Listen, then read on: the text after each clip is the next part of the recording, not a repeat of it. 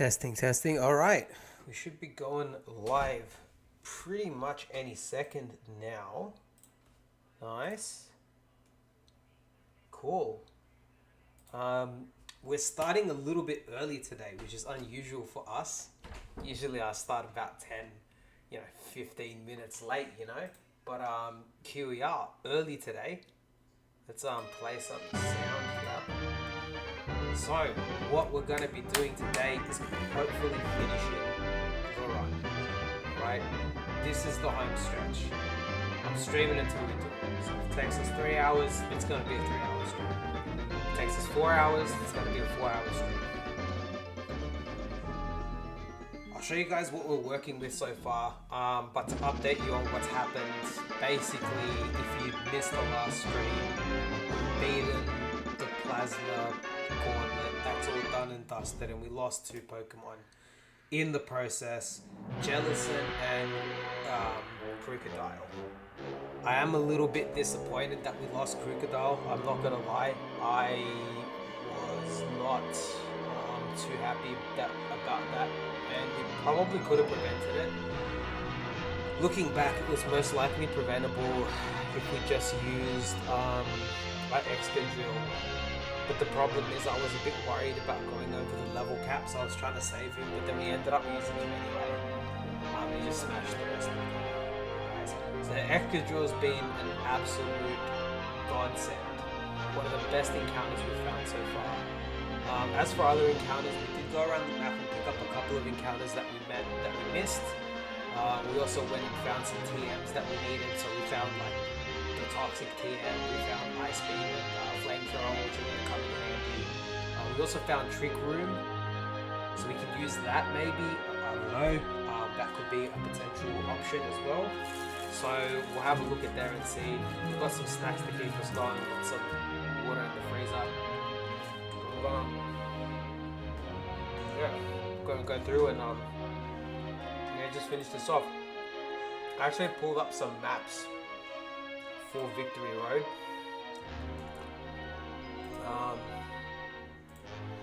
We do have one encounter in Victory Road that we can get. So that's about where we're at.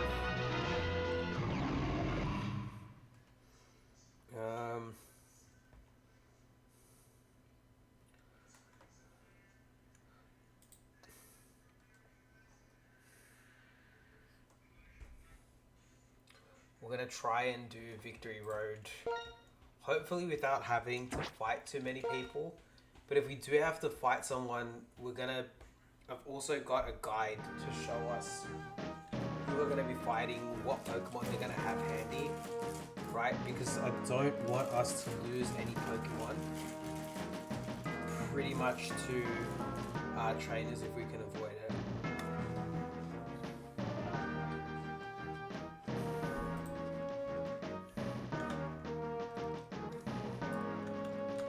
So I'll show you guys what we ended up catching.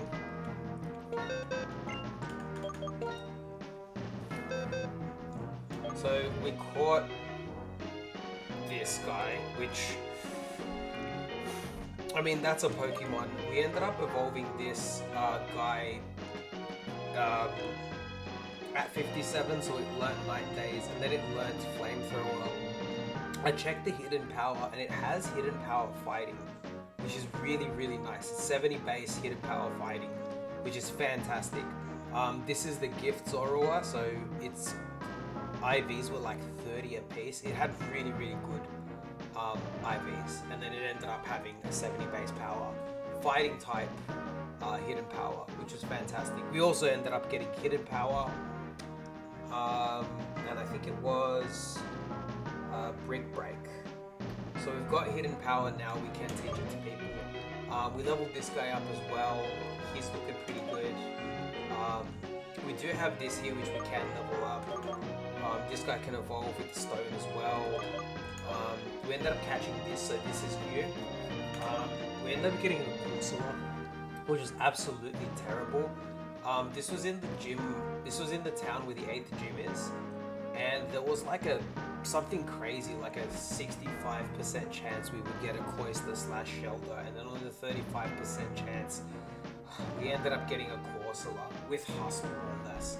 So I don't think this is going to be very impactful.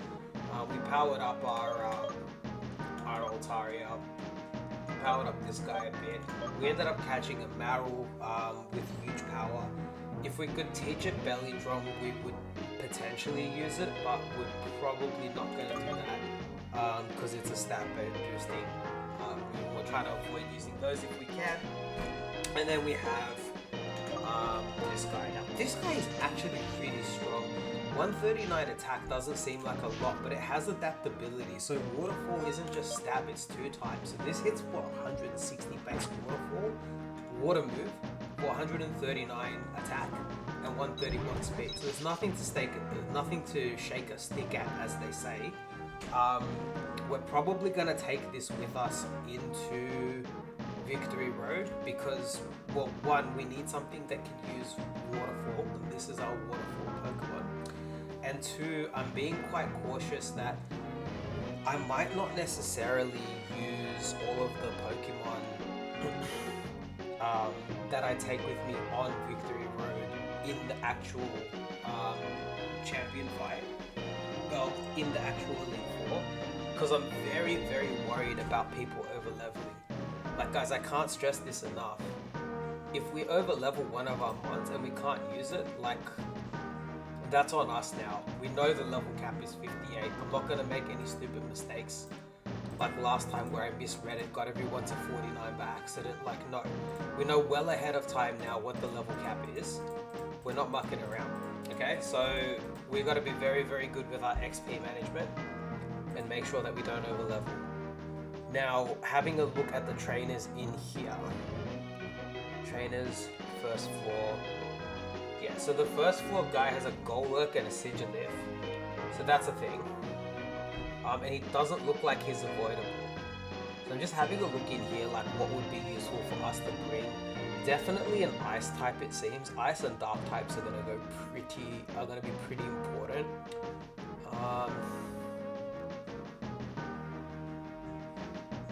Some grass types. We're definitely gonna, I think we're gonna take our starter with us, I think.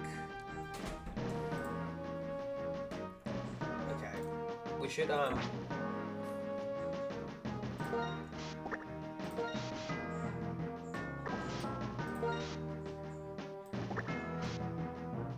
we're gonna have to take this guy, right?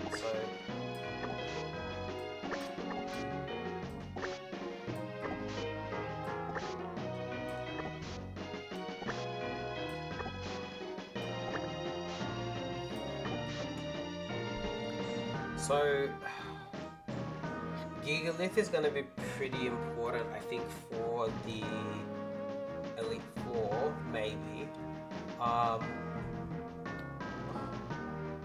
really want to teach people like Stealth Rock. The only Pokemon that we know that has Stealth Rock is Gigalith. It can learn Explosion though, so there is the potential to maybe like Stealth Rock Explosion, like at the champion, but we need the Stealth Rocks to break Haxorus's sash, just so that Haxorus doesn't like start setting up on us. But anyway, so that's the first Pokemon we need to take with us, and we'll use some candies to level this up. So we're gonna take Basculin with us. That gives us some pretty good water coverage. I'm also going to take with us probably Swanna, just because we need a flying type. Because I don't really want to teach. You know what? Actually, it might be better. We might be better off. Because Swanna's, I think, quite. Let me see these guys next to each other. Like, what's going on? This guy has 88, 82. Wow, this thing is so much more bulky. I know it's like 3 levels higher, but there's no way that. This thing is very fast though, and it's a special attack, and this is a physical attack, so I don't know if it's going to make a huge difference. It might in some cases. King Swatter can learn Ice Beam too, which might be good. Fast Ice Beam could be handy. Yeah, we might take both of these actually. Now I'm trying to think what else we want to take. We kind of need to take Stoutland. He has strength, so we'll take him. And generally he's like an okay attacker. We may not take Stoutland with us to the Elite Four. Like, I know he's been with us since the beginning, but when we're going to the Elite Four, like, that might not be a good idea. You know what I'm saying? We might take this guy too. We taught him Flamethrower, and the hidden power he has. Oh god, I can't remember. It's hidden power Flying. I should have written them down. It's hidden power Flying that this guy has. So we've got 2 physical attackers, 2 special attackers. Now I'm thinking like, okay, how do we actually knock out our rival? So our rival fight's gonna be a little bit tricky. I am thinking I might need to take Gigalith with us just to help with this fight.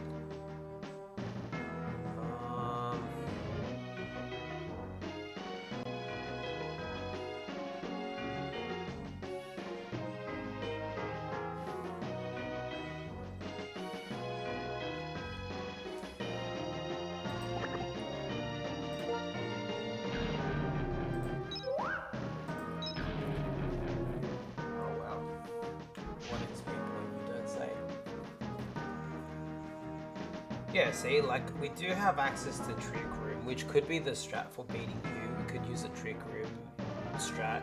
Just, yeah, I think this would be fine, because this would help us take out the Ooze Pheasant. And then swapping in next probably be,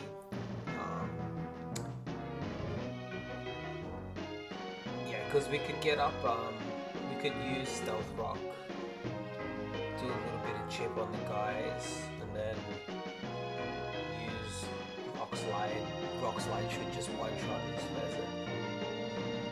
And should be pretty good otherwise.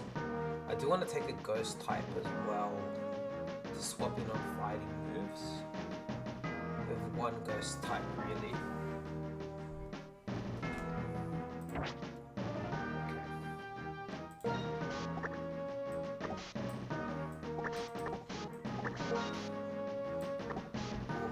Running out of space. Maybe we don't take Stoutland. Intimidate's really good.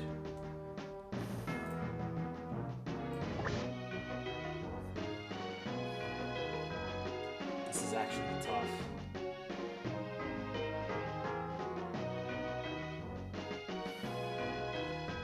I guess we can go all the way up to where Hugh would be, clear the path, right? And then optimize, like, then leave. And optimize the team when we come back, because we've got escape ropes. We can potentially fly out of there if we have to, and then come back with a team that might, I don't know, do a little bit better.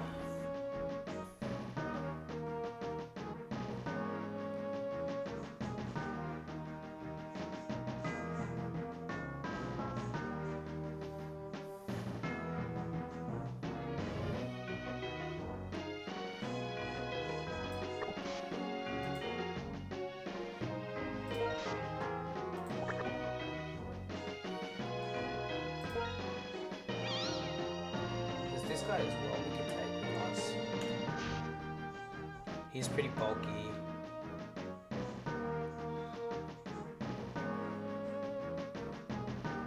He actually does eat.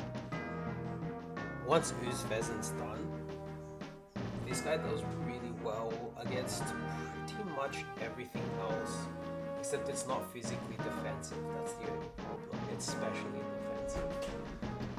It does have a lot of HP though. And it can hold Black Sludge, so we can protect, stall out some moves. We've got Giga Drain too, which can help with, because it does have Ice Beam. Samurai's got Ice Beam, which is definitely a move to be worried about. So you could Ice Beam us here. This is Ice Beam. Be like our own water type.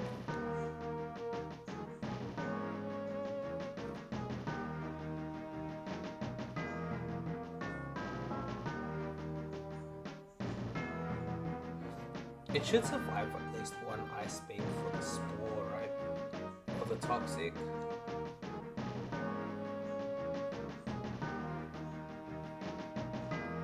Are we overthinking this? We might be overthinking this.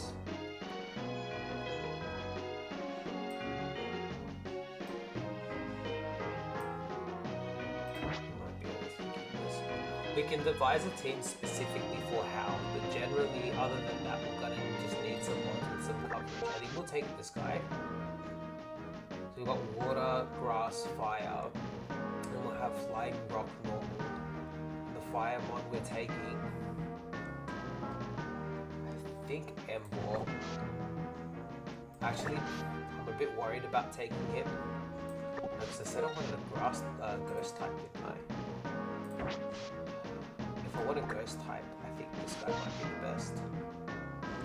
Yeah, I think that guy might be the best bet. Because it's also a ghost type. So you've got a little bit of crossover. Okay.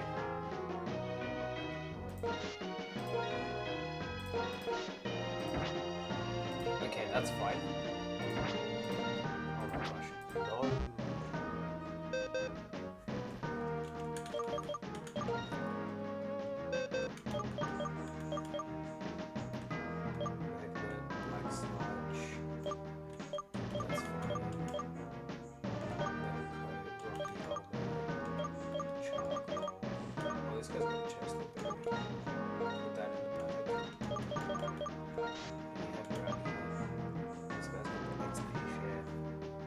Apparently we can get a second one of those, which we might actually go do.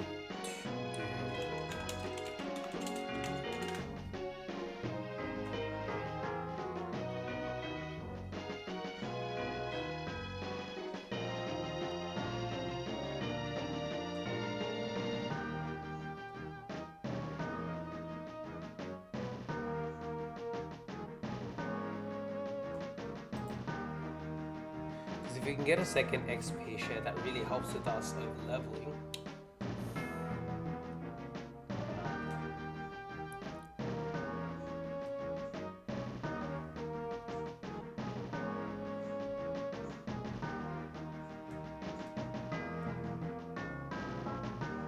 Oh no, we got the one.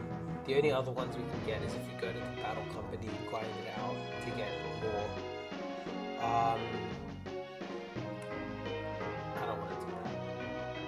Straight up. So, just okay. That's fine.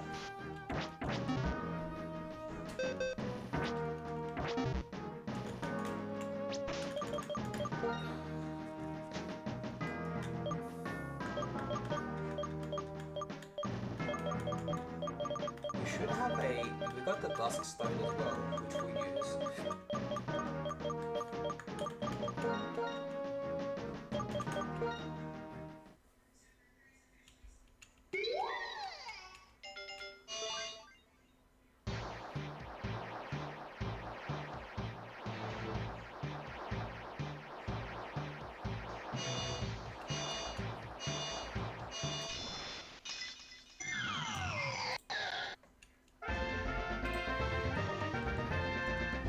Chandelure, nice. And what else? Water gem. Water gems.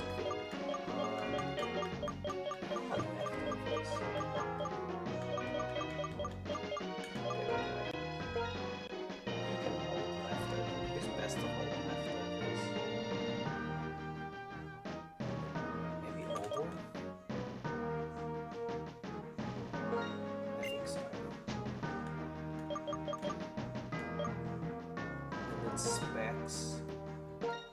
Specs, I feel like we can give to this guy. Band. Give to this guy. And Scarf. Give to this guy. Because he's not that fast, I think. Then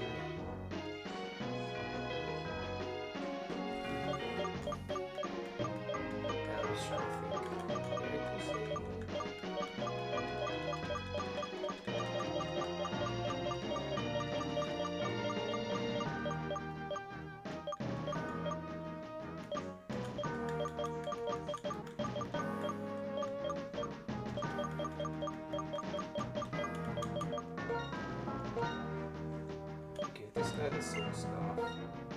I'll give the XP share to this guy here.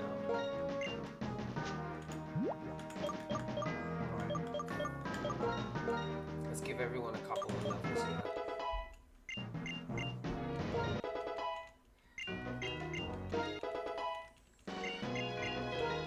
This thing hits like a truck, dude. 196 attack. Like, for sure. If we can set up a trick room with this guy, it's gonna be nuts. But that's a strategy we can look into maybe another time. I think for now, I want everybody to be at least level 55. Explosion.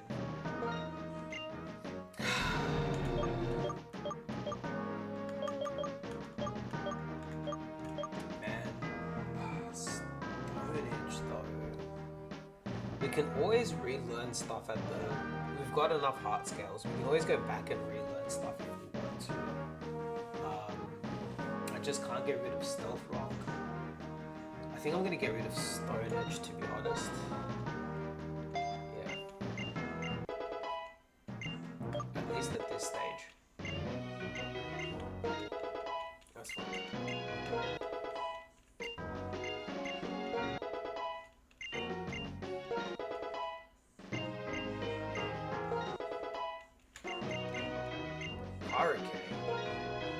Hurricane always hits in the brain.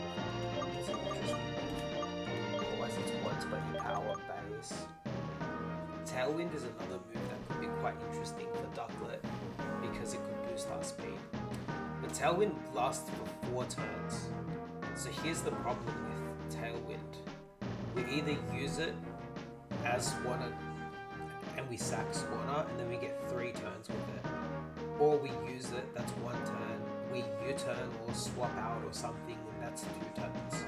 So literally, we only have 2 turns of boosted speed. I'm gonna forget Tailwind.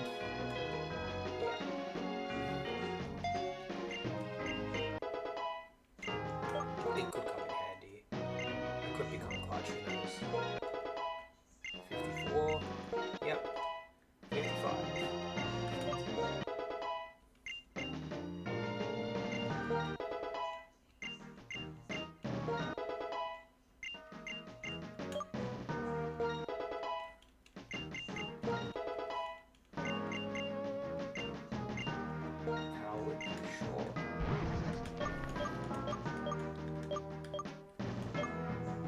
That's a special move. Oh, I'm gonna forget it then.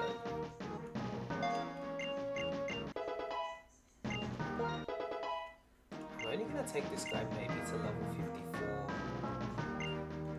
Yeah, because we're gonna use him to absorb XP while we're in there.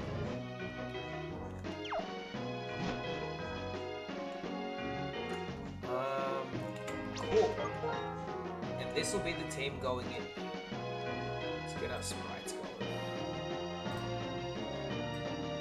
Current team.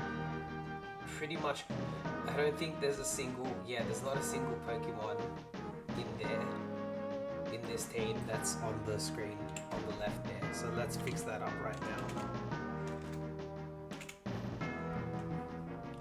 Our Basculin is a red striped form.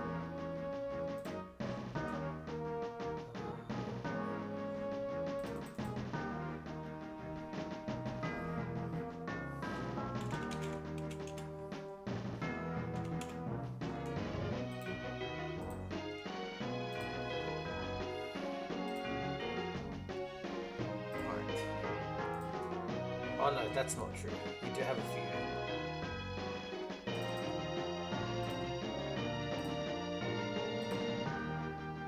There we go.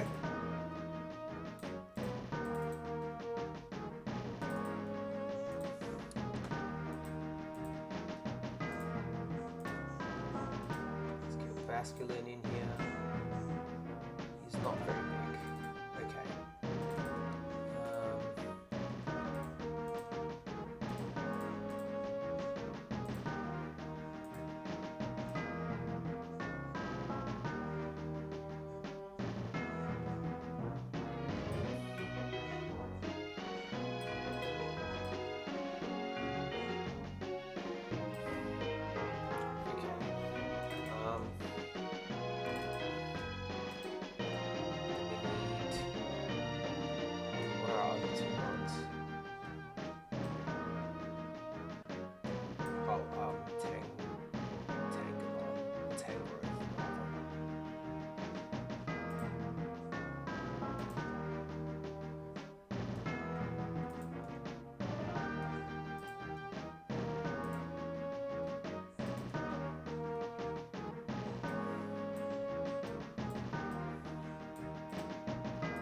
Mona's massive. I'm gonna make her a little bit smaller. Make him a little bit smaller rather. And that's our last one.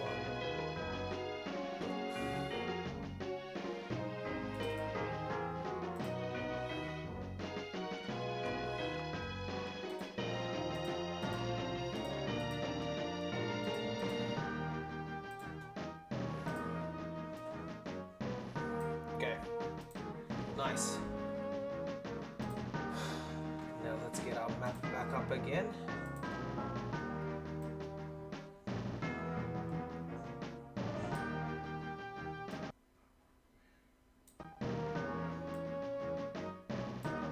I'm very sorry guys, the chat is currently off my screen.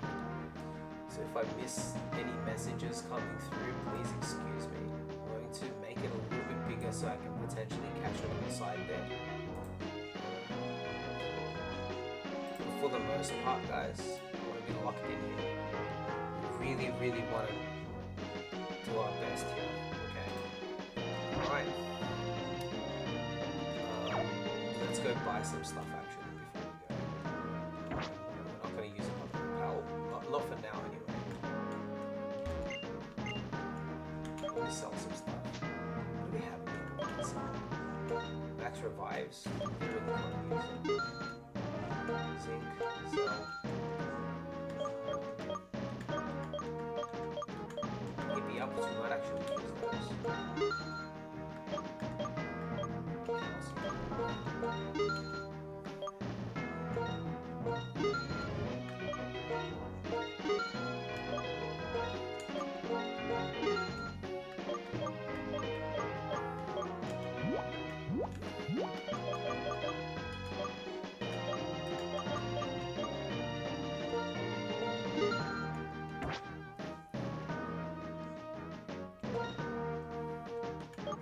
This guy's got all the Pokeballs. Let's get, well actually, we already have one more encounter coming, so we'll get one Pokeball. Let's get some Basketballs. I don't think we'll need a luxury ball. That's fine for this guy. Now let's go buy some stuff. We have a lot of full heals, so we're just gonna buy maybe 21.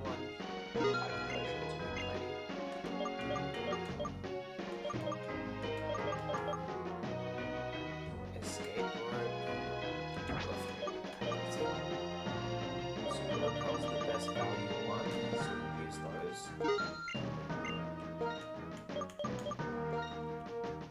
We've got plenty of repels now.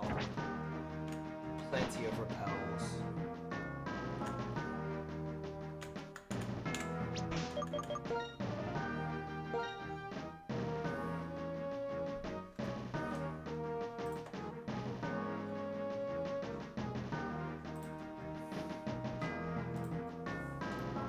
Okay.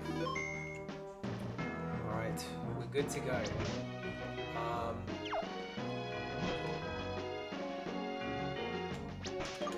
Let's use the repels. There's a specific encounter I want to try and get an additional fighting type on. And the reason for that is straight up because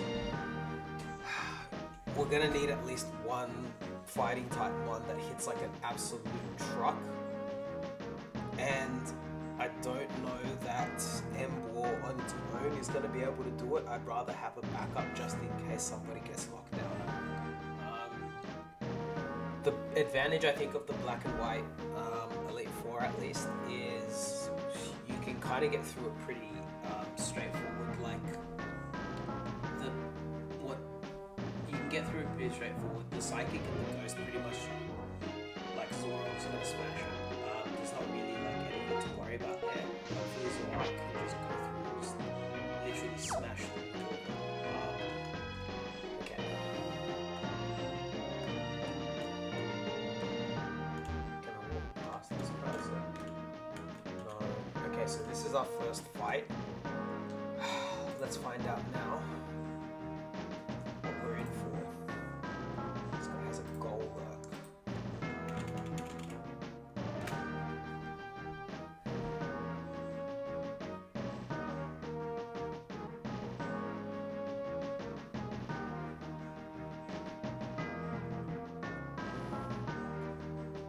Golurk has equal defense and special defense.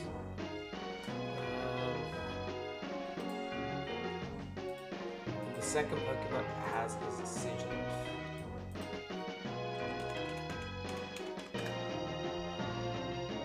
Right, that's the second Pokemon. Yep. Sigilyph, same defenses. Less HP. So...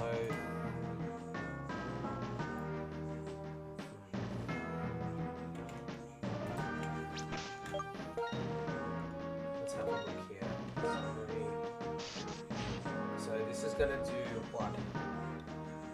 320 at 147. Actually, it's gonna do 320 at...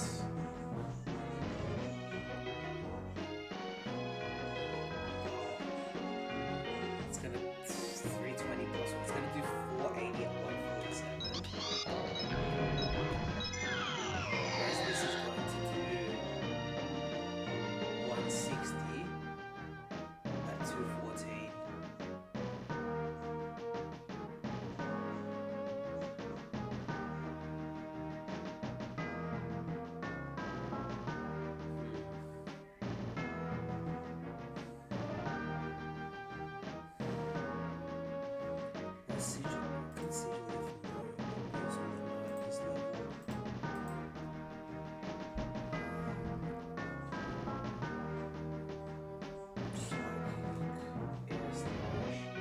Special defense on this guy's movement.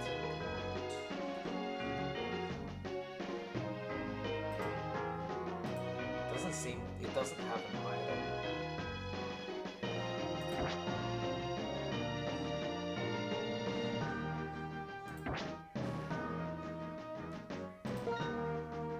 Let's use Basket then.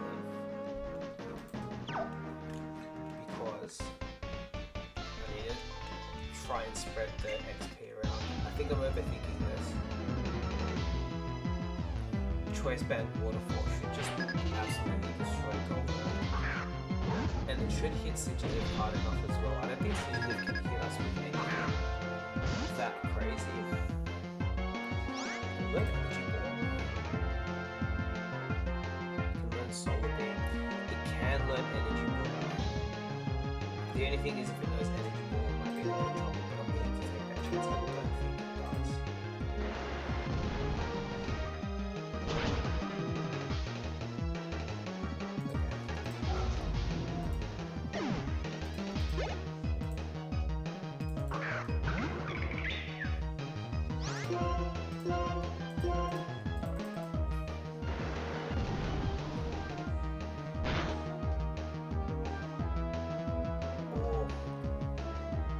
Should survive that. A crit would have knocked us out. That's disgusting. We're already risking crits in the first fight. We weren't punished for it, luckily. Alright, well.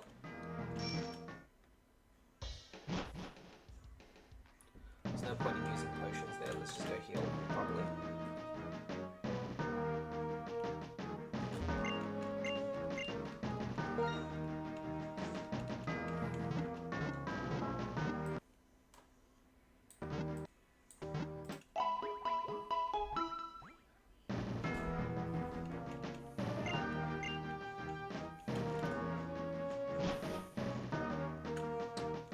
So far, so good. It's funny, we're half an hour in, we've gone literally one trainer's worth of people. Okay. There's strength. So we need to knock it one this way. Yep, and then all the way in.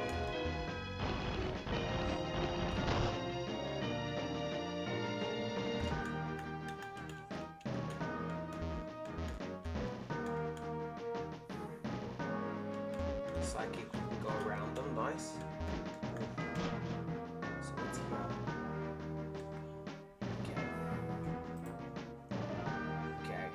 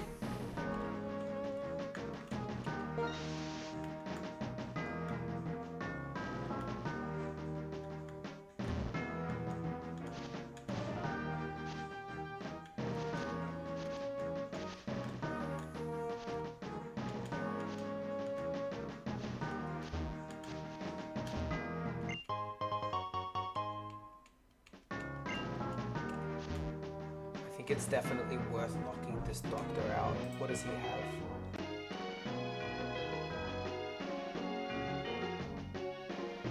He's got a cafe.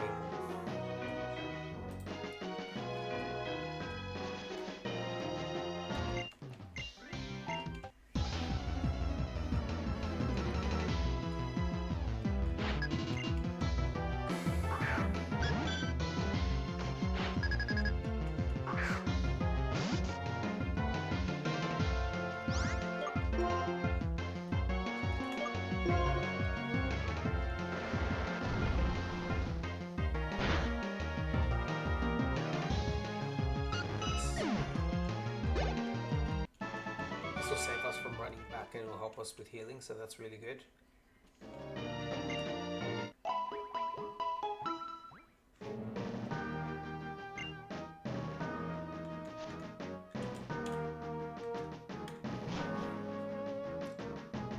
Alright. Where's this? Jumping these maps on. That is this one here. Yes, okay.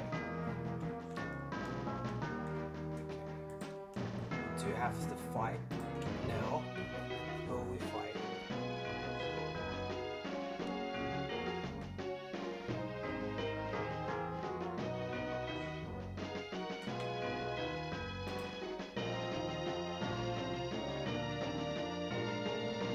That's the other entrance, so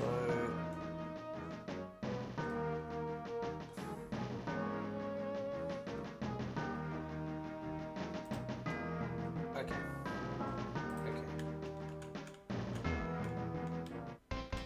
That's fine.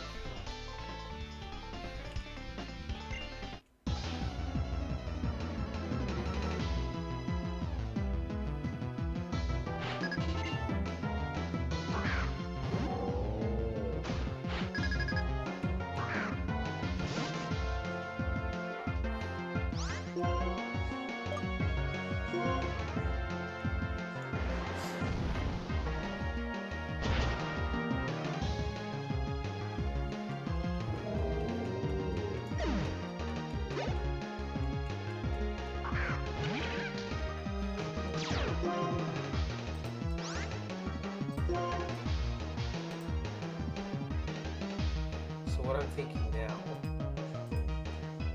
no idea about this Pokemon. Will it be faster than us? Oh, probably. It's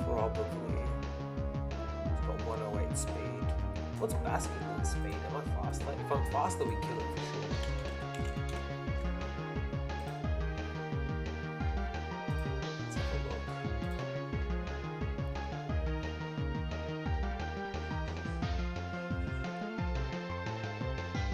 Basculin has 98 speed.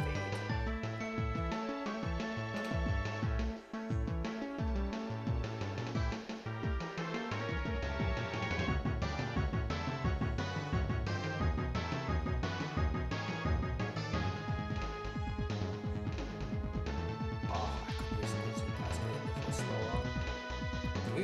We should definitely one-shot it though. You know what? We're faster. Let's go. Oh, those EVs paying off. Beautiful. Fantastic. Okay. The next trainer has a Durant and a Ferrothorn. Neither of which has 30, which is fine. But it's good. So we're just gonna hit it with fire.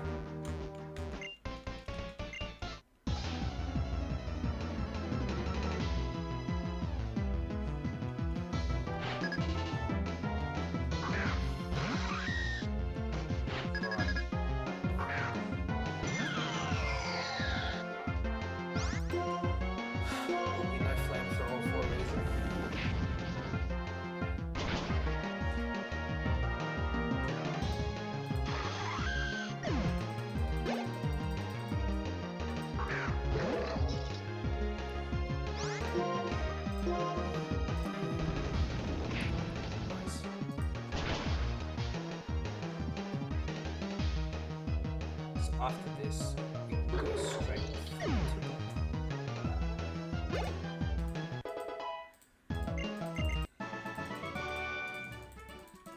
okay.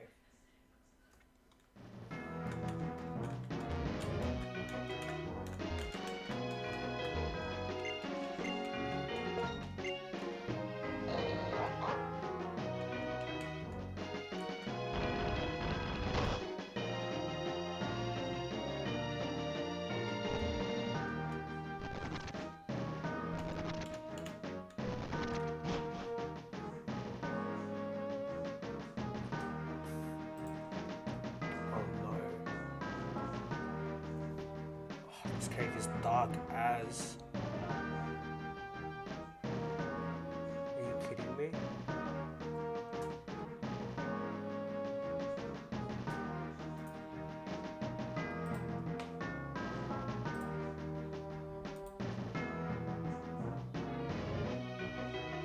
So is there any Pokemon in here? Is there any trainers in that place?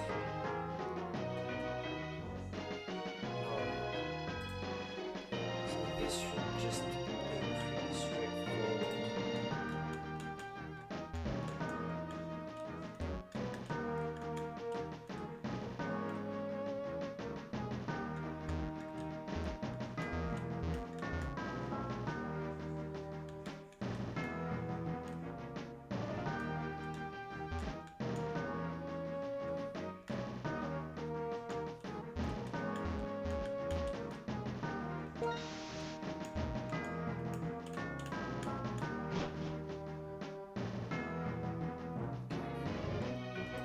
Now where are we?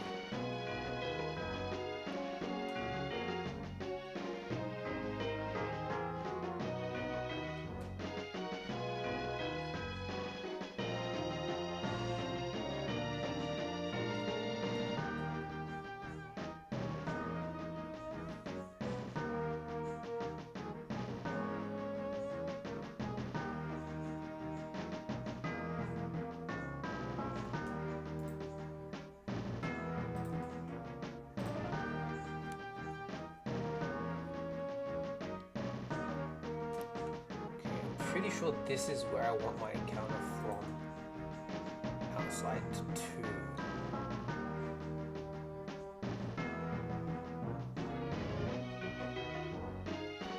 Yep, outside 2. Okay. So we want to find some rustling grass and get a sword. Oh, that's gonna take a while, isn't it?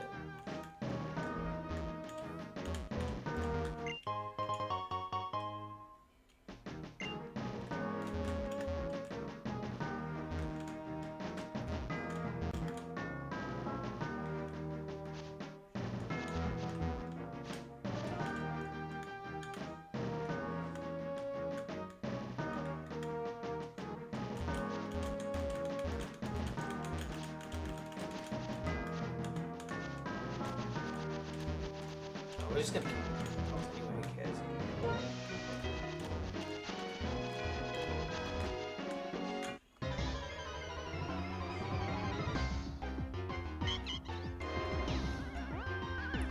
This is gonna happen. It's a 5% chance to encounter Zork. But we gotta hit Zork. We gotta find him. What moves will it know? We just gotta make sure that it doesn't have anything that's gonna like absolutely destroy us.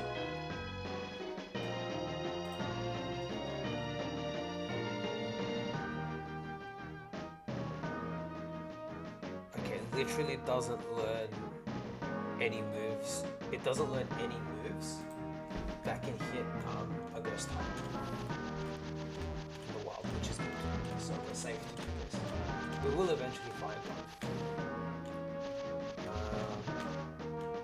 But once we find one, that's going to be the last member of our team. We're probably going to take the rest of the Zork is pretty good.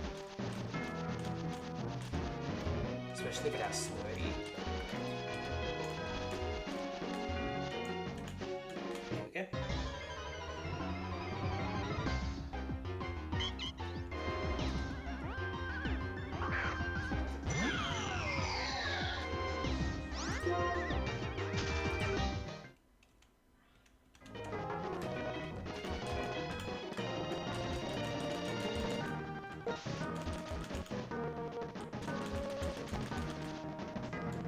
speed up a little bit here.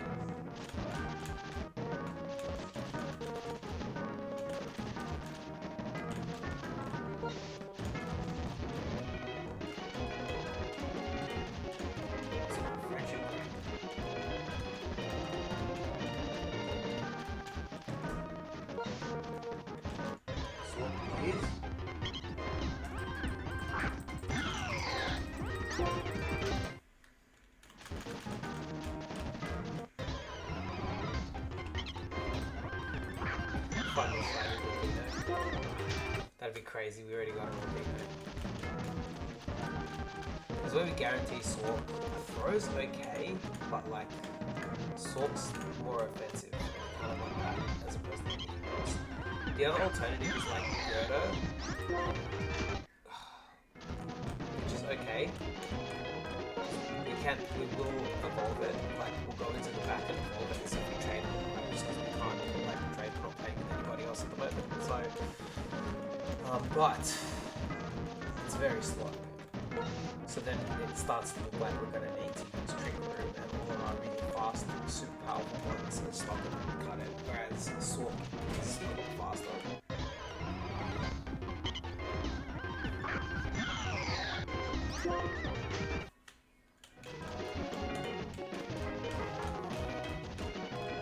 And Sork could have guts as well. If Sork ends up having guts, that's really good for us. Because we've got a toxic wall, you know.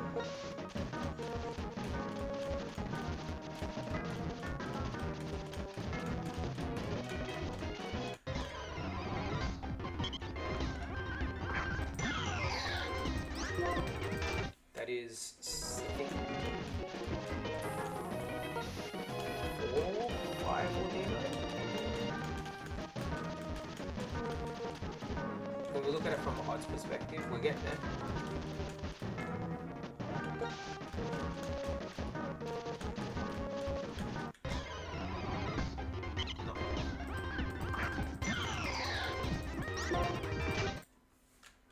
If anyone confused about what we're up to, we are looking for a Sork in the shaken grass. That's basically what we're looking for. It's our last encounter, and we want Sork over the other encounters in this.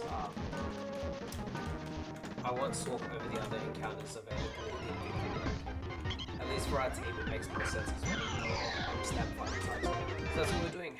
Unfortunately, it is a 95% chance for Dino in the shaken grass, so we might be here for a couple minutes before we find one, but that's okay. Take our time, take it easy. It's our first attempt, things have been going really well. I want to make sure that we give ourselves the best chance we possibly can before we do this. I will say though, this game does give you a lot more tools. Because you get access to the battle subway really early, and you get access to like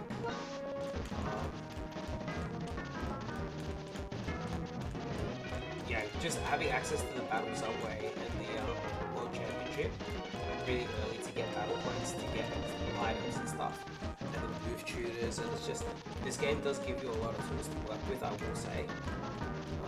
I think Black might be a bit more complicated, or the challenge mode on this, but that will increase our level cap. Apparently the challenge mode, I've heard, doesn't increase the stats of the Pokemon, like the only thing that increases is the levels, which is kind of pointless. So I've heard it's actually better to play in this mode for a Nuzlocke because you don't end up getting like extra XP really well. Although that's not necessarily an issue, but the Pokemon aren't that much stronger. That's what I've heard. It's like by a glitch it didn't program correctly. Should be in those patches. This one is not hit the most patches and fastest for it.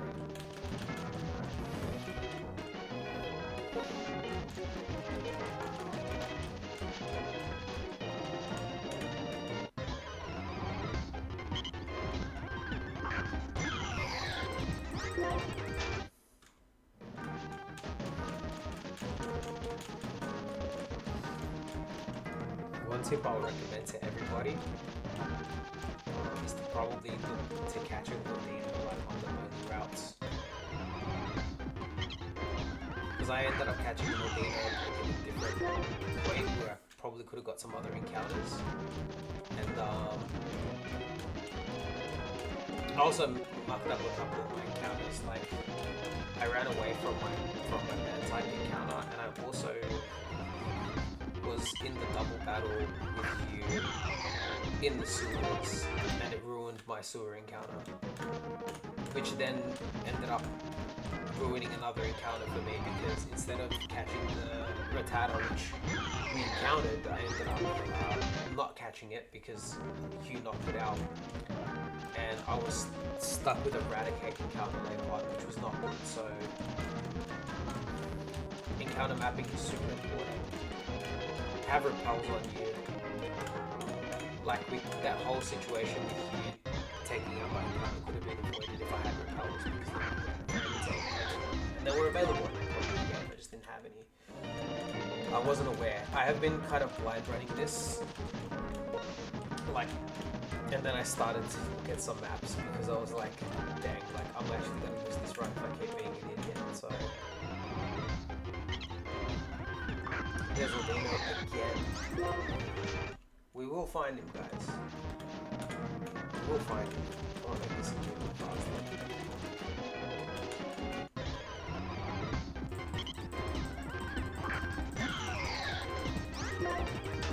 You know, while we do this, let's turn on some music, huh? So you guys don't have to just listen to my, like, my sped up game. Play some chill music. Kind of mellow out before things get intense with the next couple of fights.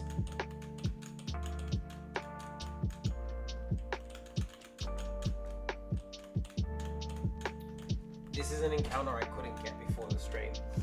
So when I went on stream, I really wanted us to be ready to just kind of power through this, but because this was in Victory Road, and I didn't want to attempt Victory Road just in case I lost any mons here, like, you know what I mean? Because Victory Road's like, you really got to think about it, you really got to plan. Like, this is the bit that is important to play through and be honest, right? So this is the only encounter I couldn't skip, so we do have to do this until we find Sork, wherever he is.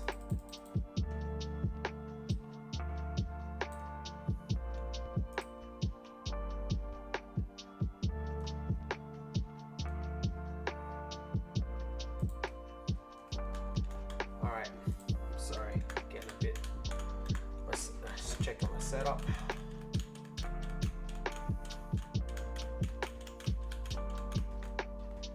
I'm actually gonna, I've got my map in the corner, but like I don't really need it, at least not right now while I'm doing this.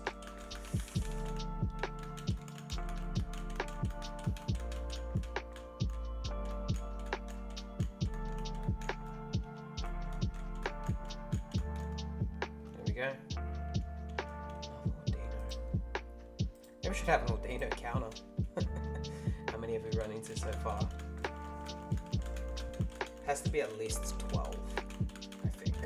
Maybe more, but at least 12.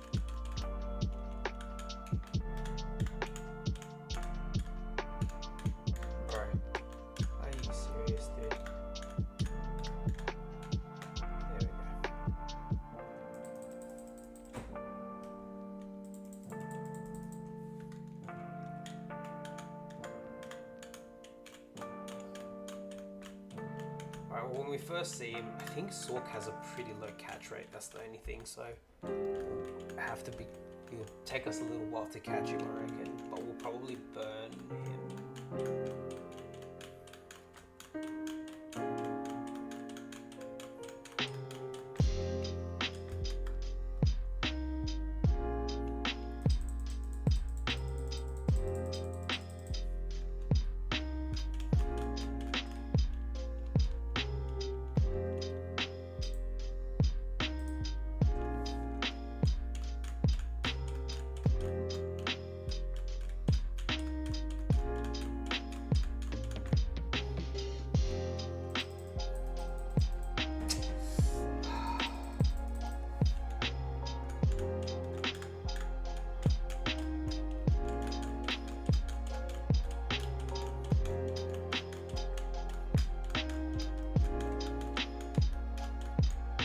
Maybe a bigger patch of grass we can do this in, but it involves us having to fight a trainer, which I'm not going to do.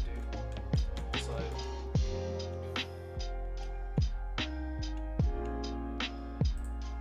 even though it'll be slightly faster, I'm trying to take as few unnecessary risks as possible. This is the safest way to do it. Well, we are trying to win this in the first attempt, right?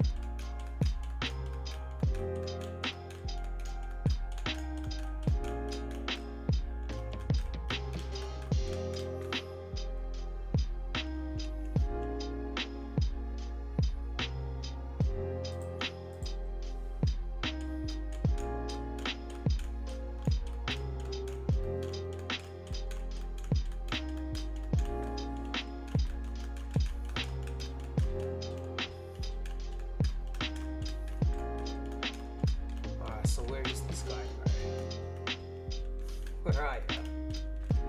Come on. There we go. Is that it? No. Sork, where are you? Guts or Sturdy both are great abilities. I'm pretty sure it has Guts and Sturdy. I'm pretty sure it has Guts and Sturdy, and then Throw has Focus and Sturdy. I know this guy has Sturdy for sure. Find him. Never find him. Come on, bro. Where's this blue man? Come on. Like, where are you, dude?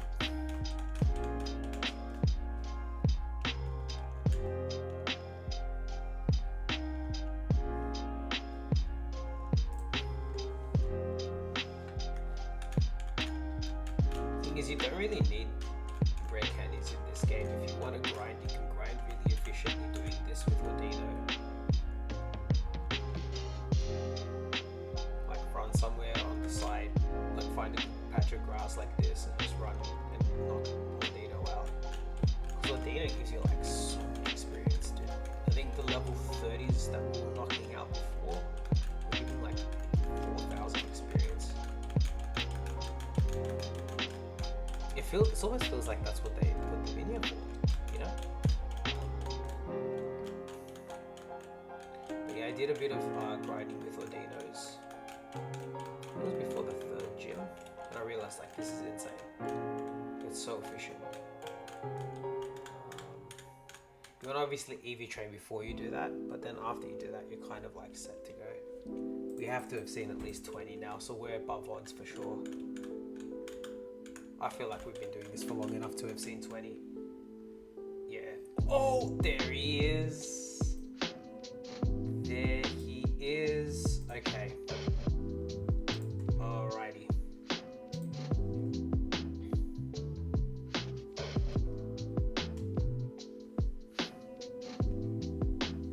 The catch rate is 11.9% at 45.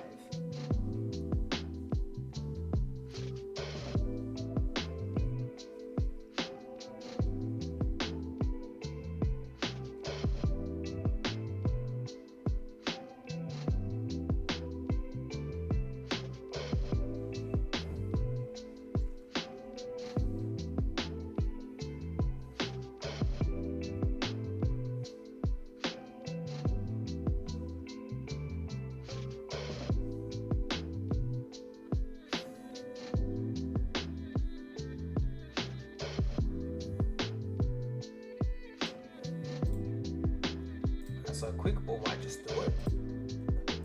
Actually, this is our last encounter. We just chuck the Master Ball at it. It's our last encounter. Come on, bro. You're coming with us, guys. You're coming with us. Let's go. Beautiful.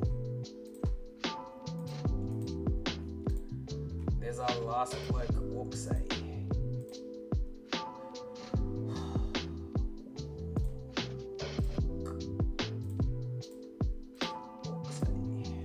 Alrighty. Now back to what we were doing before this, which was Victory Road. So that's our all of our encounters. We don't have to check where the encounters are coming from anymore. This is outside 2. We do have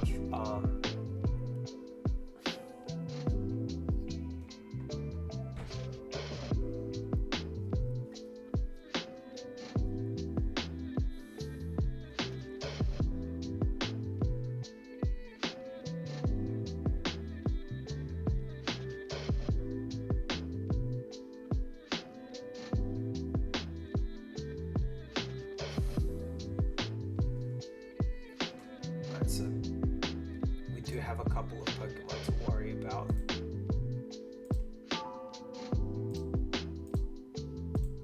Got a few unavoidable trainers. The first one has a Zebstrika, which isn't that strong. The second guy has a Sork.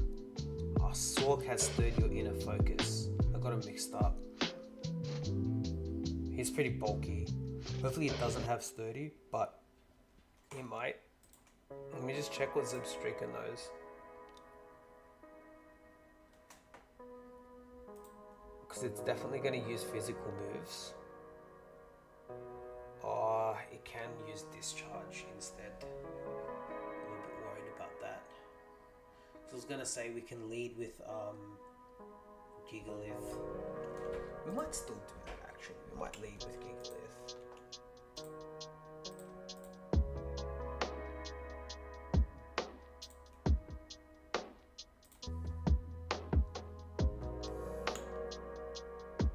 Got 85 special defense. It's not terrible special defense, and it doesn't learn any fighting moves. It can learn Rock Smash, and that's it. And I don't think it's gonna know Rock Smash. So we can lead with this, and then we can set up to try and break the sturdy for the first trainer. Break the Sork's sturdy. And then the Sork is probably going to go for a fighting move, which will give us a switch into Chandelure, and Chandelure can just do the rest. I think Chandelure is just going to obliterate. Alright, cool. So, can I skip this trainer? Let's find out. Hopefully we can. You know what? We can actually level up a little bit, I think. Which we might do.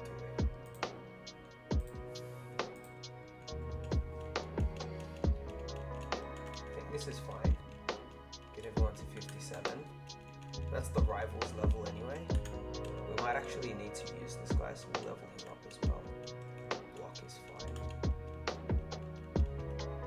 Trash. Oh, yeah. I'm not gonna go to trash right now. Also,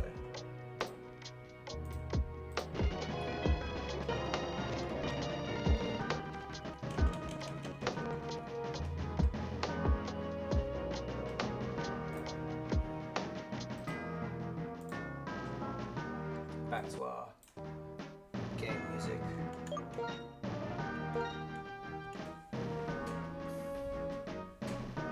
Okay.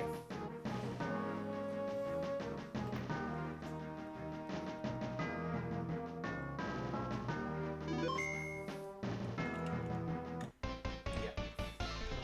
Nothing too much.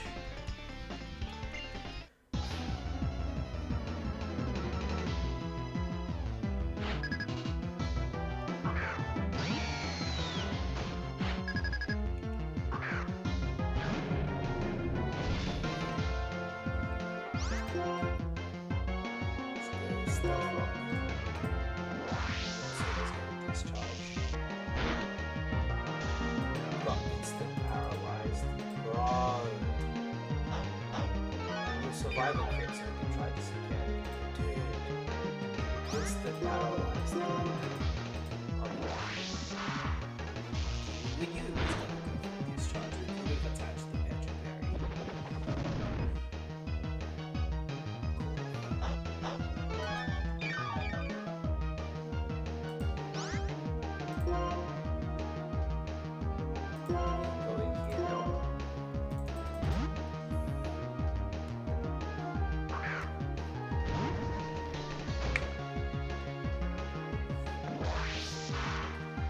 Zip Striker, what else can Zip Striker do? It might still flame charge or use Thrash, in which case, either way, I'm gonna go.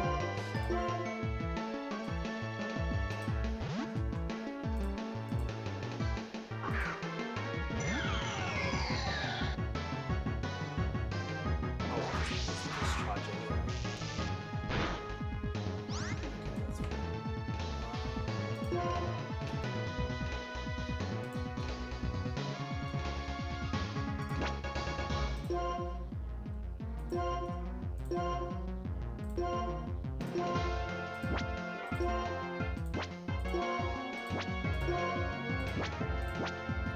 Flamethrower is our best move.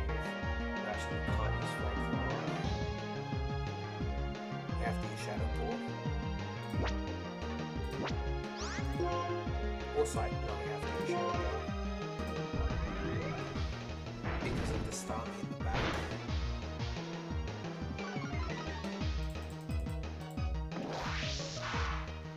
We're not dead to it. Thank God.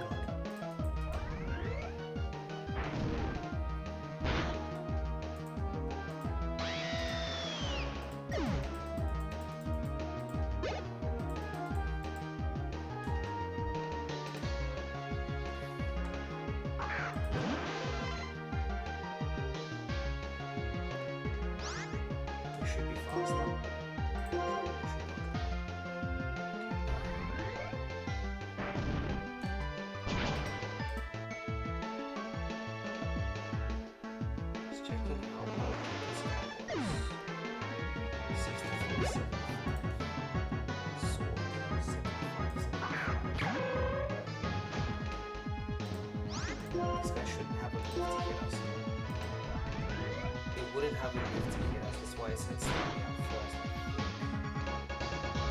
Oh, it has rock too. Oh no, am I dead? Okay. We should still be faster.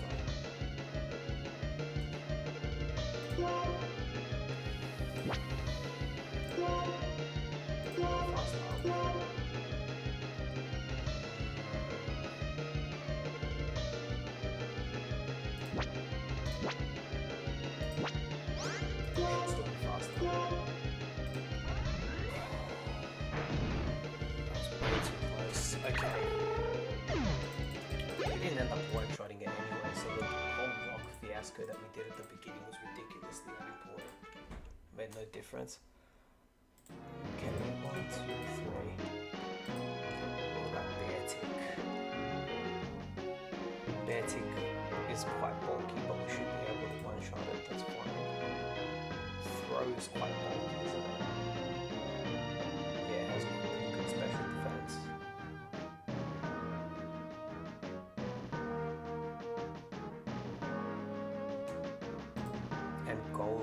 Golurk we knew we one-shot before.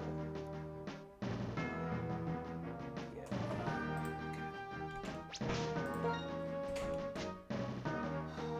Let's get some healing going on.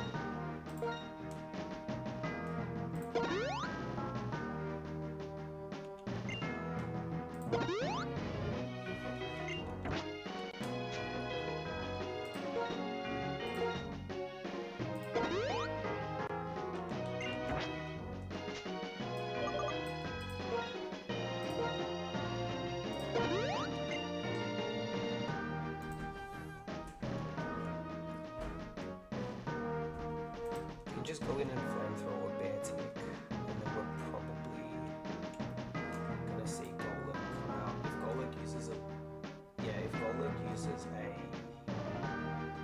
what is it? There's a ground move or something.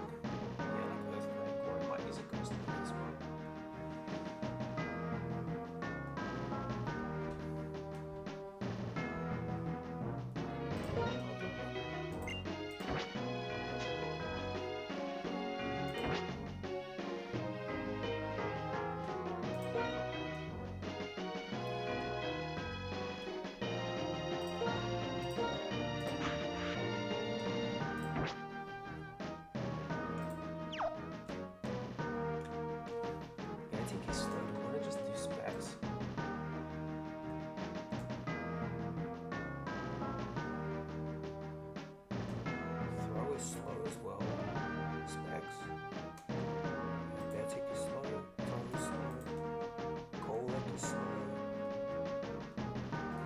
Golem is slow, right? Yeah, it's slow too. You could just use Specs. Specs gives us a better chance of KOing.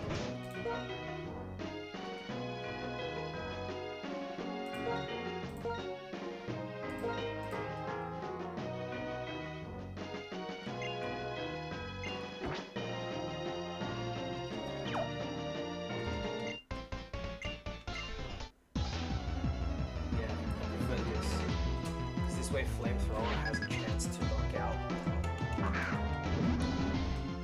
Throat as well.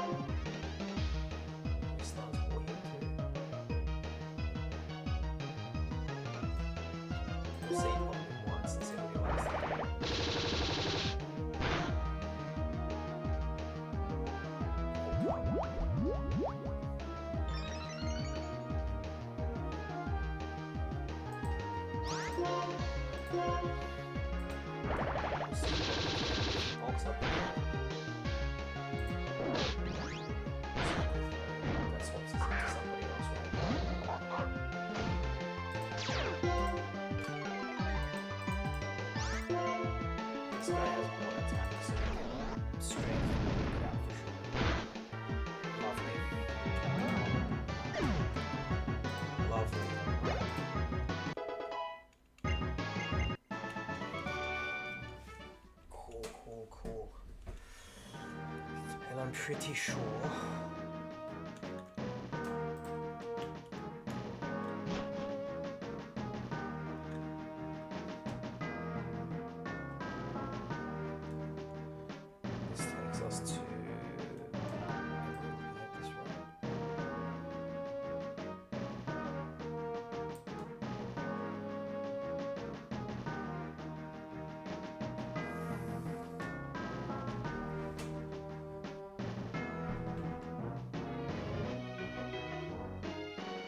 this is where we would fight Hugh.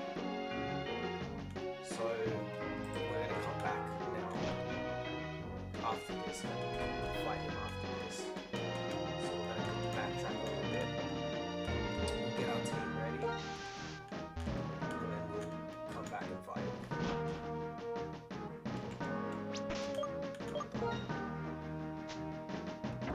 Oh no, wait, we see the doctor on the way out, so that's fine. We can do that there.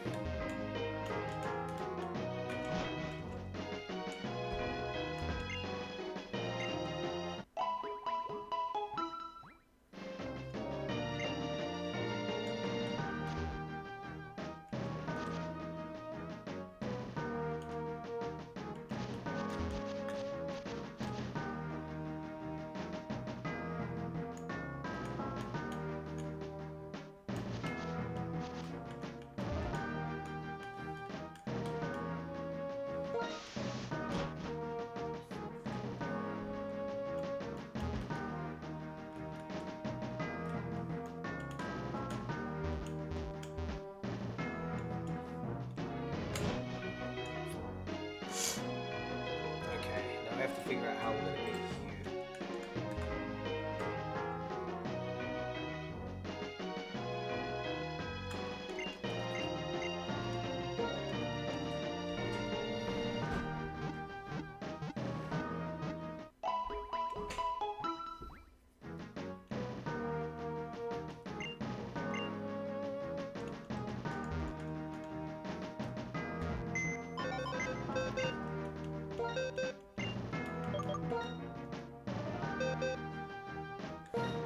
Let's check out this guy.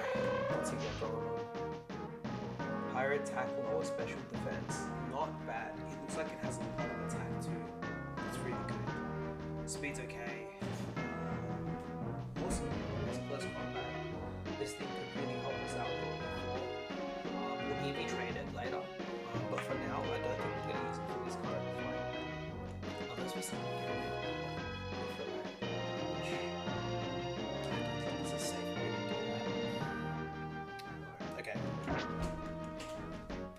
One thing at a time. Let's grab this guy for sure. I have a feeling he's going to be a big part of our strategy.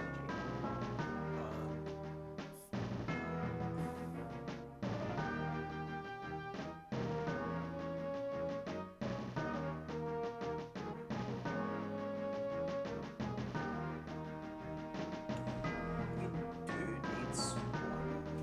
We didn't actually surf anywhere. No, we need a flying Typhus.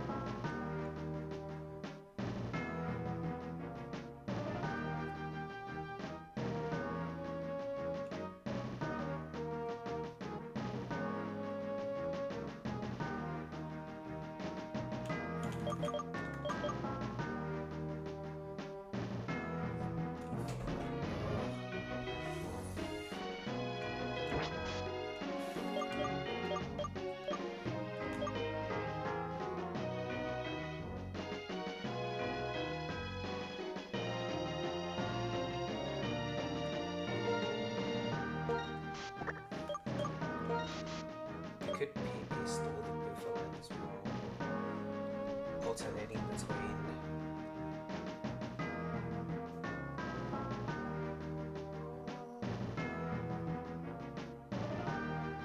how much damage does hand charge do? A lot, right? Recoil equals 1/4 of the damage done just...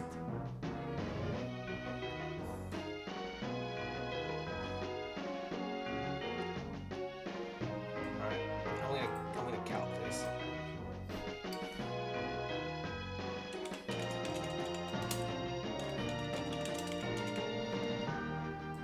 I need to know how much I need to worry about this head charge.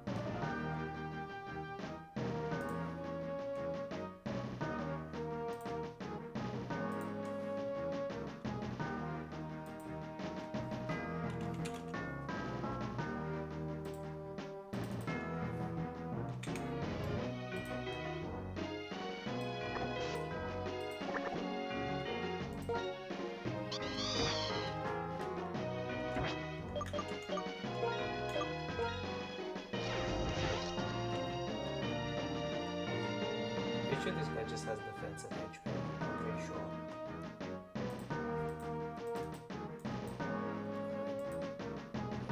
Yeah, so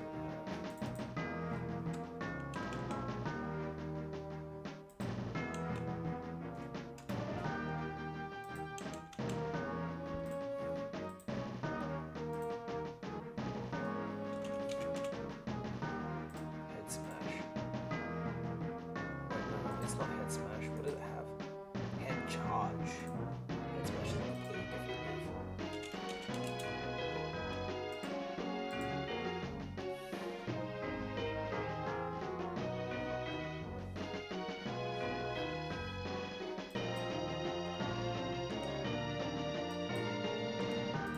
Okay, so it won't crit lock me out ever. Little glass ball.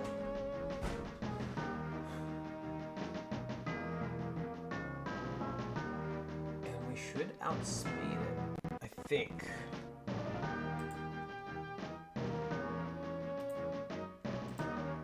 Saying Buffal's not very fast. Is that true? 55 base speed. Okay, the best speed you can have is 117, so we definitely outspeed it at level 55. Can we hit it hard enough in return?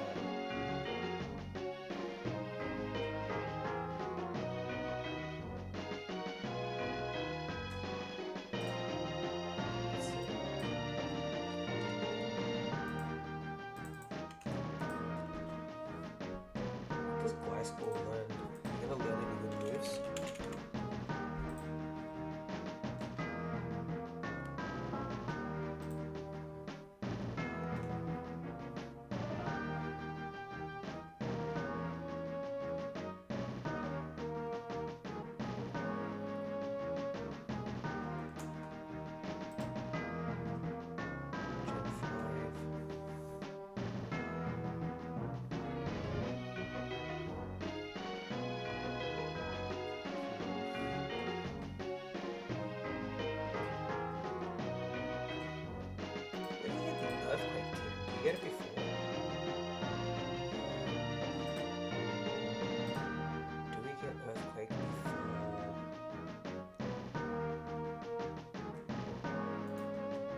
Route 15. Is that accessible?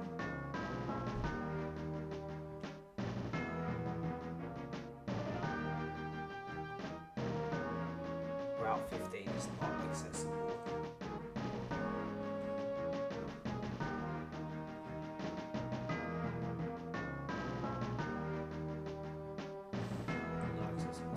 have access to both. The strongest move then that we have access to is... Let's have a look.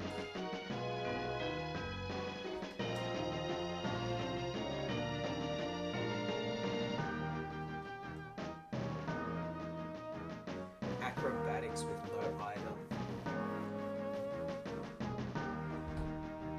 Apparently.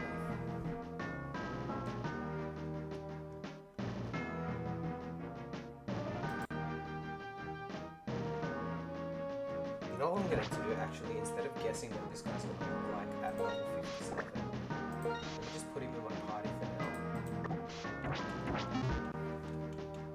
Right? We'll level him up and we'll see what he looks like.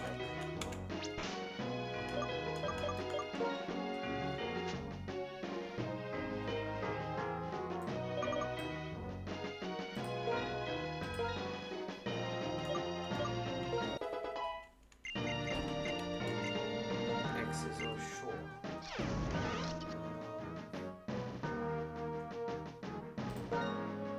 Take another squish.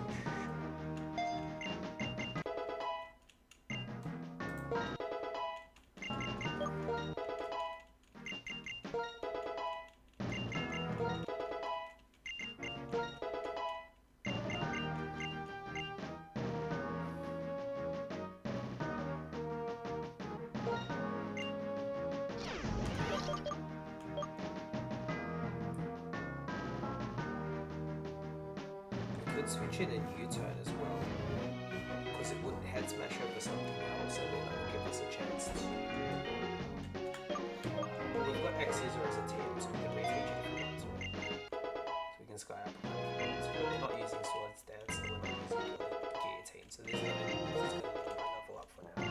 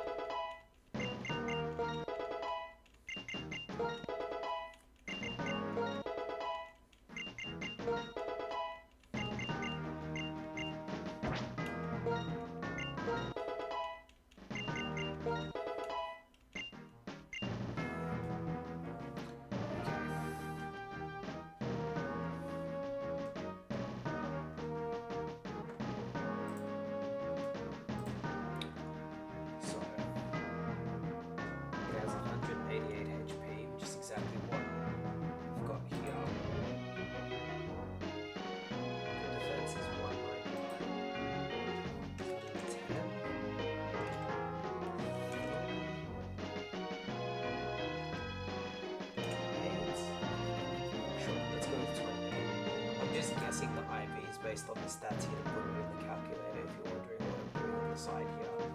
Let's try 20. That's too much. Let's try 15. 121. Perfect. And the speed.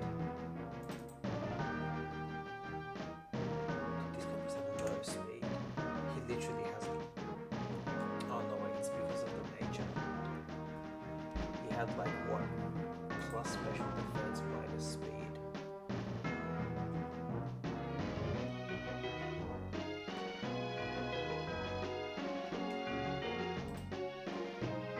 Okay, so he does actually have some pretty good speed.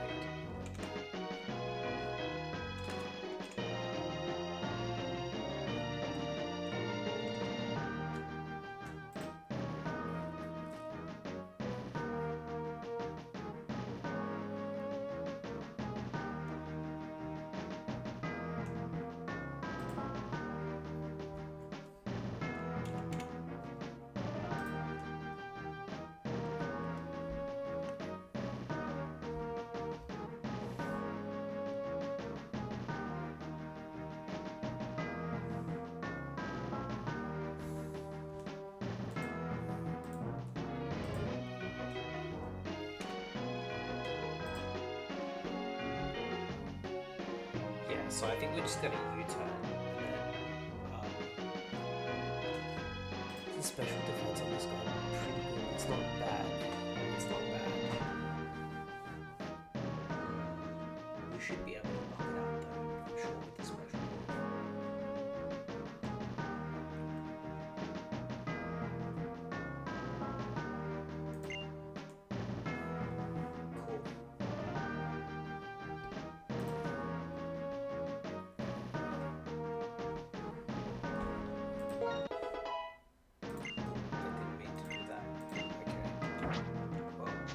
thought I was in the summary page.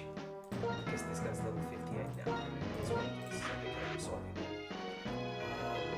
So the plan's gonna be we'll get up Stealth Rock on Ooze Pheasant and then probably just try and hit it with a Rock Slide and knock it out. Rock Slide will knock it out, and then depending on what comes in next, our plan's gonna vary. So if we see Simi Sage come in, we're swapping into Ferrous Seed. Ferrous Seed's gonna make it want to go for Brick Break. Right? Is that correct?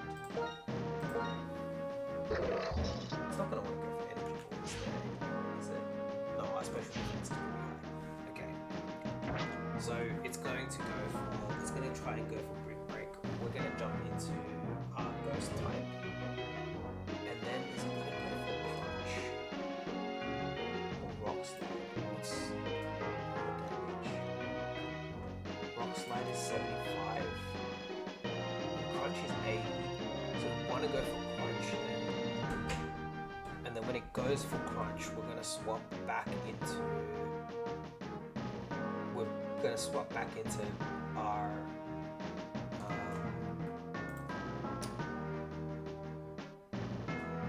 Ferrothorn.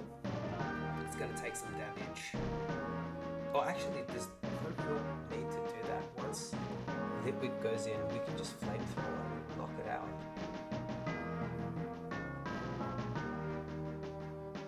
Then whatever comes in next.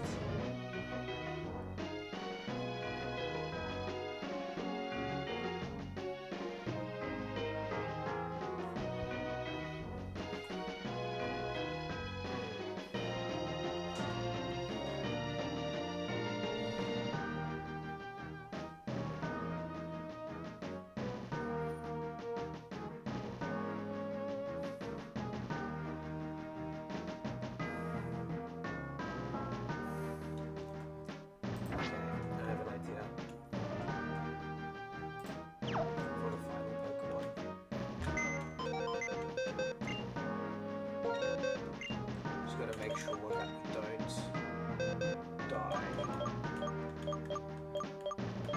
to something stupid.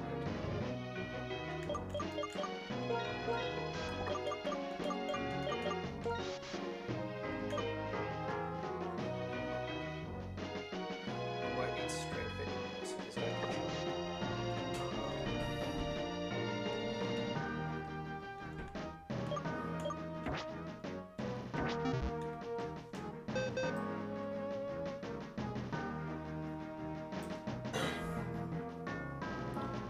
preparing harder for this fight than the Elite Four.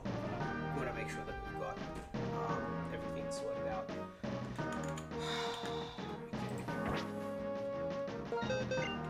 Actually, I want to find what items that we have in the last time.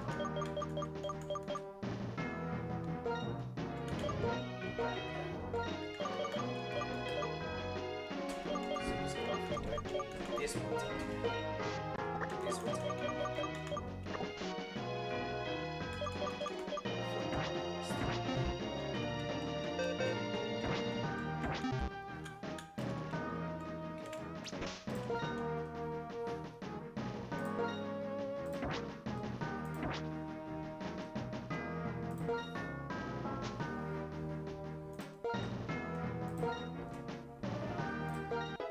Oh my gosh, I didn't mean to do that. Okay.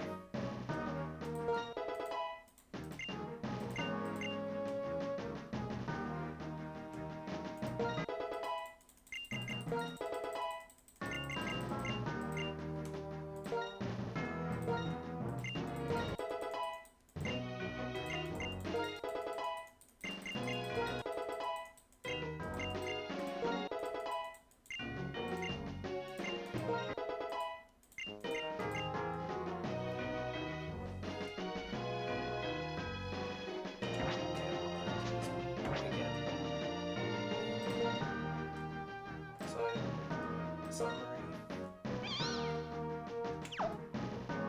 That's what I wanted to do.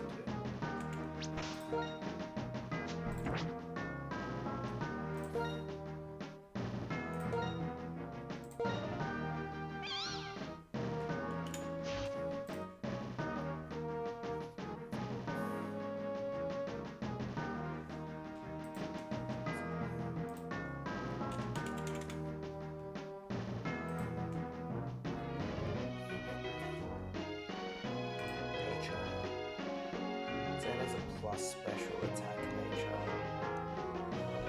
Plus special attack. Minus. Well, we've only got. Let's go minus defense. So we can work out the worst case scenario. It's level 57. And it's holding a mystic water.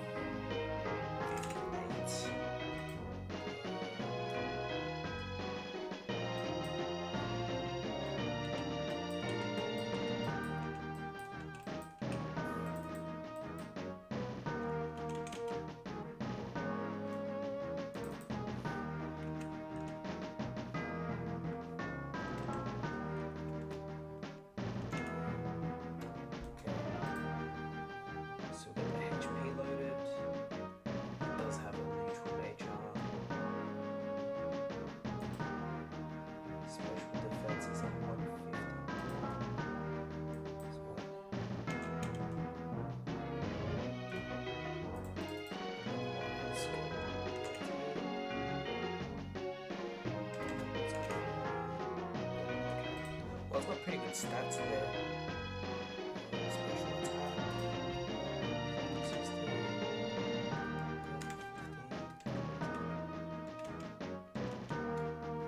Yep.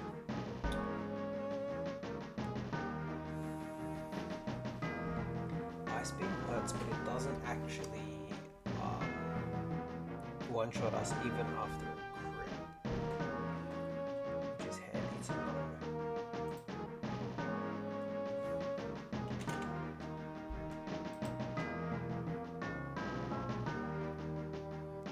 Drain really hurts it in return.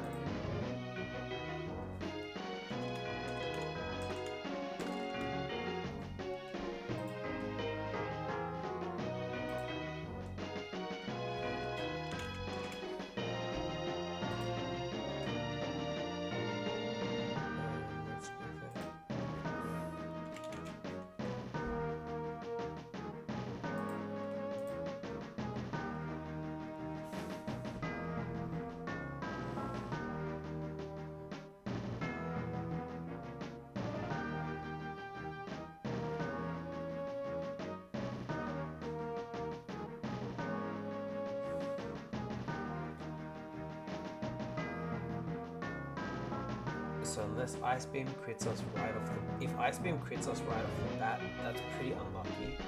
If it doesn't, we'll recover, and then we'll recover some more with Black Sludge. So we can swap into the Surf. The Surf will do pretty much no damage, and we can protect and heal back up on the Surf switch in. And then we can hit it back with either Giga Drain or Toxic, and then protect. I think Giga Drain's probably our best bet.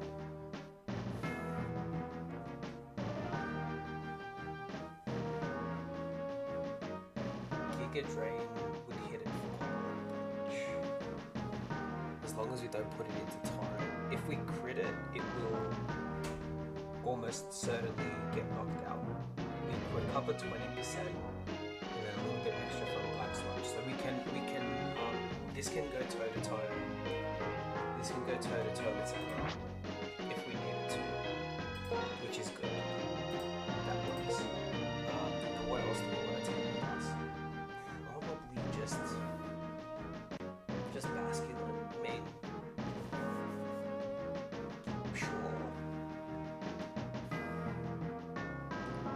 It's got the leftovers.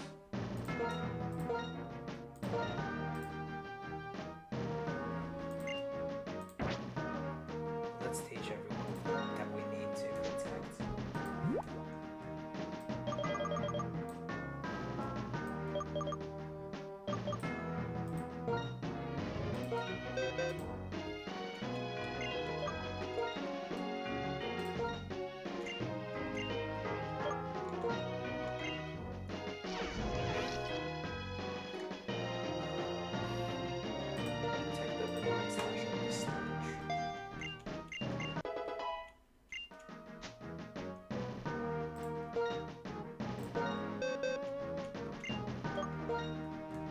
if you're wondering why the Amoongus knows Spore, it's because we waited till level 50 to evolve it so that the previous evolution, that's how we got it.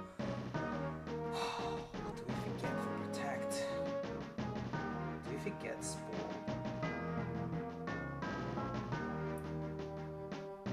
I don't think we're gonna need to Toxic. Excuse me. Jeez.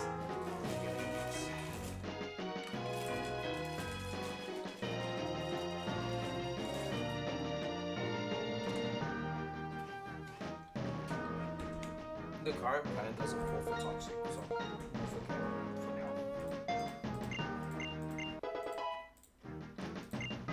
Okay.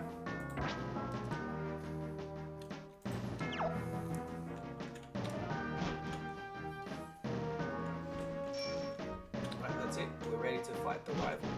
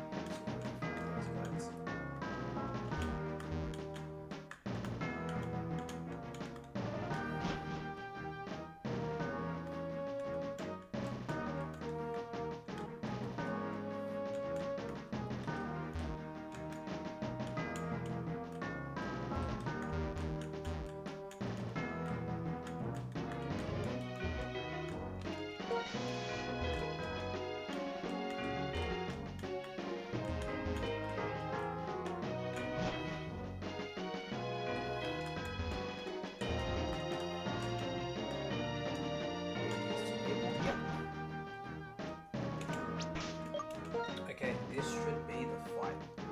Why is this going to be holding an item? Oh, that's what I was going to do, just in case he swaggers me.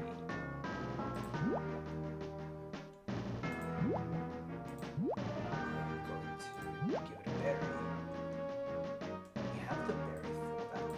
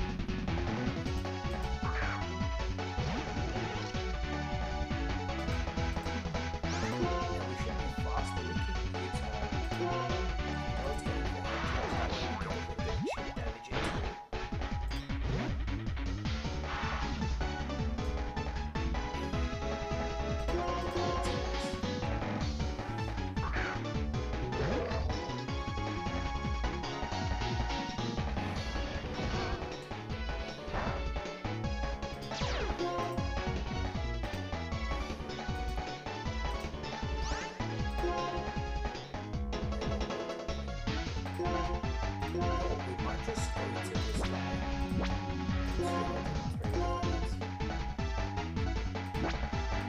This is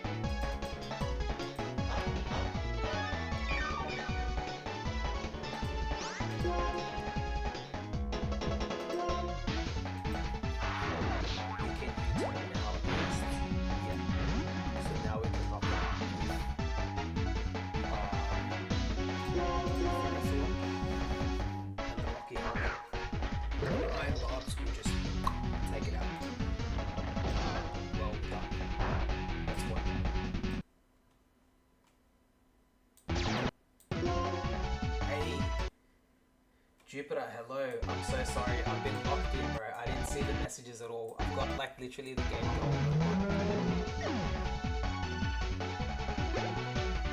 No ice moves. We do have some ice moves. Also, I'm so sorry. I don't know how you had to send the messages. Not bad, bro. But yeah, welcome in. We're doing our darn goodness. At the moment, we're fighting the rival. So we've got the team, our level cap is 58 for the champion fight, and we're pretty much ready to go. After this fight, we're doing Elite 4 straight away, so in some ways you're just in time. I'm just making sure that we don't lose on the rival fight to something like stupid, you know what I mean? Just move a little bit so I can see what's happening. There we go. Alright, cool. So I think I did the math here, and it should be going to a green break, which means we can go into this guy here. Lower the audio. Okay. Is that a bit better? Let me know if that's better. Hopefully it is.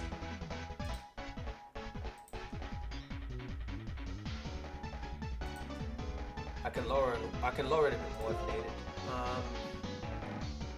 Flamethrower should just hit this guy. Yeah.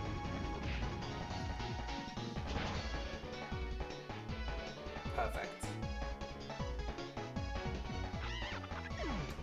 I think it's fantastic. This game gives you Ice Beam and Flamethrower just as items on the ground just before you get to the E4, which is really good. Alright.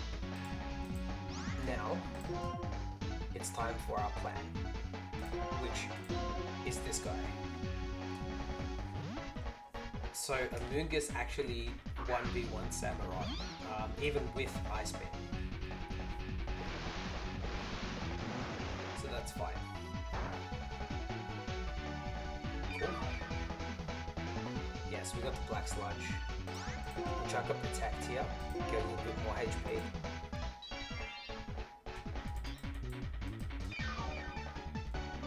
There we go. We're gonna Giga Drain now. Even a crit won't kill us. That's how, yeah, see, we're bulky ass. This actually restores about 20% depending on how much damage we do. So between that and a protect, we should, and the Black Sludge, we're pretty much staying at 4 HP here, which is fantastic.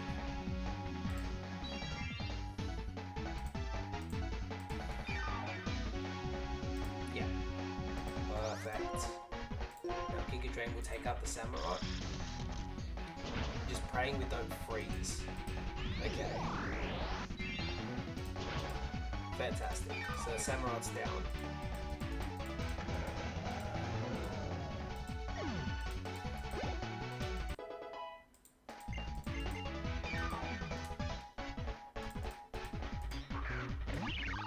He comes in Pheasant. I'm gonna protect here just to see what he wants to do. Because chances are it's going to use the same move twice in a row. Okay, so it used Swagger. Which, is it gonna Swagger again? If it is, we're gonna Spore. We'll see if we can Spore it. If we roll the 50-50 and we Spore it, then that's fine. If not, we're gonna switch out anyway, so... Okay, we got the Spore. That's fantastic. Fantastic. Alright. Now let's go into this guy in Rock Slide, and that'll do it.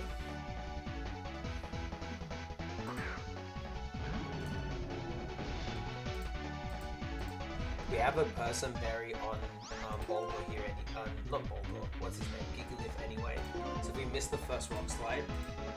Okay, that's fine. We got heaps of defense. Yeah, that's... What else, right? That's fine, we're not fast. We've got the Persian berry. For literally exactly this situation. Fantastic.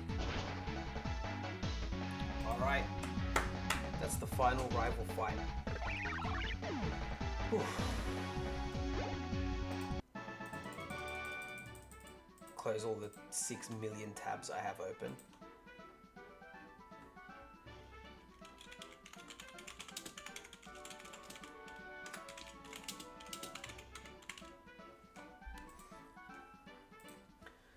Alright, now we get to start preparing for the Elite Four fight. Oh, he gives us Thunderbolt. That's mad.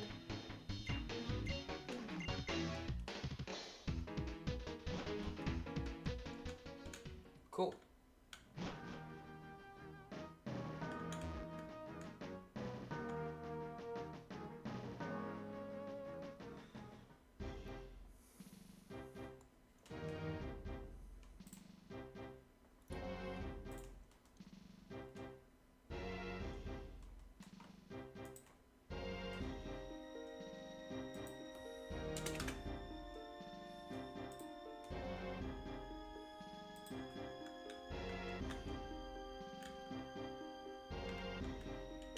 Is this the Pokemon's quote-unquote Pokemon Center? I think it is.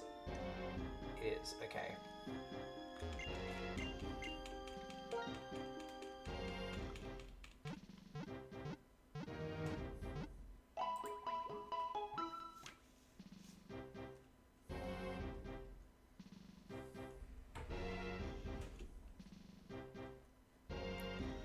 Victory Road is done. Pokemon, okay. Alright. So, here's the general plan. I'll show you exactly what the plan is. So we've got the choice items as well. And we got a couple of other things that are going to help us out. Generally though, the biggest Pokemon we have right now that's going to help us, that we've been saving this whole time, is our Zoroark. So Zoroark's been chilling in the box here, and we're going to put him in there for sure.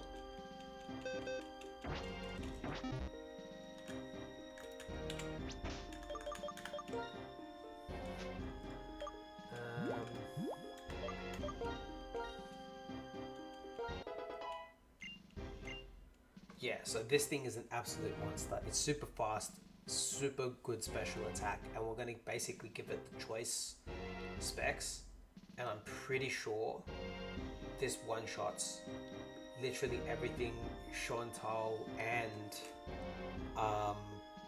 Caitlin have. So that's going to be very, very important for the Elite Four. Gen 3 decks could do the challenge in Emerald. Yeah, the 480 or below base stat total would be really good in Emerald. There's a lot of good mons you get, and you get them quite early. Things like Morwile you can get quite early, Nosepass you can get quite early, Plusle Minun you can get quite early. You do get a chance at a Skarmory as well, but you could potentially get a Spinda, which means if you get lucky you get Skarmory, if not you get Spinda, right? So the routes are kind of built for it too. I think it would be quite good. Okay, so we're gonna get everybody like to the edge of the level cap. I'm gonna exit here before I do something stupid. I'm pretty sure we just go through literally and choice specs beat everything up, right? I'm gonna check on the calculator.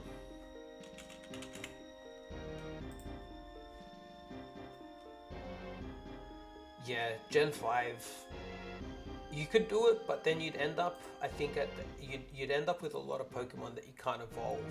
But then also it's kind of like, it's not the best because like for example, if you get an Aaron, right?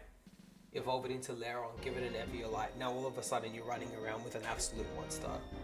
And kind of like tarnishes the challenge a little bit, I think. There can be some really good ones in Gen 5. I think Gen 3 might be a better idea to start. At least like dip your toe in it. But also the Gen 3 AI I think is a little bit more straightforward. So you can use like switching tactics and stuff to your advantage. Iris counter, we don't really have one. That's what we're probably going to have to work out before we get in there.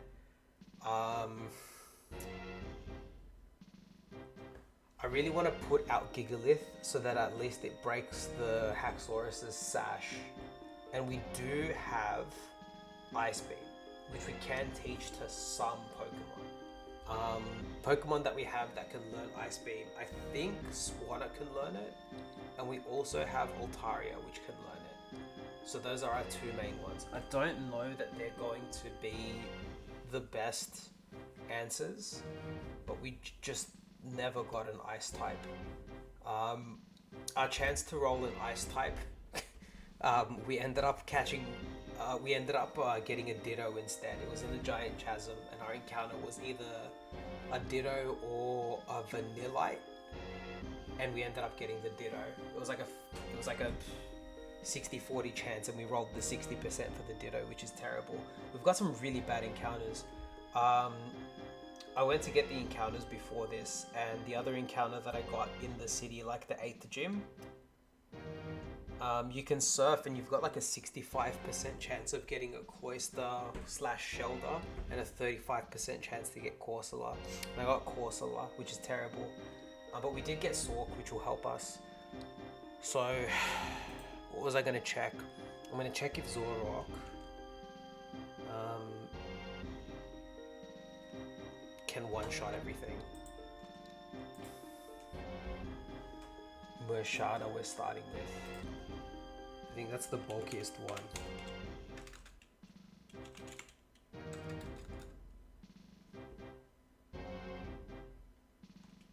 Yep, Mershada. Blank set. Let's go 56. That's the level. It is specially defensive. Let's set the nature to plus special defense, see if we can still knock it out.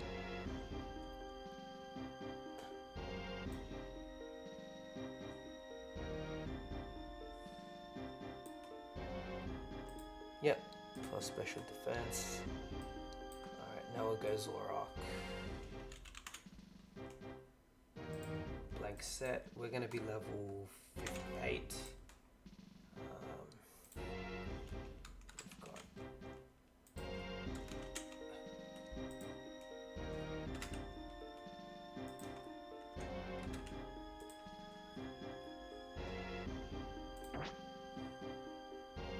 Gotta check our summary.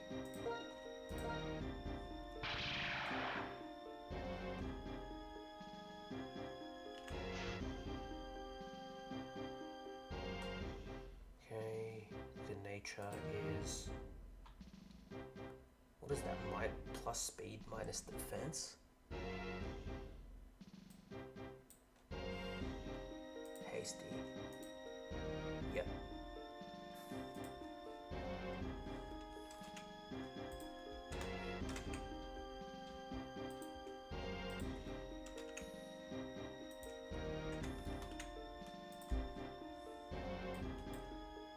moves that we have. Let's...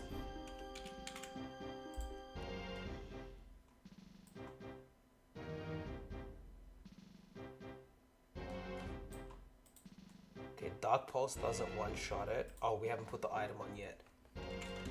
Choice specs.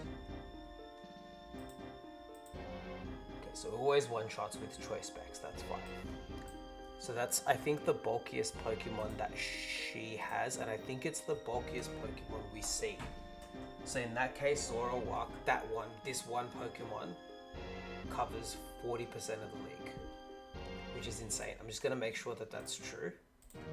I'm gonna compare everyone's stats, and hopefully it's the same. So Sigilyph is 72 HP, 80 Spadef.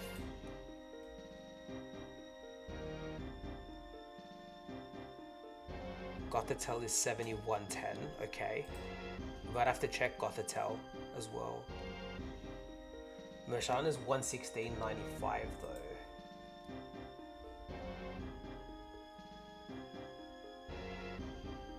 32 to 30 Pokemon I can use. 32 to 30 Pokemon that you can use in Gen 3 or in Gen 5. Gen 3's got 32 Pokemon. That's quite a large amount. It's not a small amount. Given how many routes there are and potential encounters, that's almost one per route.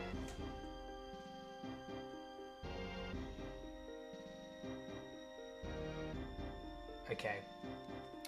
We might have to calc Gothitelle just to be safe.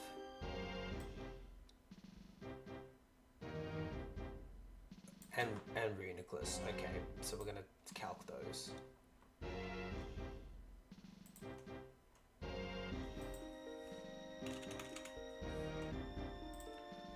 Gothitelle, blank set. Is it level 58, this one? Which one does she have?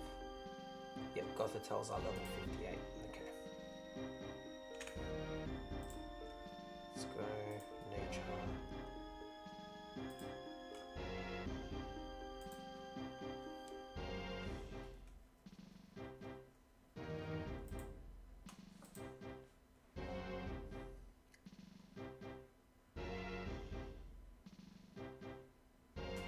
Okay.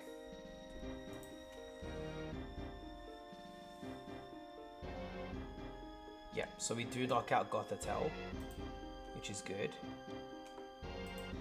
Is Gothitelle bulkier than Reuniclus?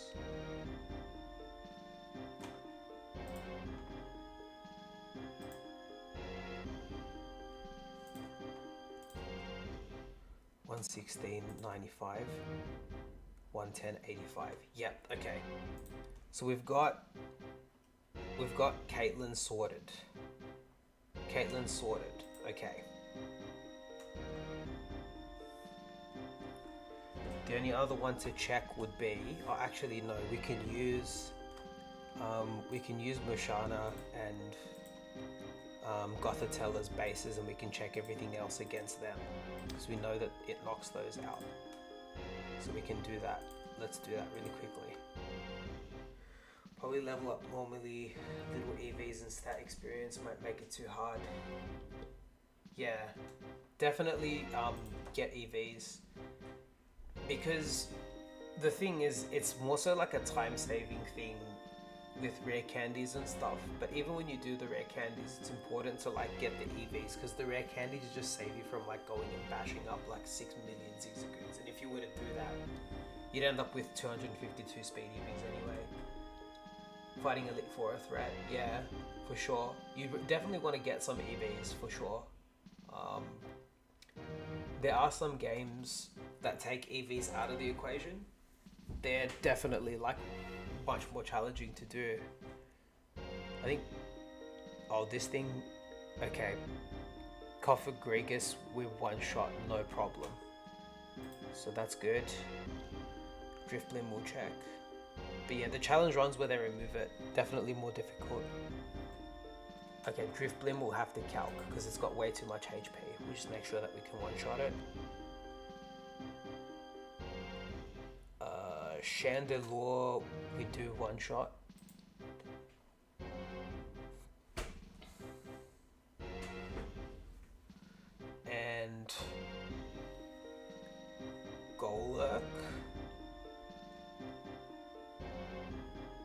Golurk we do one-shot.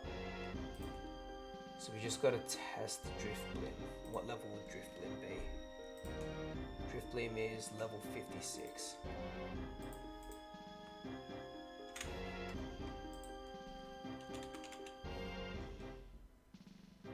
Driftblim, blank set, 56. Nature.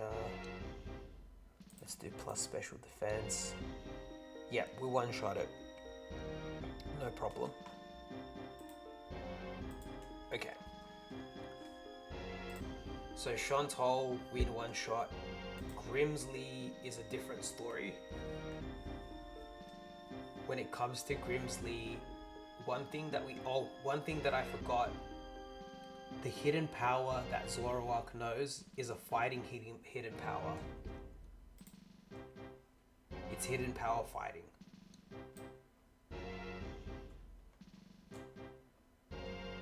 And it's a good one too.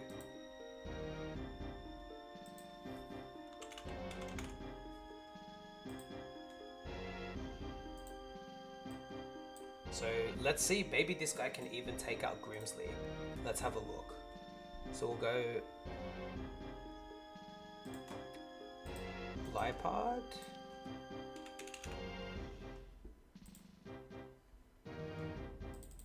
Level 56.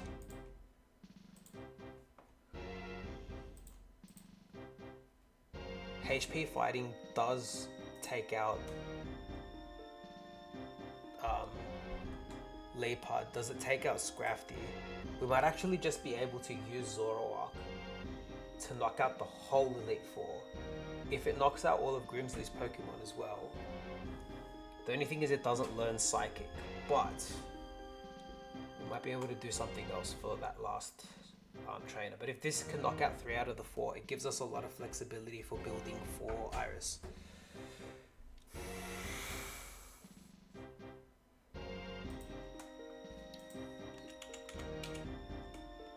Scrafty, blank, 56. Plus special defense. Okay. HP fighting will not knock out Scrafty. It's too bulky. So we can't use it for that specifically. But maybe we can bait a fighting move like Brick Break when it comes in, and then swap into something else that can knock it out. That might be the best way to do that.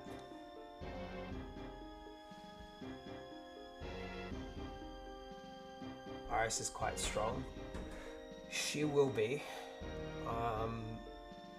But I've got some plans. At the moment, I've got to make sure that I've got the right ones for the first 4 of the Elite Four. And then I'm going to go start looking at Iris. So my plan for Iris, at least at the moment, right? Probably, it might involve Trick Room, to be honest.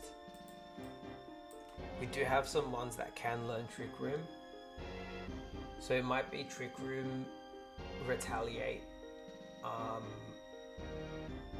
or Trick Room and Stealth Rock, plus Explosion. So that'd sack 2 Pokemon to set that up. So Trick Room would set up, it would knock me out. Then that's 1 turn of Trick Room. The second turn of Trick Room would be setting up the Stealth Rock. The third would be Explosion. And then we'd have the 4th and the 5th to knock out 2 more Pokemon.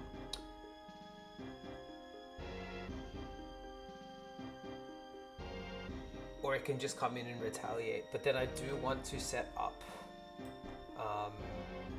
rocks if we can for Haxorus.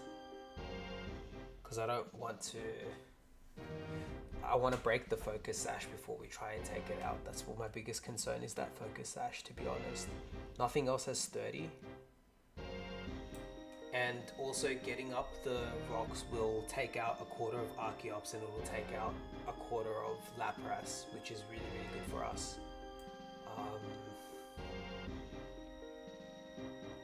That's like the current plan I guess. She doesn't have that many slow mons, so we should be okay to do that strategy. That's going to give us at least 2 knockouts. It's going to cost us 2 Pokemon to do, but then it's going to be a 4v4 with whatever's left.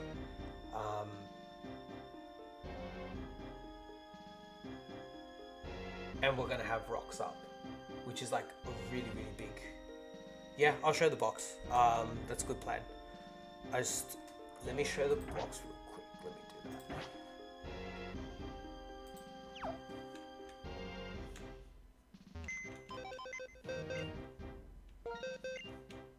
We can move stuff around.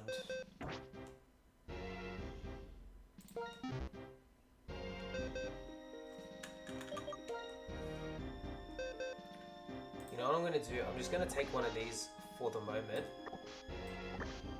And then we can like kind of put what we're taking, like then we can see all the Pokemon here, and what we're taking we'll put on the far left from here. So we'll start there and we'll have a gap for everything else.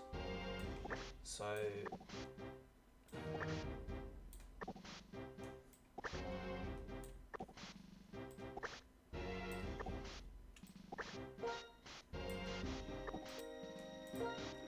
this is what we've got. We've got Swark.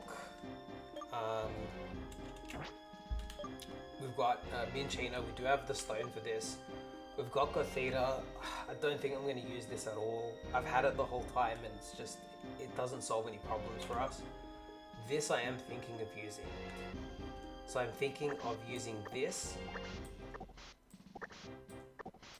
This would basically be our Trick Room. So this would set us up Trick Room, and then this would be the thing that gives us Stealth Rock and then explodes under Trick Room. And then we'd have some slow ones that can come out and potentially do some damage. This is one of them. What other slow ones do we have? This is another slow mon that we have. This is another slow mon that we have. This is another slow mon that we have. We've got a lot of slow Pokemon that can come out under Trick Room and do some damage. I don't know if this learns Ice Beam. The hidden power for this guy's hidden power flying. So if this can learn, I don't know if this can learn Ice Beam. If this can learn Ice Beam, that could be good.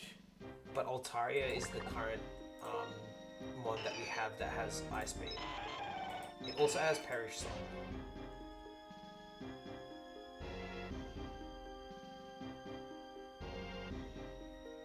Yeah, I'm gonna bring Swark. I'm definitely gonna bring Swark. I was thinking of bringing Swark for Grimsley.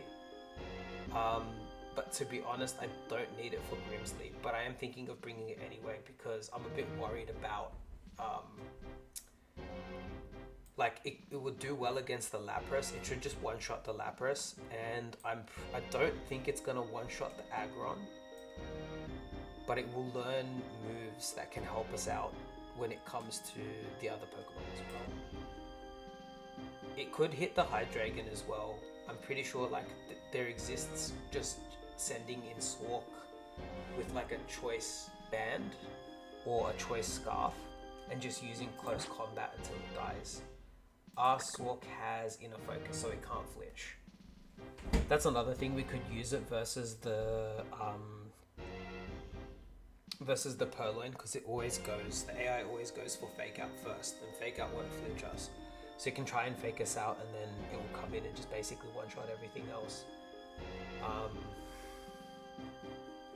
Can sack Pokemon for Haxorus, that's true. We've got a lot of Pokemon that we can sack. I'm thinking, that's why I'm thinking like this on its own as a Trick Room strategy gets us rocks. It gets us an explosion on the Hydreigon, which is massive. We can normal gem explosion it with this after rocks because it has 30, so it won't get one shot. So we'll swap, so this will obviously get one shot. It will set up Trick Room. It doesn't have any defensive stats. It's just very, very, very fast. We're pretty much going to send it in to die. It will set up Trick Room. It will die. This thing will use whatever it uses to knock us out. We'll get knocked out. This will come in next. Set up Stealth Rock and Explode. That will take one of the Pokemon out. And then we've got 2 more Trick Room turns. which will be a third Slowmon with good coverage that can knock everything else out. But I'm just trying to think out, like,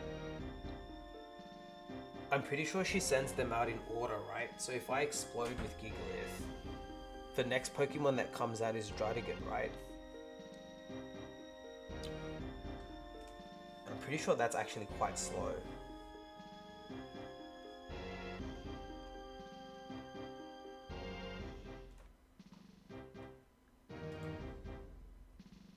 What other slow Pokemon do we have? This guy's quite slow.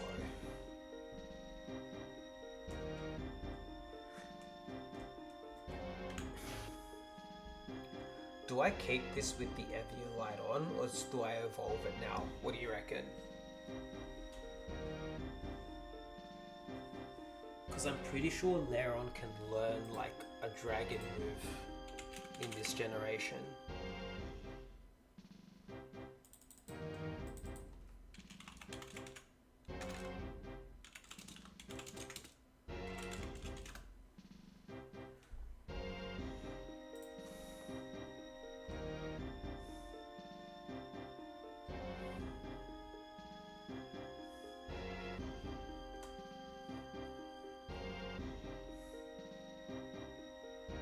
It can learn Dragon Claw, although I don't know where to get Dragon Claw. Life Orb on the wrong Pokemon. You know what? I'm actually more worried about the Haxorus having the... I'm more worried about Haxorus having... What is it? I'm more worried about it having Sash than Life Orb. I'd rather it had Life Orb, because then I can come in and one-shot it. Otherwise I have to do this whole elaborate thing to break the Sash. Because it gets Ice Punch, Aggron.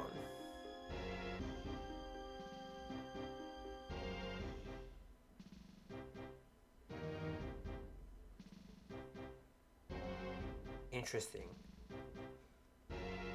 I wonder if Ice Punch will do the damage I need.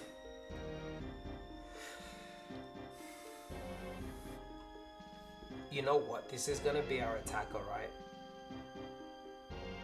I think this, if we use the Trick Room strat, this is gonna be our attacker. So let's level it up and evolve it. Let's do that. I think that's a smart thing to do.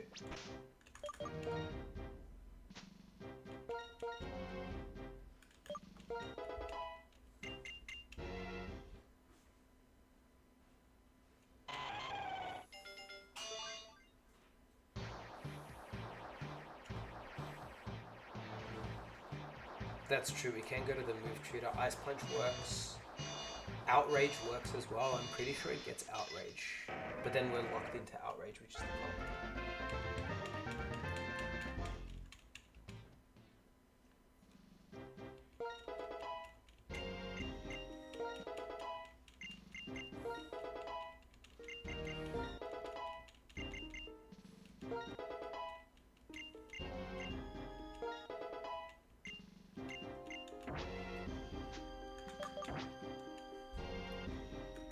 Alright, now we can run some calcs on how Aggron's gonna do.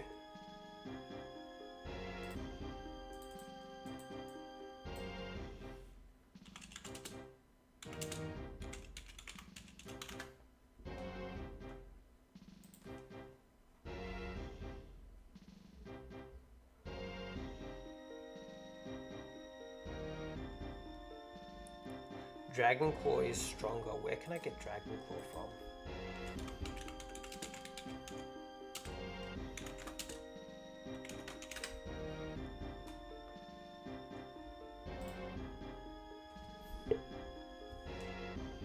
Oh, we can't get it yet.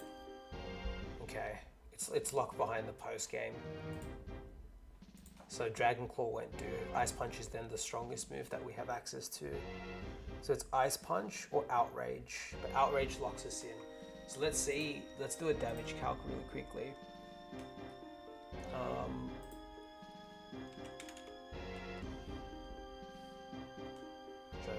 blank set. Her one is level 57.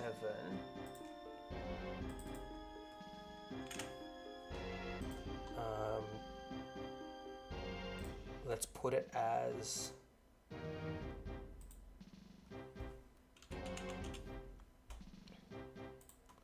it has a life orb. Does it have sheer? Is it sheer force? It's sheer force as well. The thing's gonna hit like a truck.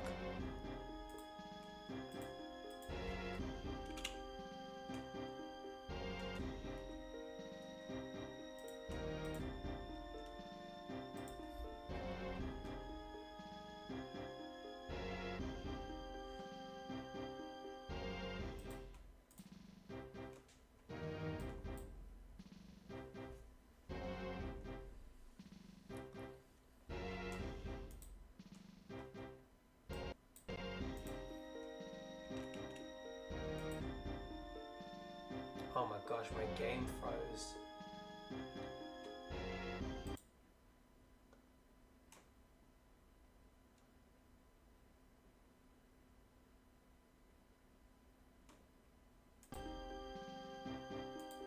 No way. Dude. You're kidding me. Is everything frozen? No, just my game. Oh my god. When was the last time I saved? Oh my lord, when was the last time I saved?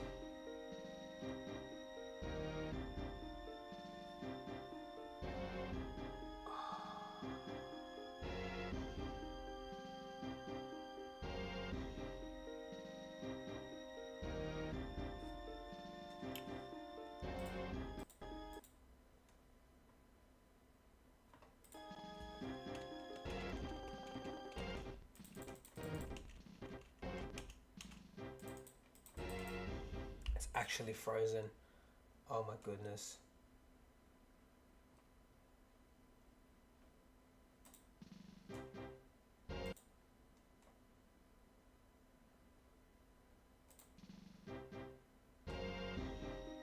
Damn.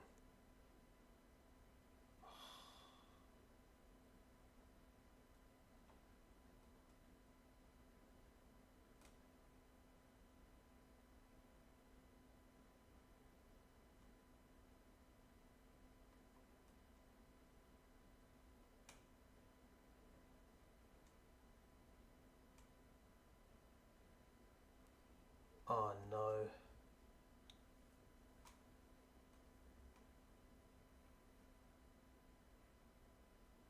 Oh no.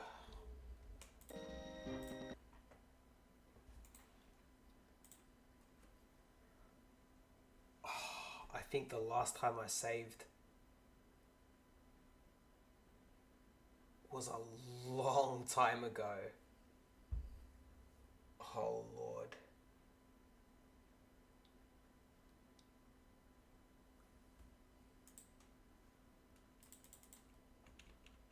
No way.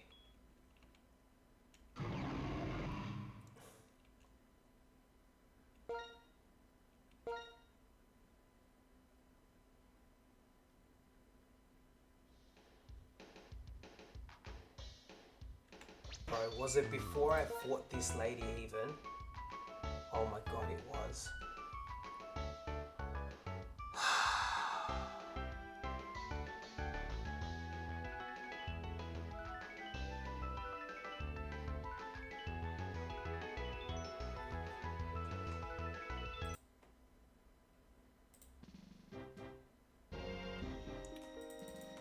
Bro, it's actually frozen.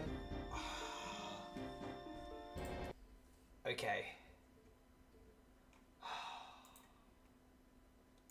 Wow. Oh, Jupiter, you get a replay of what you missed because we're gonna have to do it again. The save file, the game crashed. Oh, and I didn't save. Oh, terrible. It's okay. a lot of the time we spent was preparing for the rival fight, but we know how to beat it now because we just beat it. So we'll do this whole thing again. Hopefully the RNG is similar and get back on track. I'm going to take the moment really quickly now because I thought we'd prepare and then I was going to take a break, but I need to go grab some water and head to the bathroom. I'll be back very shortly.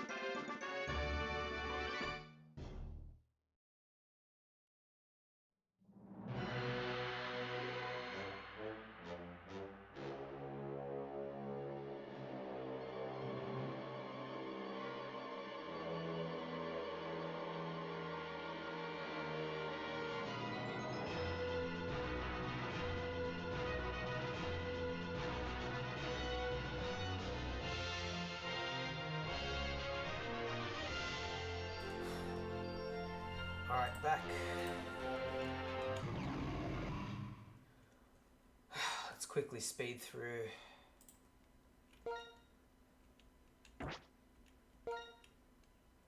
Quickly speed through these two trainer fights here. Fight the rival and then end up back exactly where we were before. And save. My gosh.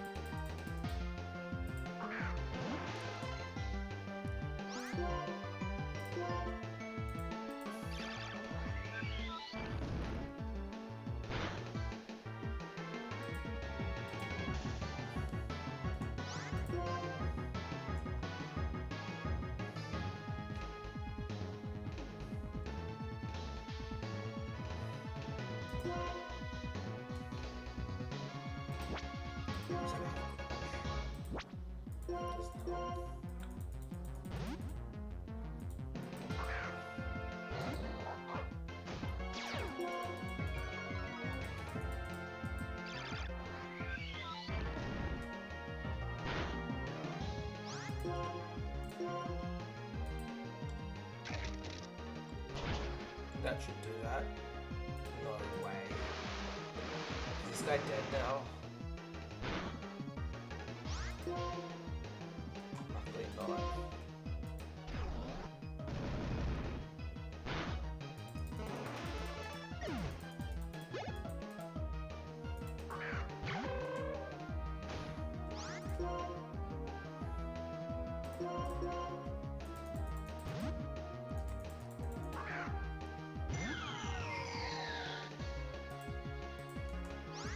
Now it's gonna block 2, which this guy can take.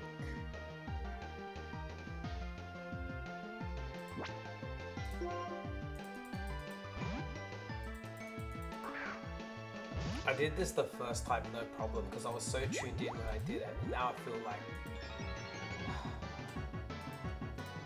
this is nuts.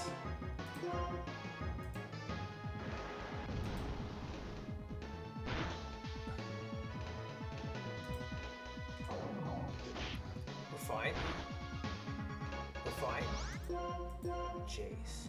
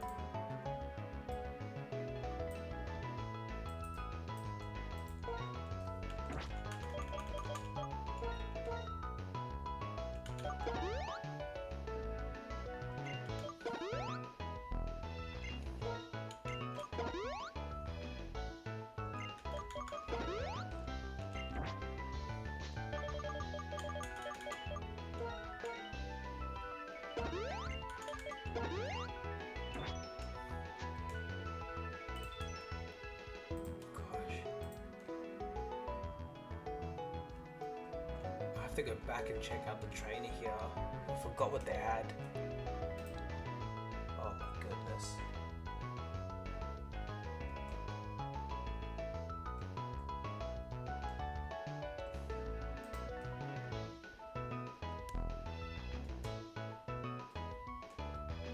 Trainers.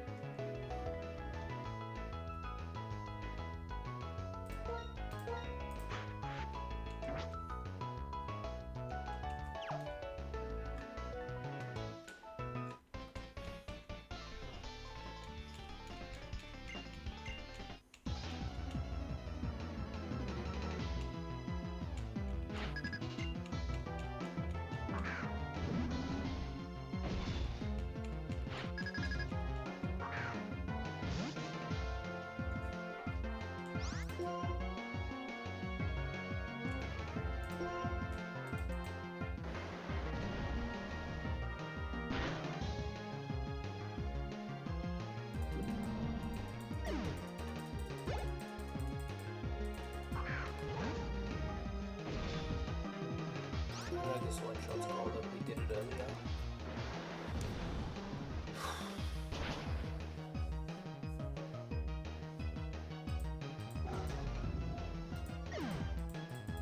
Okay. I don't know if it one-shots through, but two-shot, definitely two-shot it, and hopefully it doesn't one-shot us in return.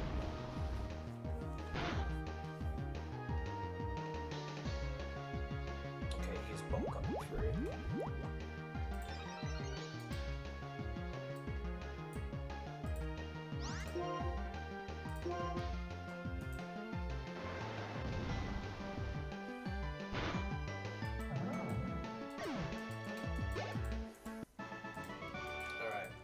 There we go. Okay. Now we're gonna go back. Get our Pokemon from the rival fight the rival, and then we're back on track. I'm so sorry this has happened. I cannot believe.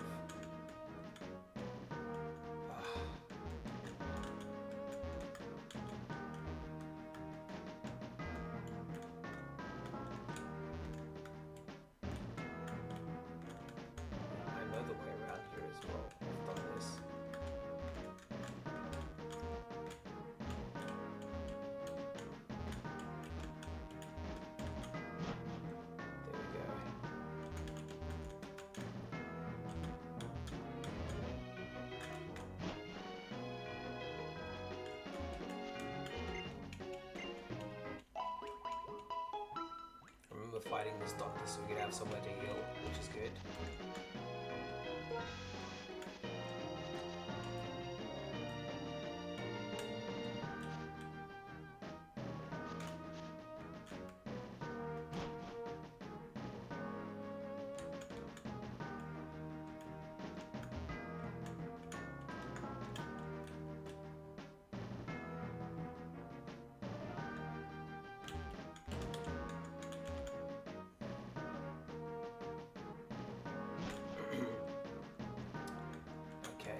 That was pretty smooth. Just trying to remember what I had in my team now.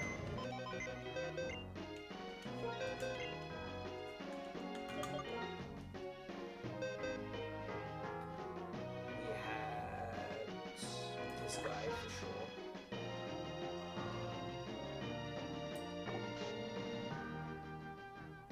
We took this guy.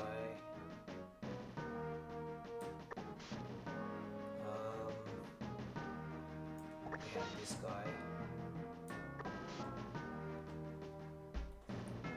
I think those are the only real four that we used. I'm pretty sure.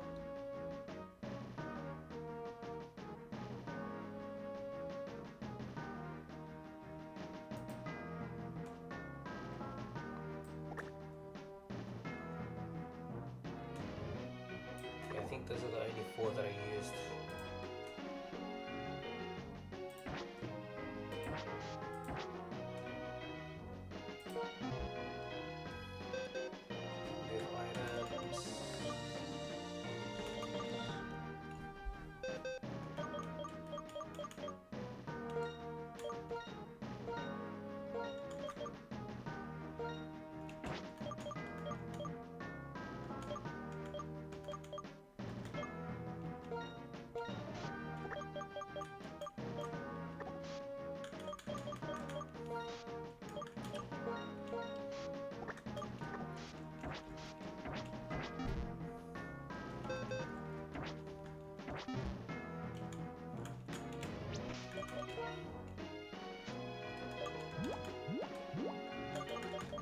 Then we had everyone at level 57 for this fight.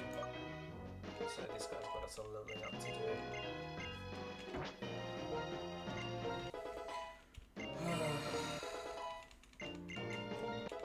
Seriously, cannot believe that the game, whatever, it's in the past. I'm not letting that throw me. Sky uppercut, yeah, it actually did end up coming in handy.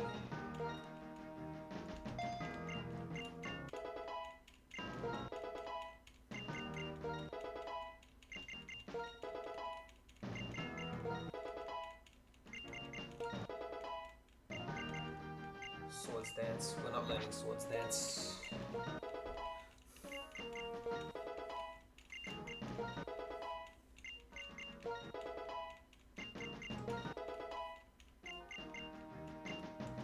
not learning guillotine.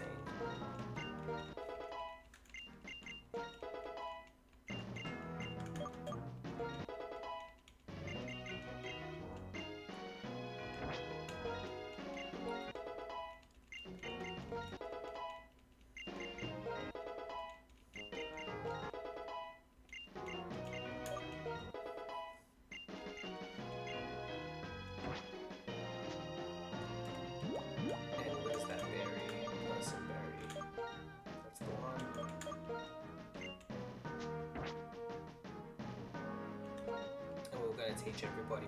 We need to protect on a few people as well.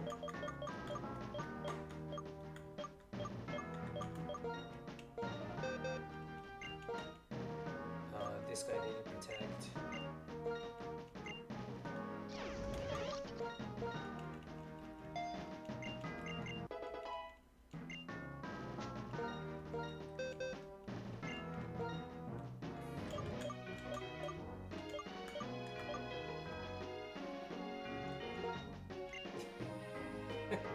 Cheating is based.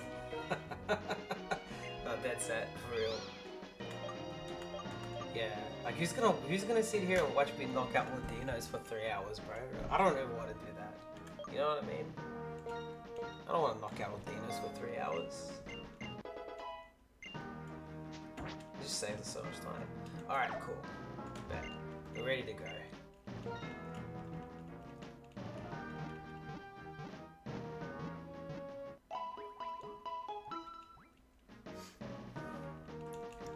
Ready to go. Right, let's fight the rival.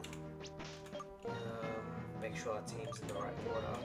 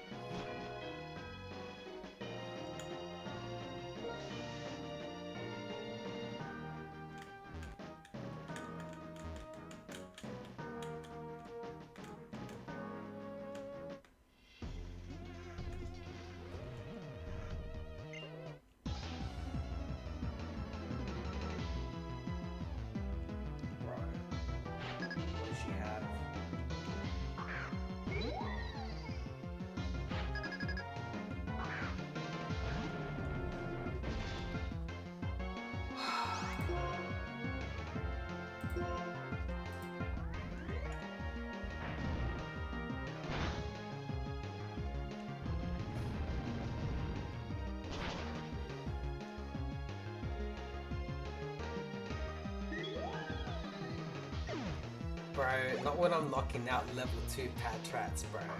Actually, no, I did do someone to grinding earlier on in this challenge, but that's a different story.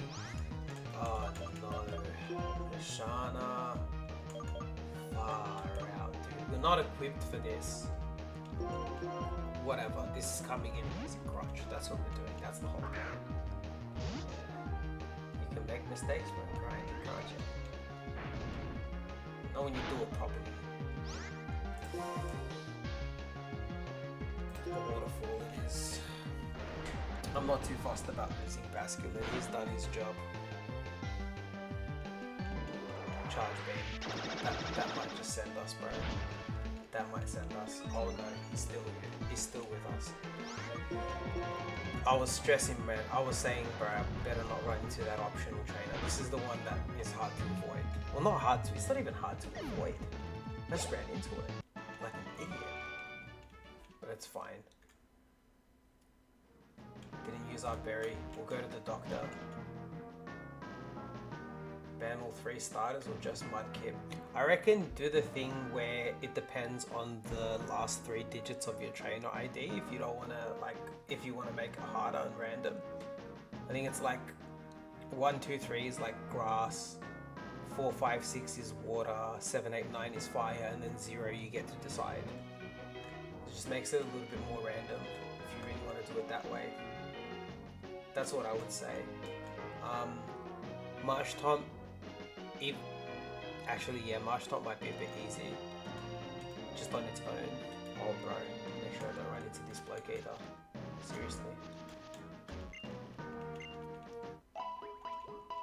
lose all my Pokemon before we get to the starter. Before we get to the rival. Crazy.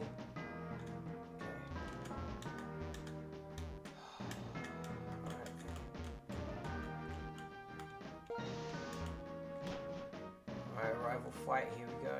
Soon.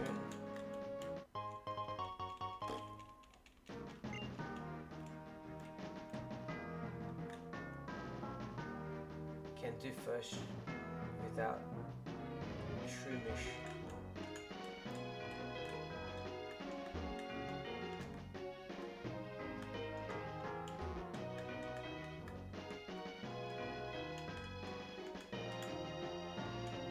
You can do the first gym in Emerald with like any of the starters though. Oh no, wait, no, because if you got a level cap then you can't, because it doesn't learn, Torchic doesn't learn double kick yet, I don't think. This does make it a little bit harder.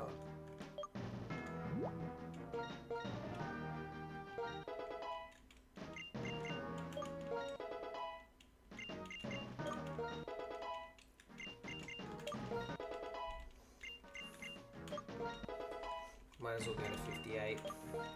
I don't even think I'm using any of these ones for the Elite Four except for Boulder.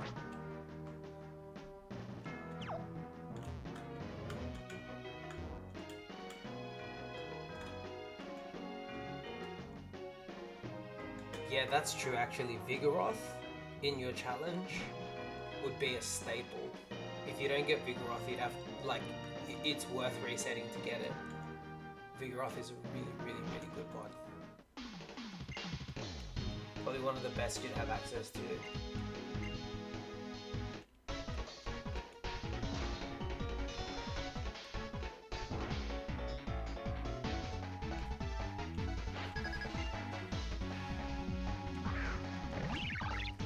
So I'm thinking, do I even need rocks? Do I just go ahead and straight away go for a rock slide? I think I'm gonna do that.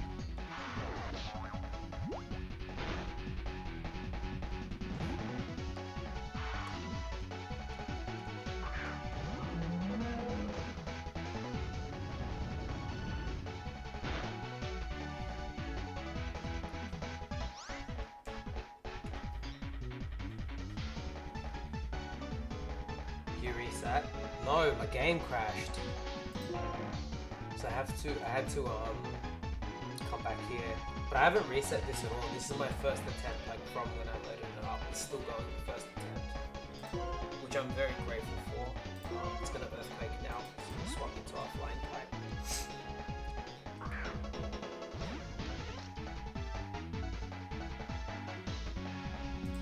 Now it's gonna want to do the head smash thing. Ferrocene. Oh, Ferrothorn rather.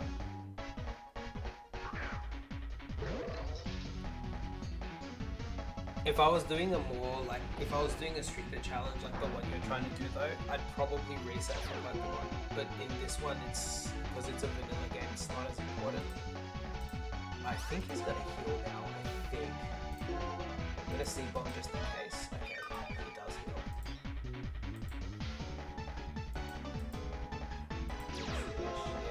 Oh, he's got Sapsicle.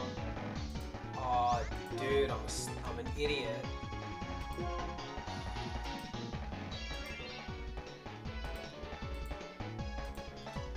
Mega Horn.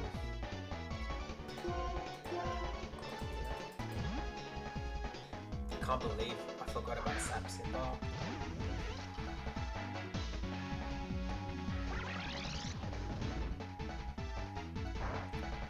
Don't necessarily. I mean, if it's vanilla Emerald, you can take your chances. Because the Vigoroth later on is going to be so much more useful than the Shroomish will be. Yeah. But you can take your chances. Like, it's vanilla Emerald, not too much happens. You could probably get away with it. You could also, like, doesn't it learn Yawn? Pretty sure it learns Yawn, so you can put stuff to sleep and then like Ember stuff down. That could be a play. U-turn.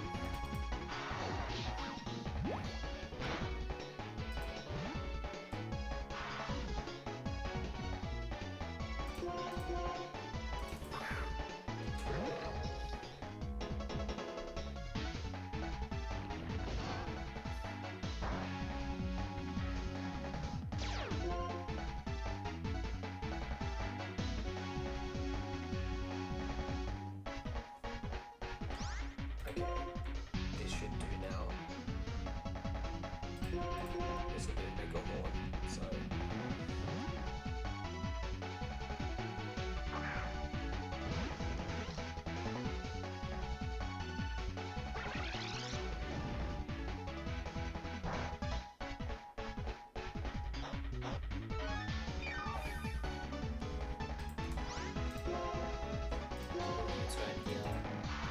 This should knock it out. Between the U-turn and the rocky helmet and all that other damage and stuff, this should knock it out, I'm hoping. All of this could have been so much easier if I used Iron Head and just remembered this thing had Zap Zipper. Completely escaped my mind the ability from this Pokemon. Yep, okay. And then the recoil as well, for sure. Okay.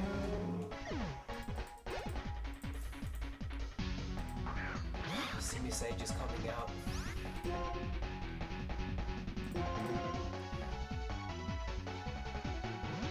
Definitely use a big break flamethrower. We'll get us a knockout here.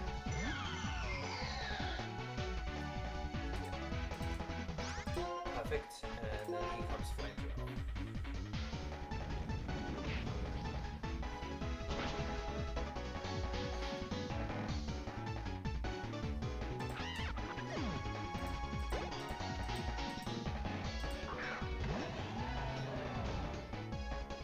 Can try with and without starter. How would you try without the starter? Or just like try and build the team without using any of the starters? That could be an idea. You just get one extra encounter, like on the second route. What am I doing? I was about to attack this thing, that's scary. You know exactly what you need to do here.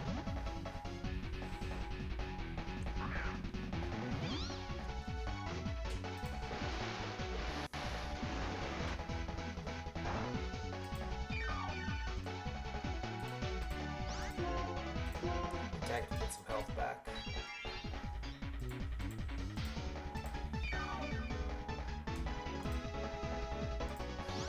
I'd say try with the starter, probably. Are there any good? I think Macargo is under 480 base stat total, so you could get Macargo, but that's super weak to water, it's really slow. So you really don't have many good fire options if you don't pick the fire starter. But then you also don't really have many good grass options either. Oh, you have Roselia. Roselia's actually not bad. Roselia's a pretty good option. Don't freeze me. I've got to not speak that into existence.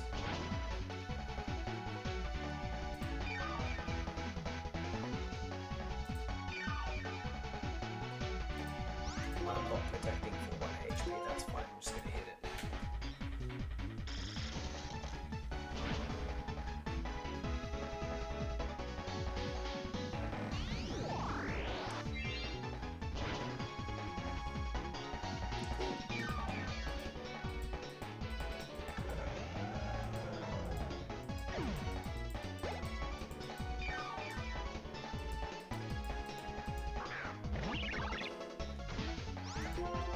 Let's use a spore here. Aerial Ace is fine, even with a crit it should kill us. Yeah, okay. I was a little bit too safe in that, but that's fine.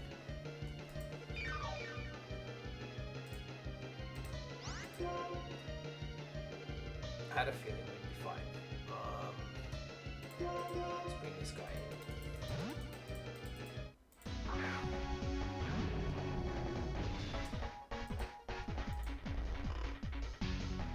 No, it doesn't have early bird, it's got super luck, so this will do.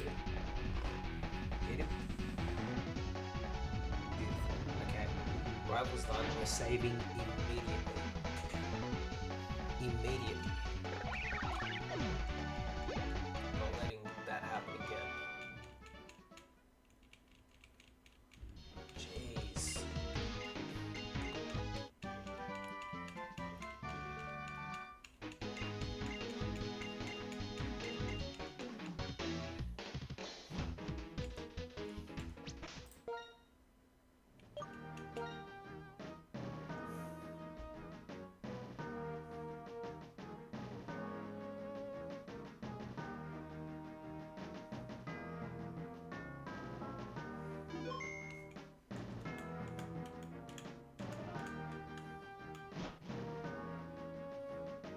400 BST. Dang. Was that the person that did that? Did they finish it with like the level caps at all? I guess it's possible. You need to use some crazy strat. Probably need to use a combination of like stall strats and toxic and like a whole bunch of other crazy stuff, I'd imagine. But that's wild. Especially if they adhered to the level cap. If they adhered to the level cap as well, that's crazy. 400, huh? You know what that reminds me of? I don't know if you've ever played or seen Pokemon Garbage Green.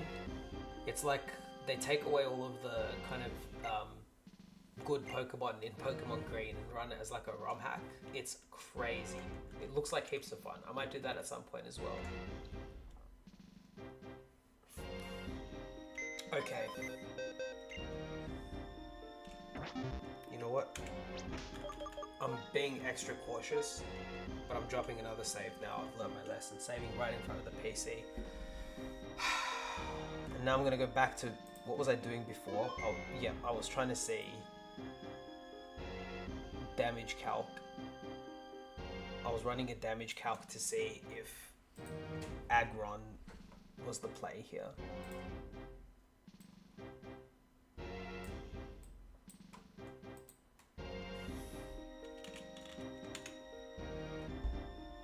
Aggron blank set.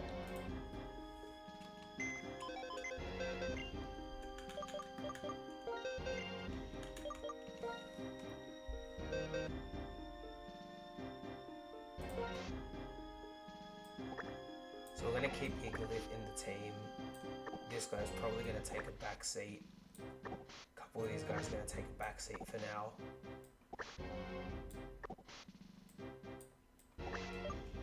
Oh.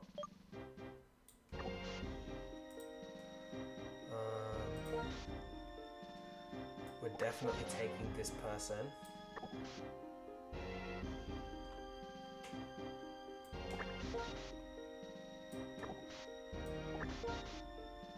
So this is what our team is kind of looking like so far.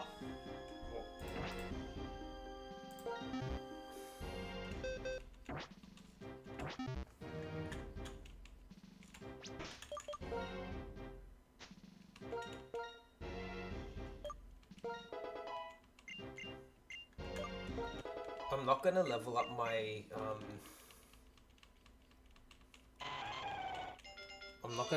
my bat yet, because I need it to get knocked out straight away if I do use the what is it? If I do use the trick room strats.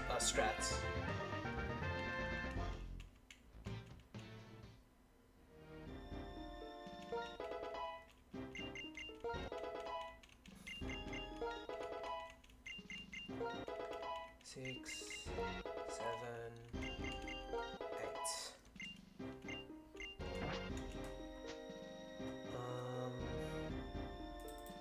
So 58.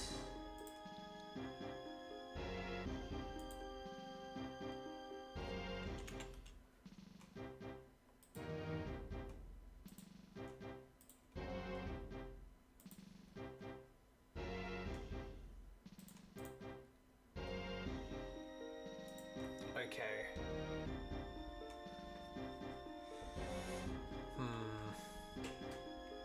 Aggron's Ice Punch does about 50% to Drudigan, which won't do.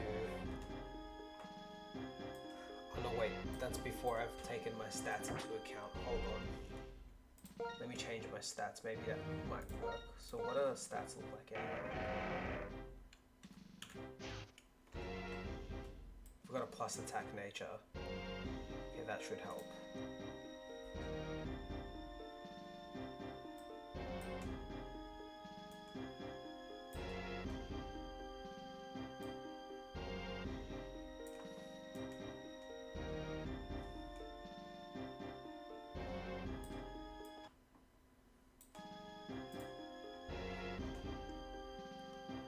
Nature. I've got an adamant nature actually, that's pretty busted.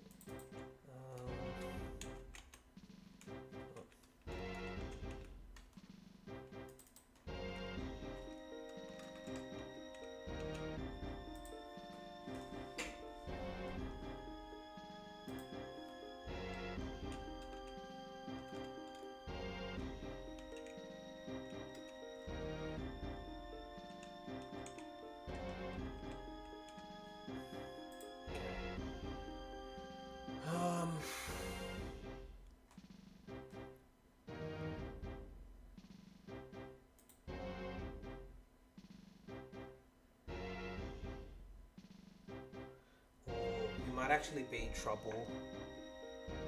We might not be slower under Trick Room than Druddigan.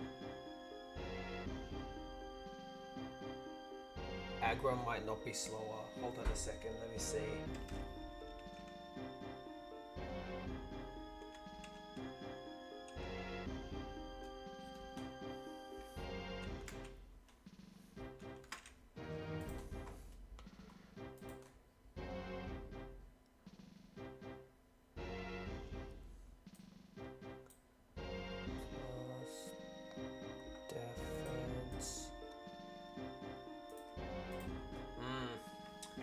There exists a situation where Druddigan is slower than us. If it happens to have a negative speed nature, it will be slower than Aggron. So Aggron may not work. We might have to try something else. Ice Punch in this case though does do... Ice Punch is a guaranteed 2-shot.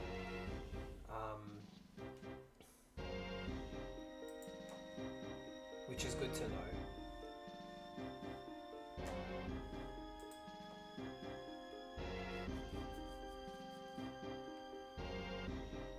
But Druddigan can hit with Focus Blast though, and Flamethrower. It's a mixed attacker, so it could hit us with special moves as well, in which case Aggron would need to. Did it just lag again? It just crashed again. It just crashed again. Lucky we saved. That's crazy. Okay.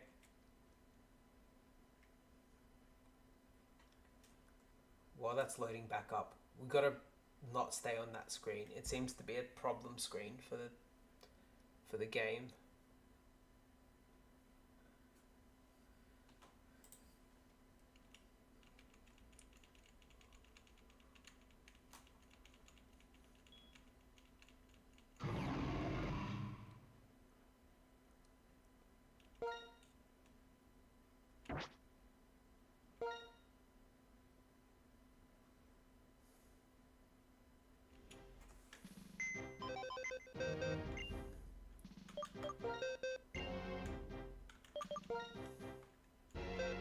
See, do we have anybody slower?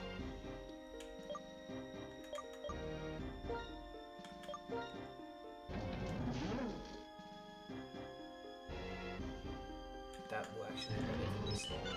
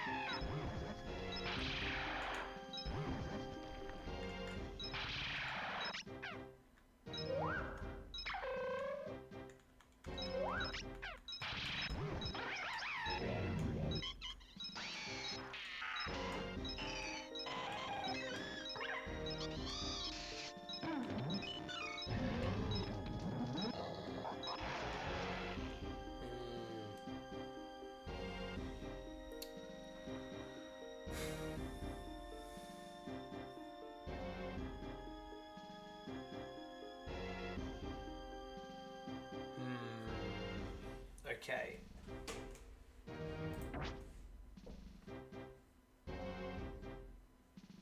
Interesting. There's a few problems.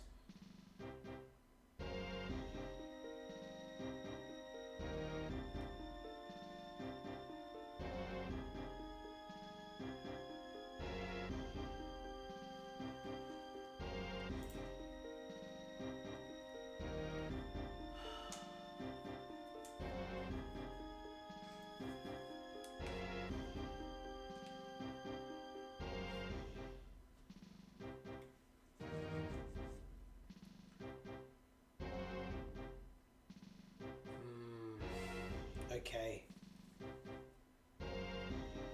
We don't have a really good way to take out Druddigan. This is becoming a bit of a problem.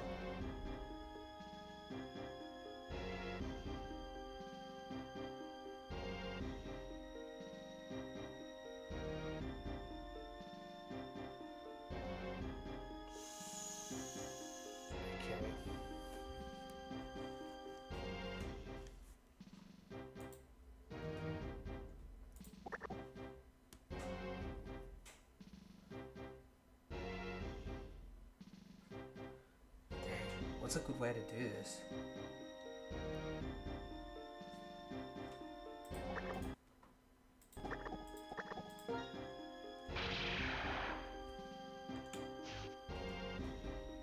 Can this just hit it really, really hard? Like hard enough to... No, I can't.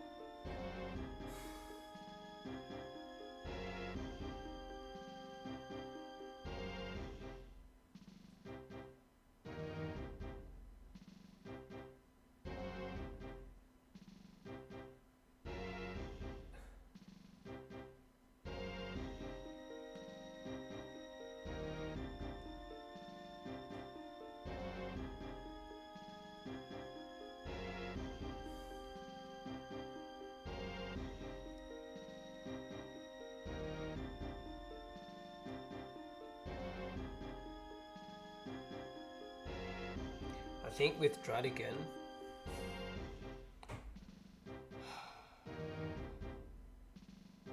we may just need to PP stall it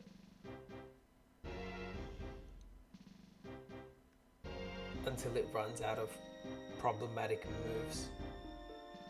The biggest move that it has that's gonna be a problem is Focus Blast. That's the biggest problem. So if we can stall it out of Focus Blast, then we're kind of golden. And Focus Blast we can kind of swap into a Ghost type, which will be fine. The Ghost type can take the Focus Blast and then get... And then we swap into whatever physical move we'll get hit with. We can swap into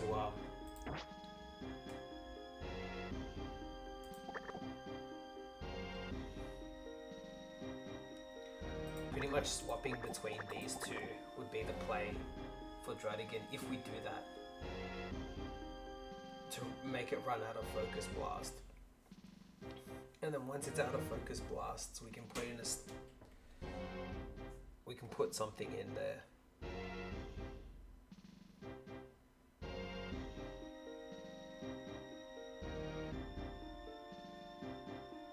When it's out of Focus Blasts, then we can potentially do the Trick Room play with the explosion.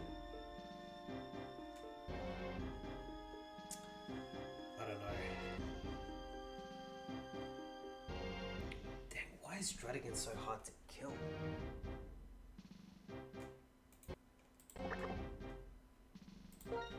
The thing is, this guy can learn Retaliate, and Stab Retaliate will take it out. So if we do leave Druddigan to knock something out, this guy can come back in and knock it out afterwards. Okay, as for Aggron, Archeops, Lapras, and Haxorus,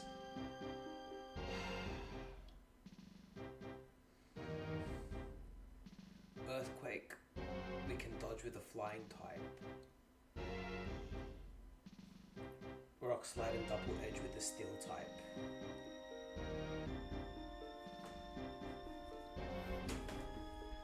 So I keep seeing Steel types as coming up as being useful. We probably want to take Ferrothorn with us. So this guy swapping.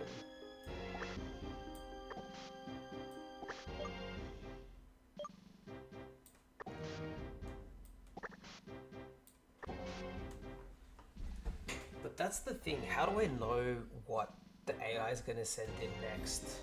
Let me see if I can find out.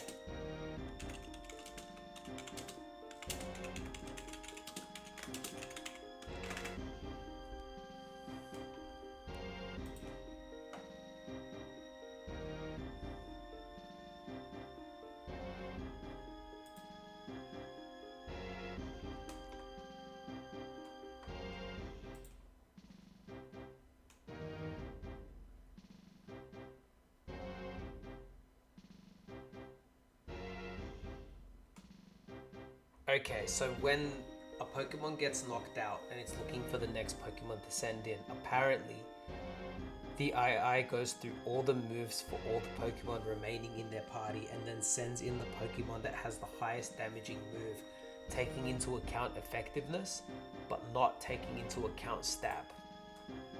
In that particular case, right, what's going to happen is this. If we knock out Hydreigon with, let's say, like close combat, right, or like superpower or something crazy, would superpower be better? And let's say we knock it out with close combat. In that case, the move that comes in next, it's going to do the most damage to Sork, not considering stab, is gonna be acrobatics. It's gonna come in with 110, right? It wouldn't account for acrobatics then as well. 110 would be that move, but it doesn't account for stab.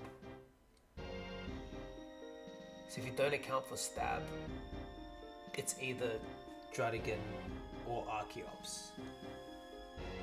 If it's Druddigon, then it's definitely going to go for Focus Blast, and then we pivot into our Ghost type and the whole thing starts again.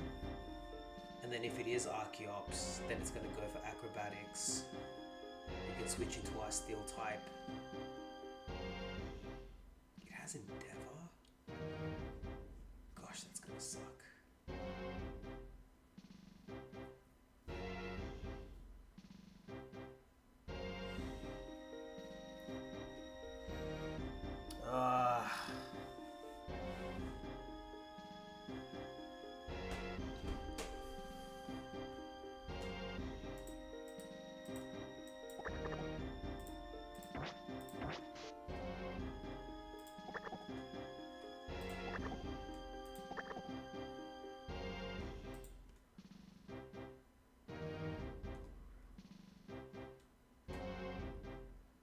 Well, we're definitely going to need Sork, so we're going to take him now.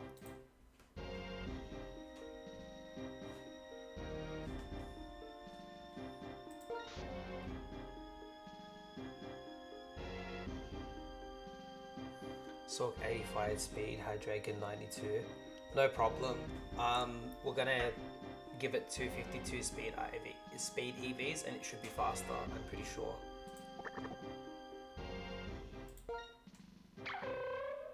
But good pickup though, good shout. Yeah, so if we give it 252 speed EVs, it should be faster. But we'll check it on the calc anyway.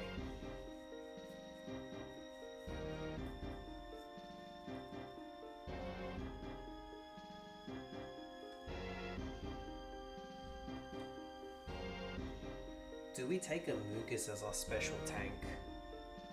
I don't know how well it's going to do tanking Ice Beams from Lapras, but it will tank Surf and Thunderbolt really well. It will also tank Focus Blast really well from Druddigon, and it will bait Flamethrower.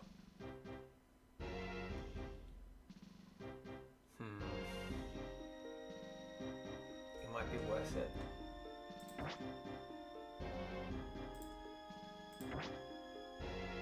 It also has access to Toxic, which could help us out. Okay, now we have one more Pokemon. We need to take a Ghost type with us. I'm thinking Chandelure, because Flamethrower would be pretty good against Aggron.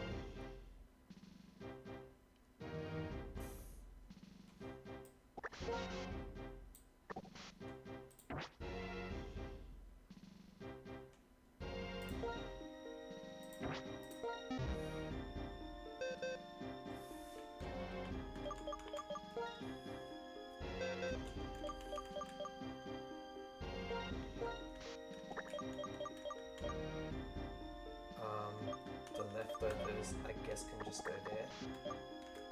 We want to put that in our bag just in case. We might want to take it with us. XP share. Yeah, we want to take that so we can level up on the way.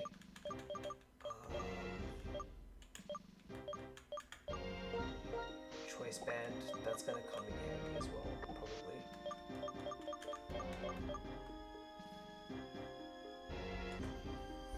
I kind of want to take this guy. He'd have Stab Retaliate, which might come in handy. Let's do a play-through play with the Pokemon that we have and see if we can make this work. And then we'll work on everything else. So let's fix this up first. Also, question, should we get everybody really close to leveling up, like getting their XP to like maybe 10 or 12 XP to level up, so that when we fight the first few members of the Elite Four, 108 EVs to outspeed? Interesting. That's really good to know. I was just going to chuck them all in there, to be honest. Because I don't know where else I would put them. But you're right, that's probably a stupid thing to do, is to chuck them all into speed if we don't need that many. I'll probably put a little bit more to be safe. Reversal. Reversal might be good, actually. Ooh, we can endure reversal and it knows retaliate. Ooh, okay, potentially. Potentially.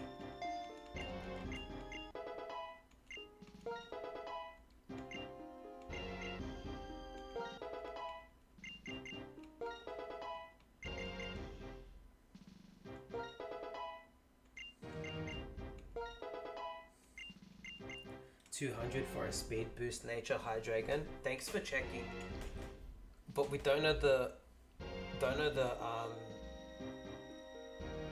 IVs of this Sork. But we'll check it out now anyway. But what do you reckon about getting everybody just to leveling up? Like, optimally, that's what we should do. We should get to as close to leveling up to 59 as we possibly can, so we level up in the gym fight. But I'm also cautious that Iris's ace is level 59. We've got a team of level 58s, so already quite powerful. Yeah, I think doing it is still optimal. Cool.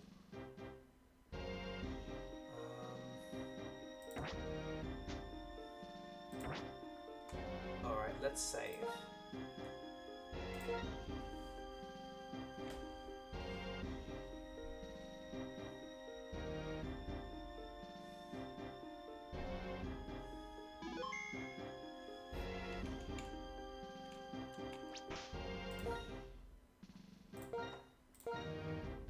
Let's write these numbers down.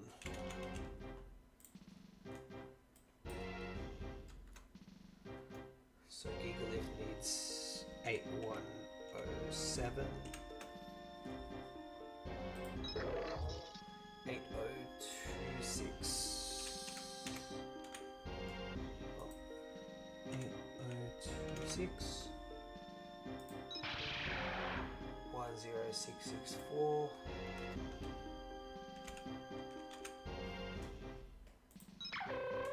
10266.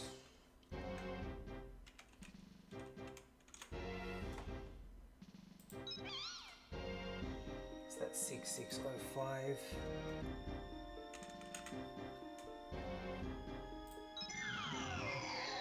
7320.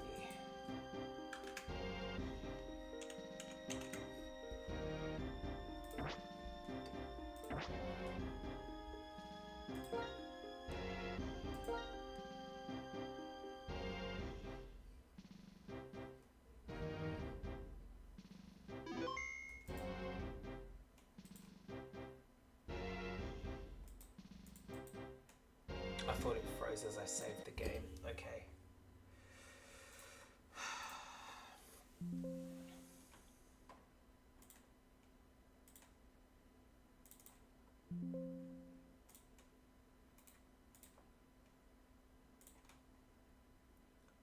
So there's 21 base speed. We'll put 200 in there. When a max R, it's, oh my gosh, it has 31 attack. Look at that, 31 attack with a plus attack nature. That's insane. This thing's gonna hit like a truck. And the remaining, I think we'll just put in HP, right? What did that be, 858? Yeah, I think that's fine. We'll set that. Now we just got to do the XP. Get our calculator out.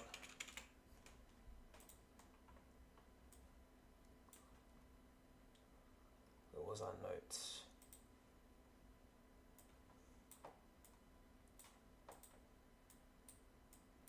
Okay, so what was it? 195112. Oh no, wait, we'll start here. 191891. 191891 plus 8107. 199998.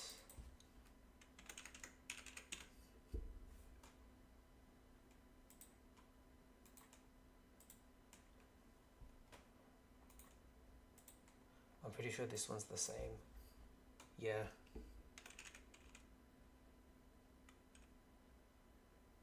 Actually, no, wait, hold on a second. I don't want to be wrong about this. I don't want to have to do this again. So 197352. 7352 plus 8026 205378.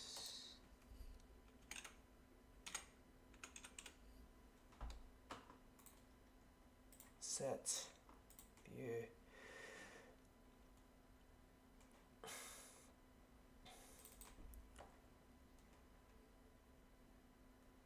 189338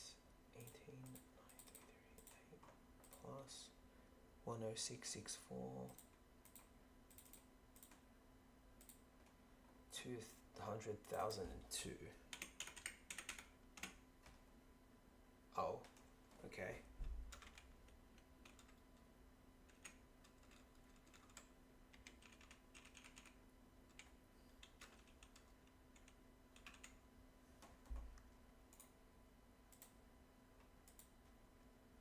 Hey Jupiter, thanks for stopping by.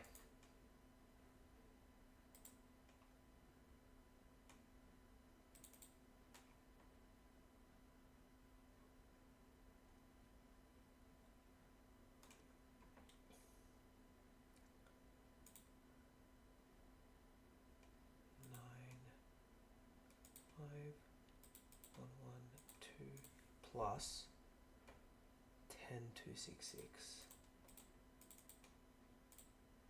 25378.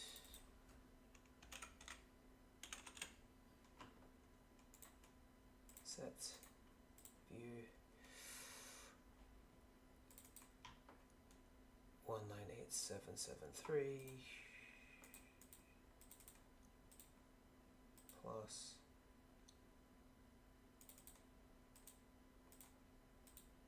25378.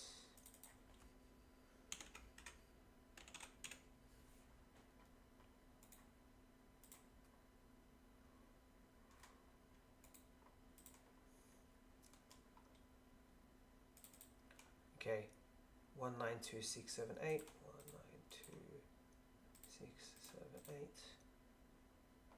Yep, plus 7320. 199998. Set, file, export, save. There we go. That'll save us heaps of time. And now we should be ready, all things considered, right? So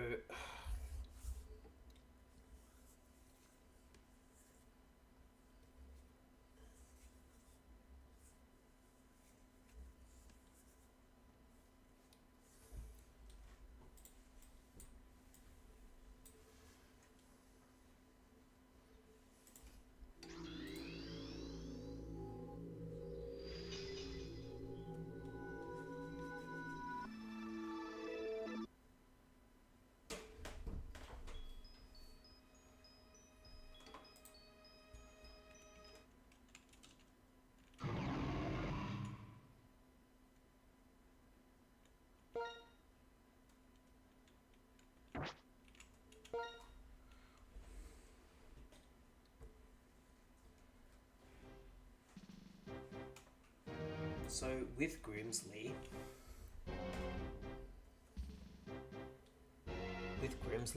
we will have Sork.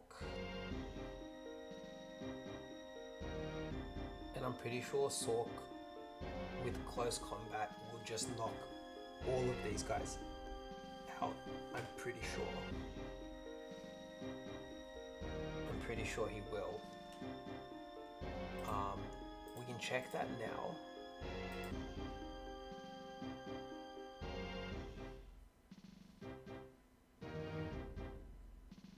What's the bulkiest of these Pokemon? Probably Krookodile and Scrafty. Let's check with Krookodile. Blank set. What's at level 56? Sork will level up while we're fighting, so it'll be level 59. Blank set. 59.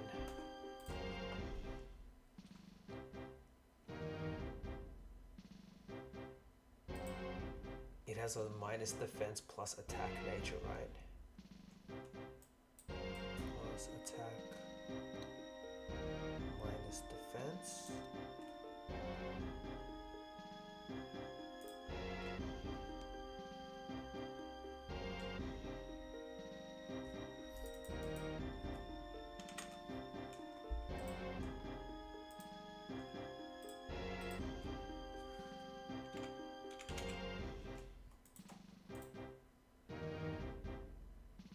Close combat's a one-shot, like, by heaps.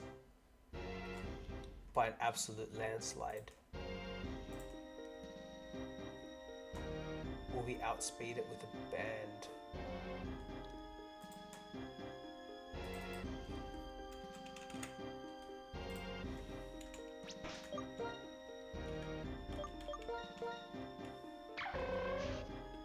Our speed is 144.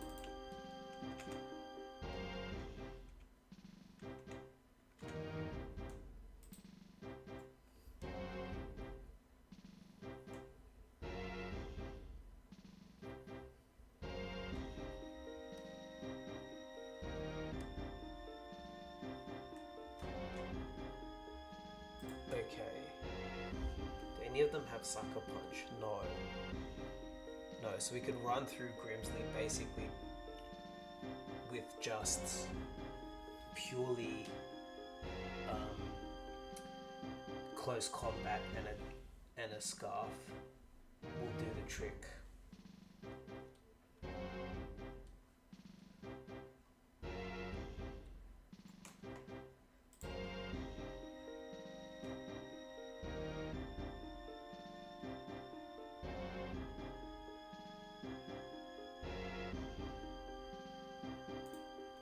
See if it one-shots Hydreigon, right? At 57. It does.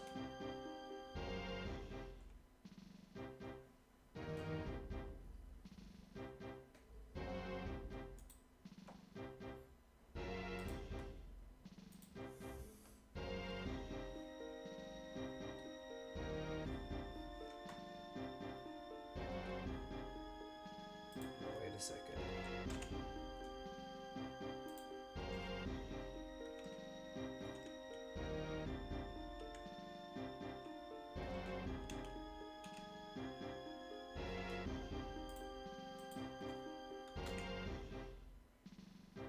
Oh. We just barely don't outspeed it if it has a positive speed nature. Barely, just barely don't do it.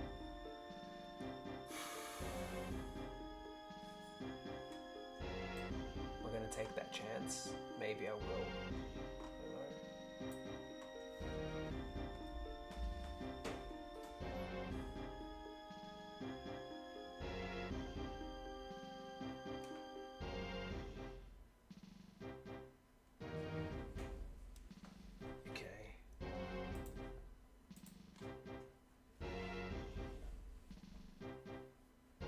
Got our ghost type.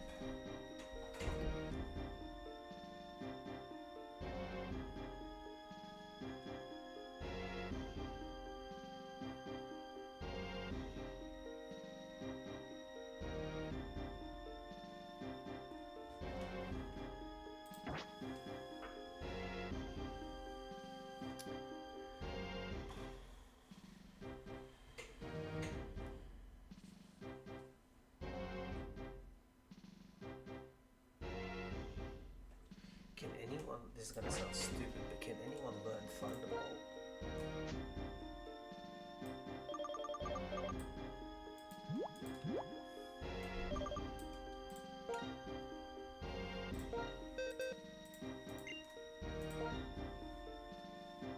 Okay, well, Ferrothorn can learn it.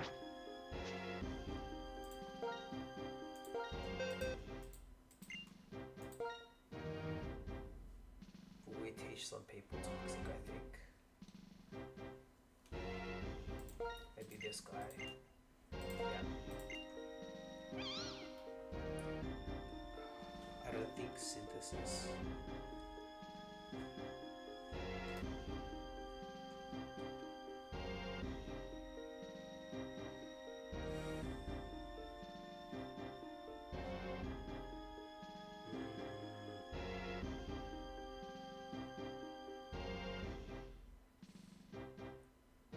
I think I prefer Spore.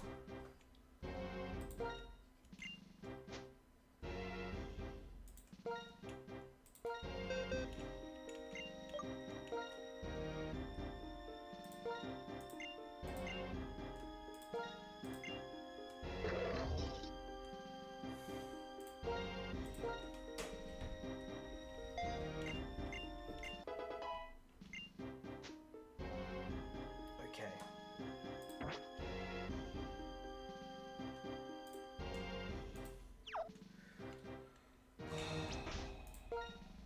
The last thing that I want to check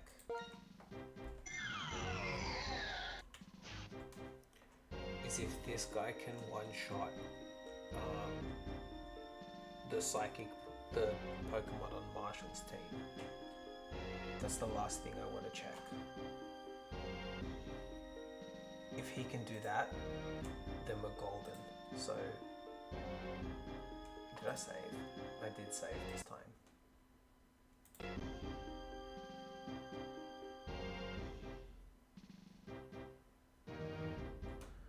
It keeps freezing on this screen. Hold on a second then. Let me check the calculator first, and then we'll reload the game. Dang, I need the games for the stats.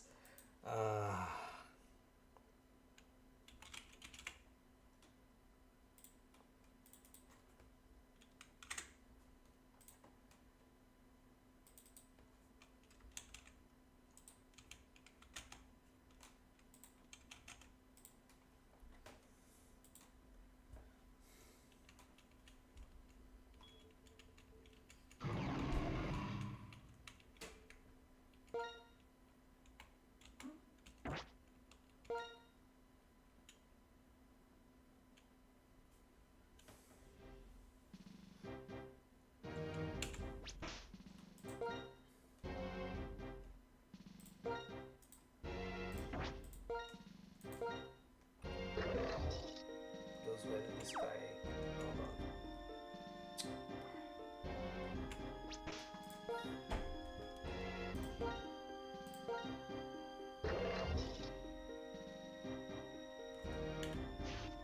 Okay.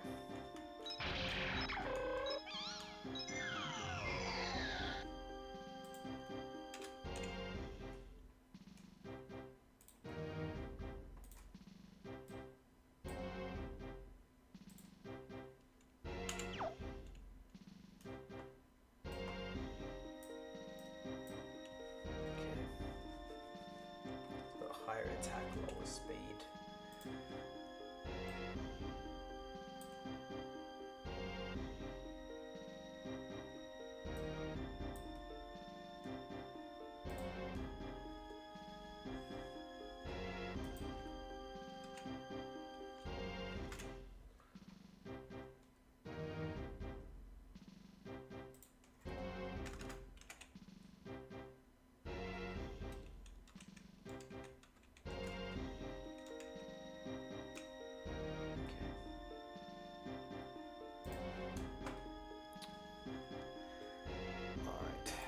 What does this guy have?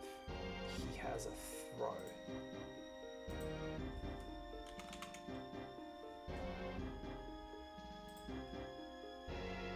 Which is level 56.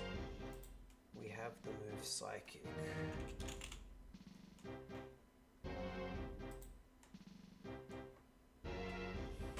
If we put a choice item on.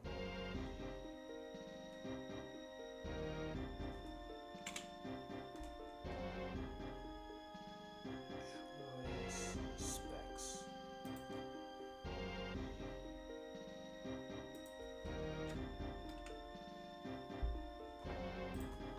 We will one-shot throw.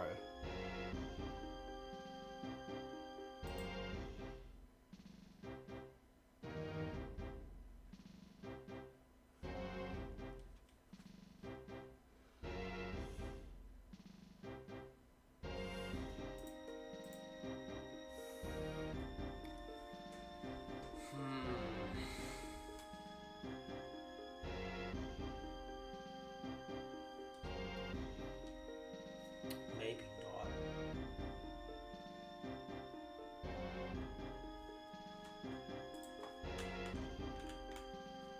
Okay.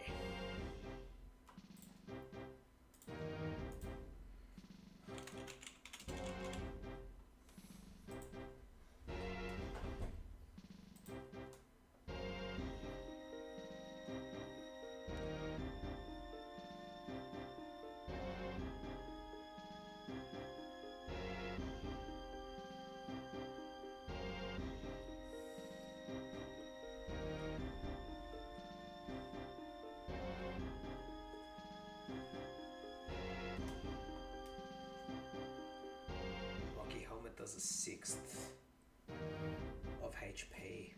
Okay. Okay, so I do have a plan for the throw. And we just gotta check that he knocks out Sork just regularly.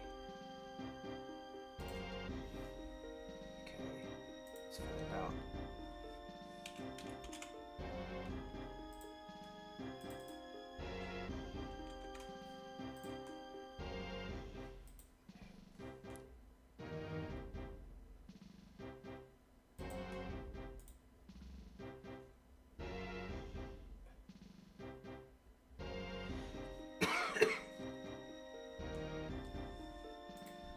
Is faster plus speed. We're still faster. Okay. So Sork is no problem. We knocked that out too. Mian Shao we might not. Maybe.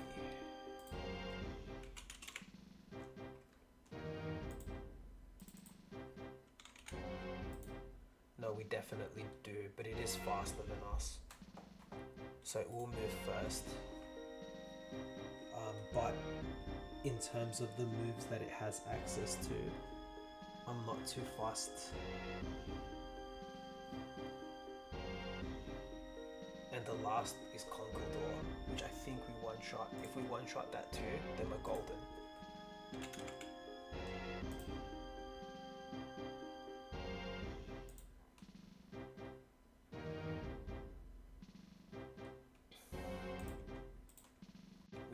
And we should be faster. Does it have a dark move? It has Stone Edge.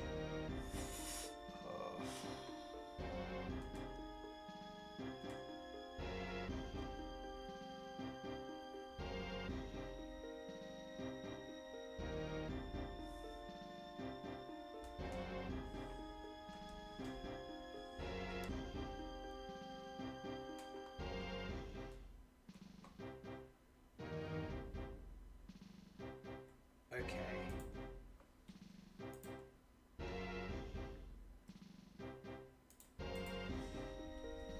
Oh, it could be a speed tie.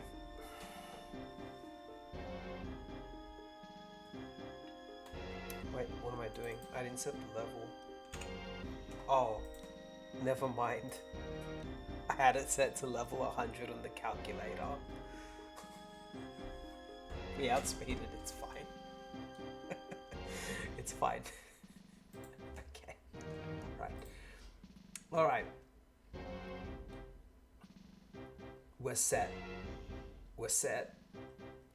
fighting Iris is gonna be a bit of a challenge, but we'll have all of our Pokemon pretty much at our disposal for that last fight. If everything goes well and smooth and nothing like crazy stupid happens, we should be okay. The only thing that I'm gonna do is teach Toxic to this guy.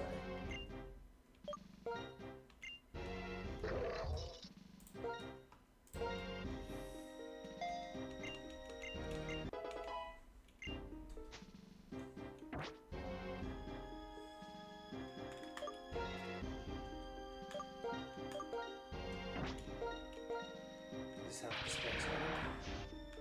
No, here's the band.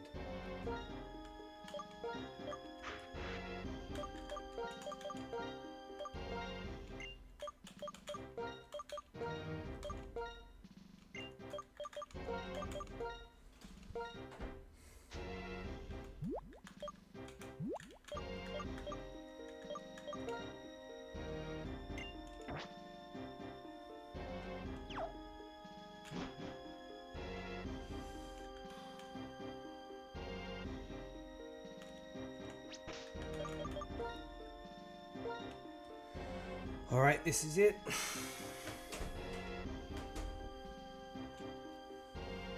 We're finally ready.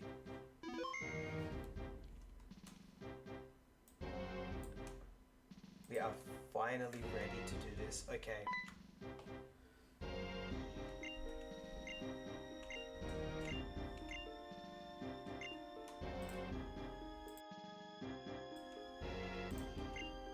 Do I want to go in? I do. Okay.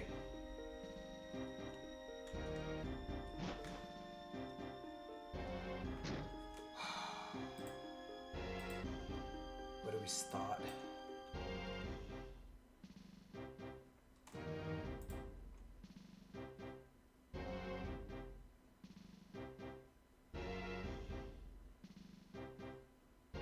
Probably with Chantal.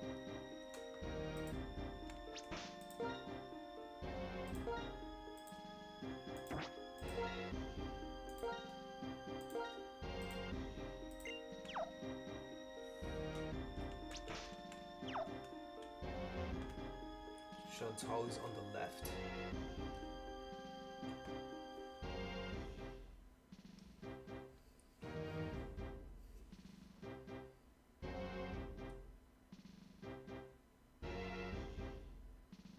Yep, so Chantal's on the left. So we're doing this first. Okay.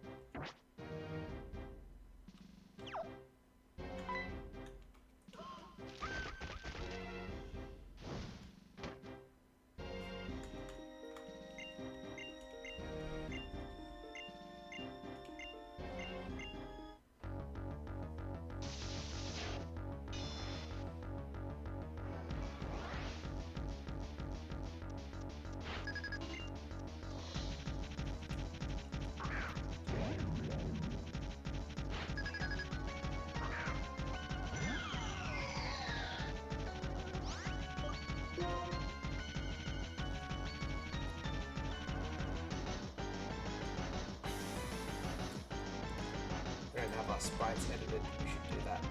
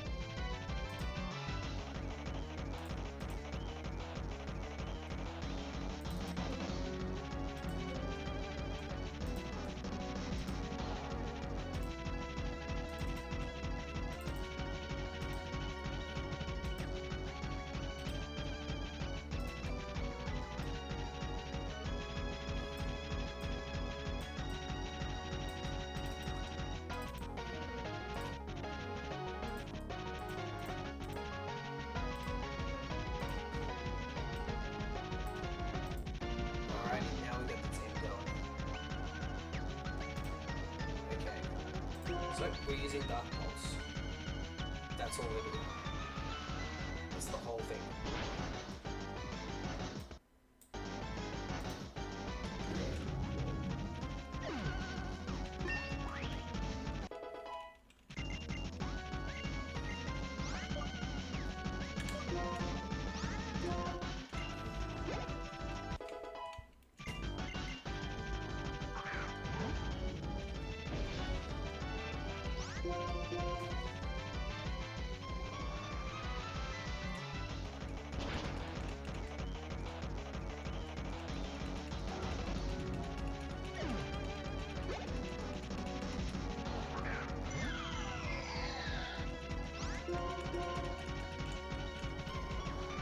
Oh, I didn't lie to you. I thought I messed up really badly when Chandler came out, but then I realized it's Zora using its ability. It's getting me a bit weird. This is the last one. Perfect. This should do it.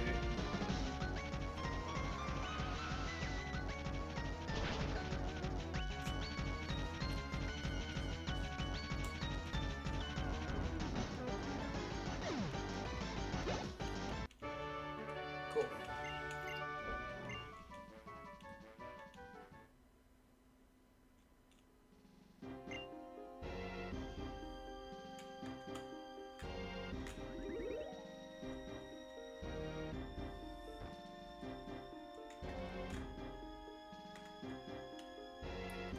Okay, who's next?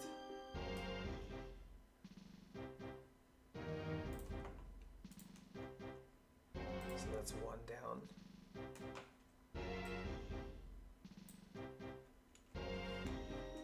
You know what we'll do next?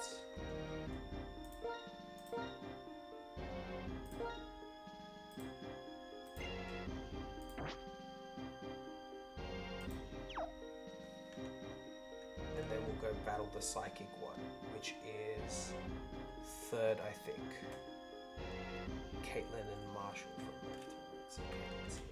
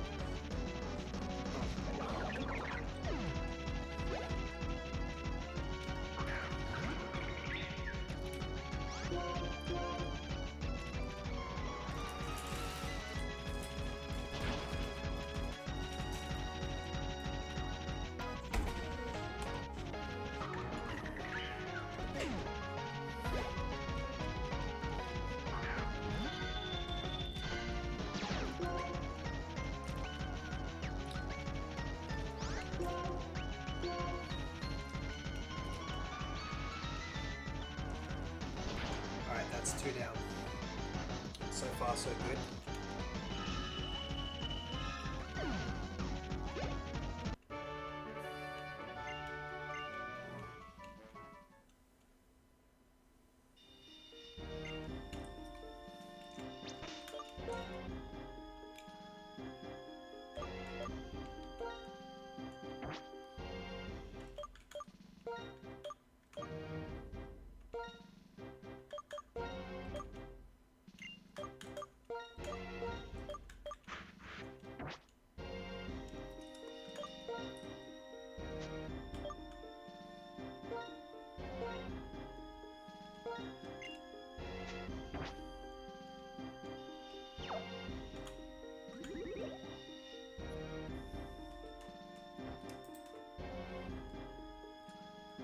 Marshall's at the end, right? Yeah. So in the middle here, we have Grimsley.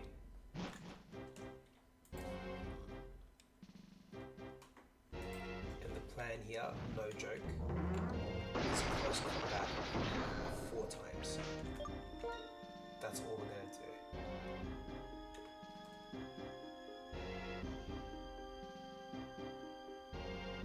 Wait a minute, are we faster than Cockrock? Hold on a second.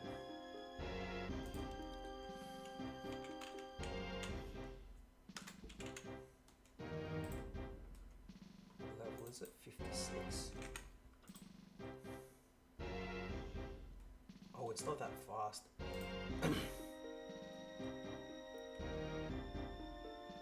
Plus speed. I think we are faster.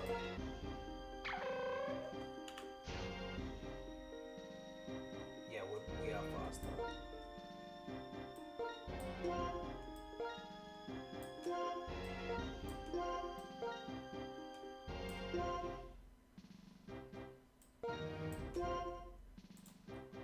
Okay.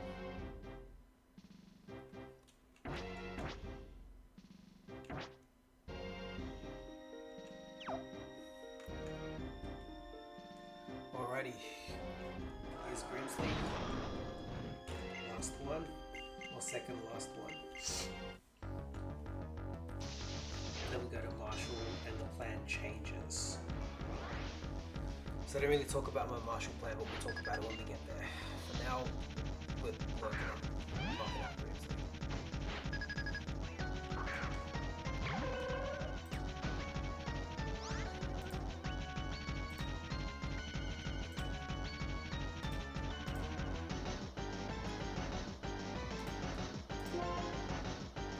That's it.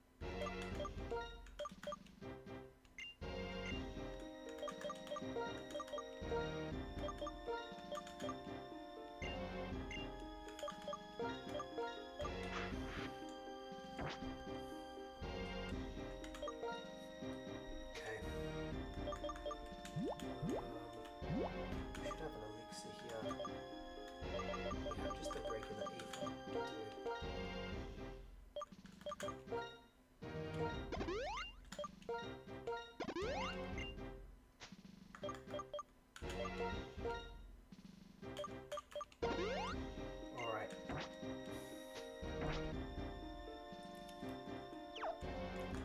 That'll do.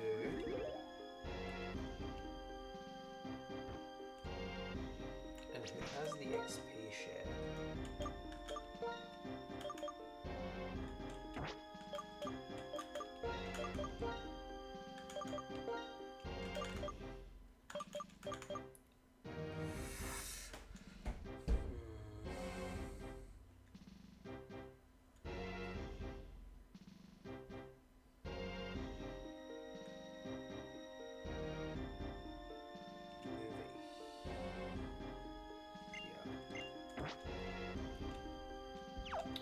Last one. So the strategy here is a little bit different. It kind of relies on him using Storm Throw, which I think he will do.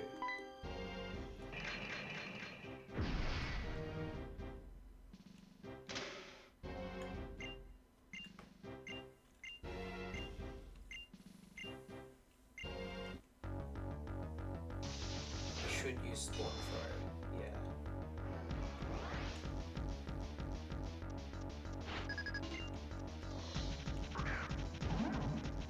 I don't imagine him using like anything else.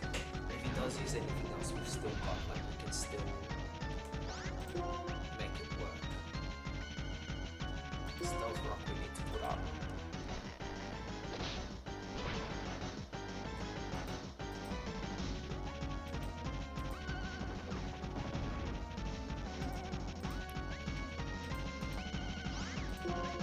So now it should Storm Throw again. This guy's got specs on him. Yep. So it wasn't a one-shot on throw because he's too bulky. We could do up to 93%. So this basically, what this does is it guarantees the knockout, but the Stealth Rock guarantees that we break the sturdy on Sork. But that's why we had to do it that way. But the rest of it should be pretty clean sweep with cycle.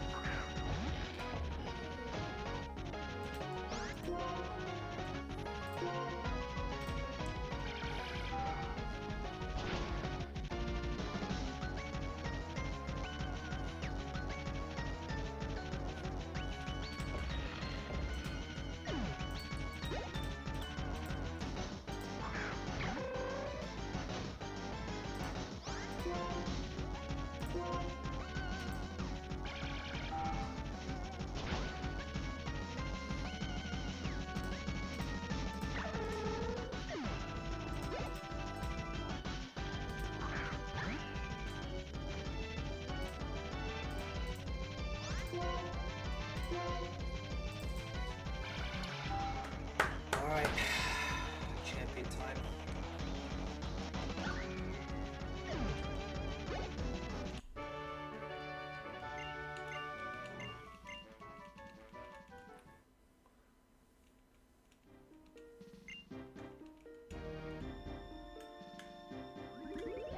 Beautiful.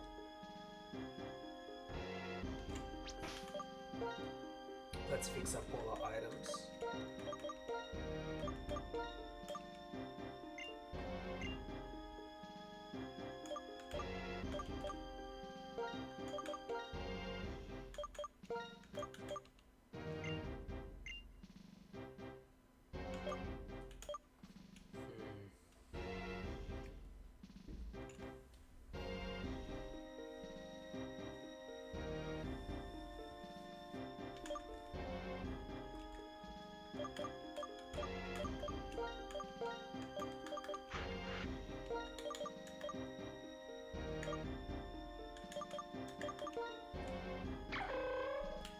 Choice band, that's fine.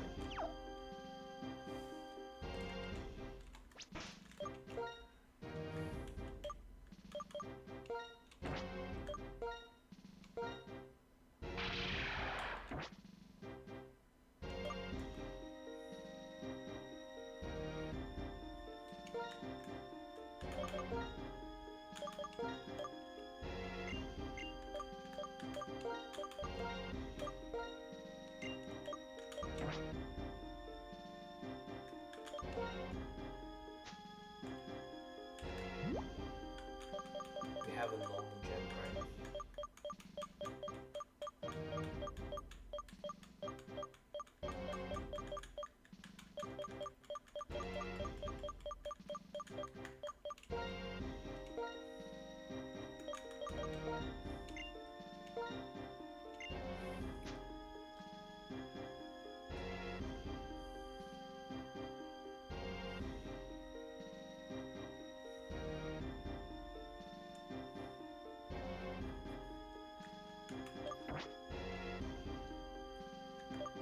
So who now can hold leftovers is the question. Who's better off holding leftovers?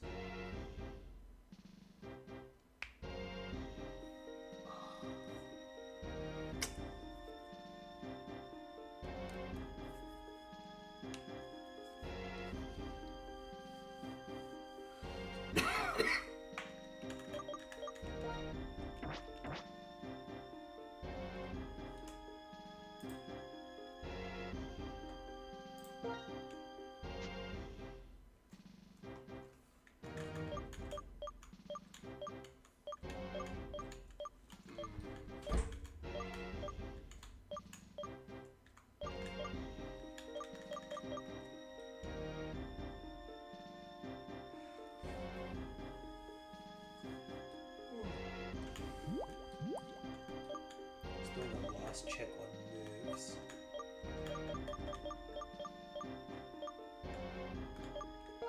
Anyone happen to be able to learn Ice Beam by any chance?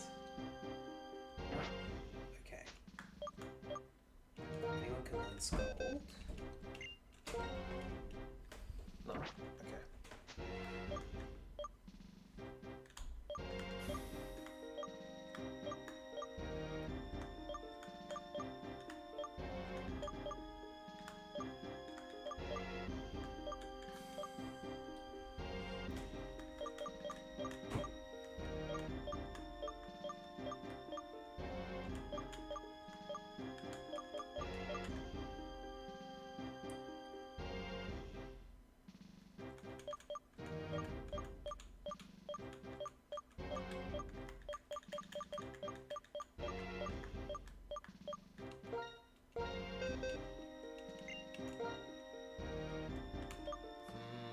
Could steal the life orb. Would that then still knock us out with Rock Slide? Probably.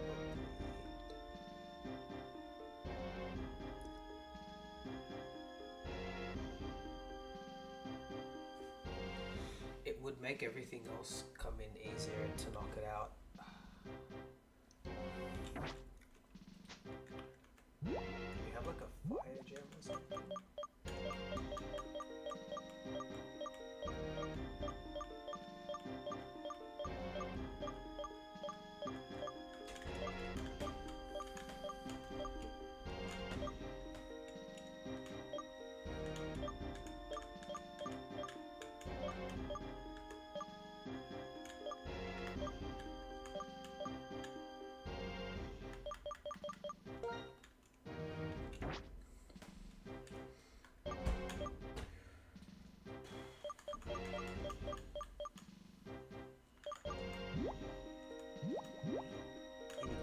Any status berries maybe?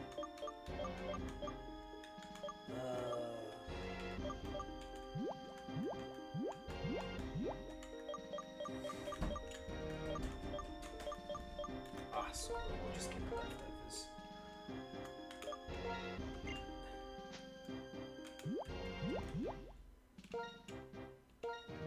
Let's drink the last of that water.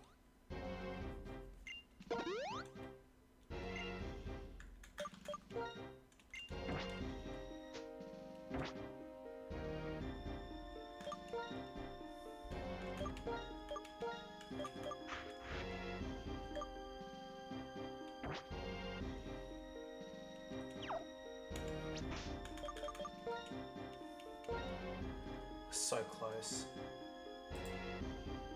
We're so close.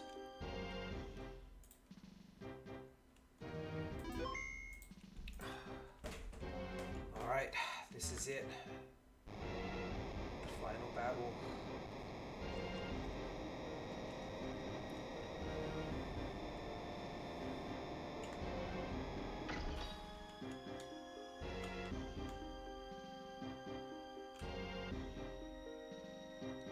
Dude, this is a massive place.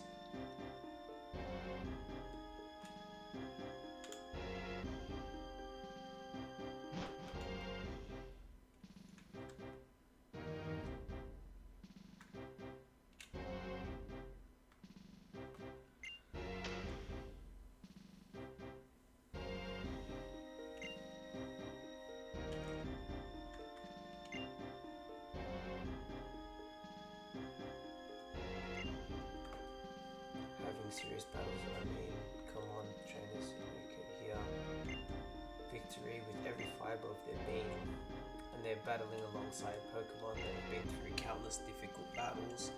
If I battle people like that, not only will I get stronger, my Pokemon will too, and we'll get to know each other even better. Okay, brace yourself. Iris the Pokemon League challenges, and I'm going to defeat you. Okay. We'll see about that.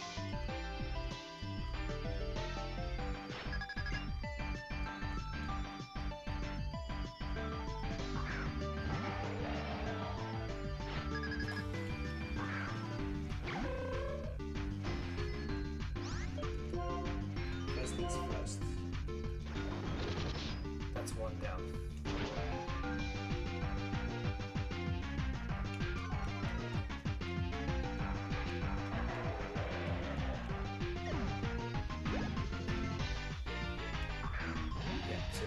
Comes out next.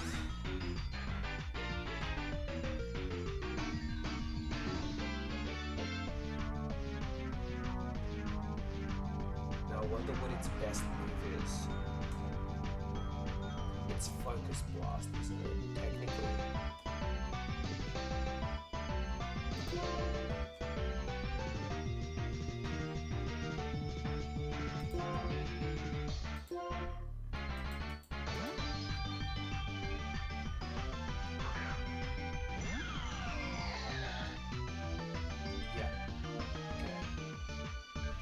It's going to run a rock slide.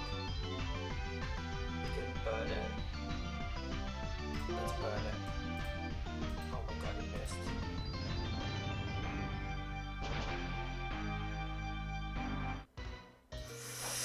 Bro.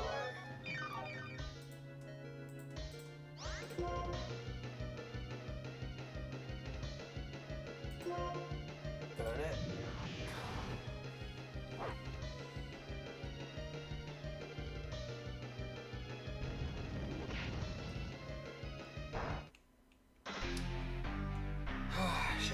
Thank you, sir.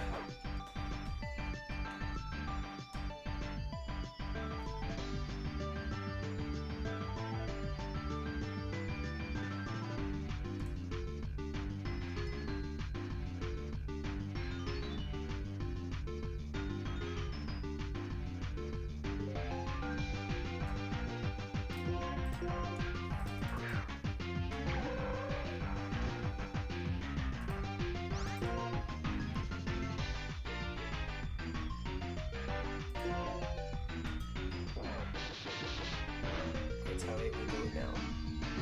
Okay.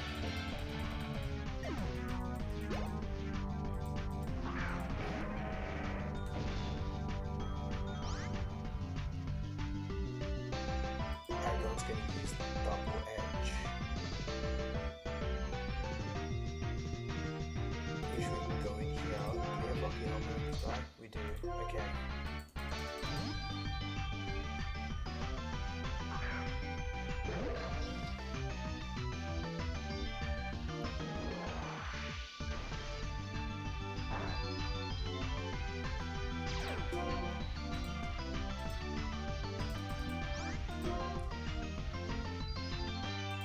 Obviously the move here. Earthquake is fine.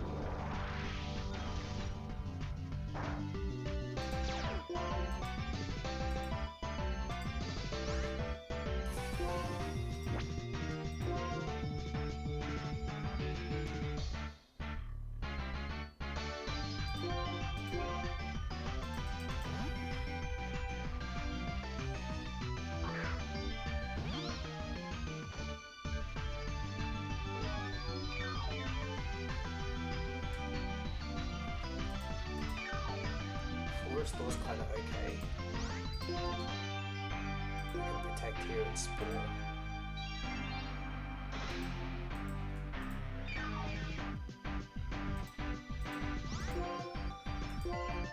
We are dead to a double-edged crit, I believe.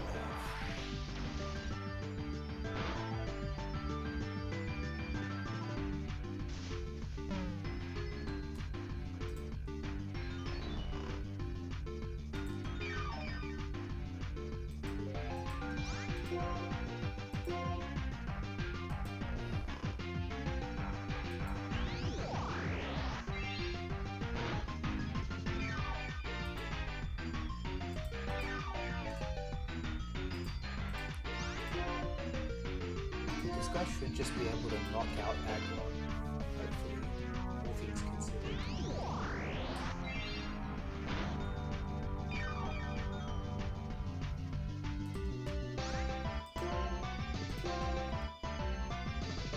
Yeah, beautiful.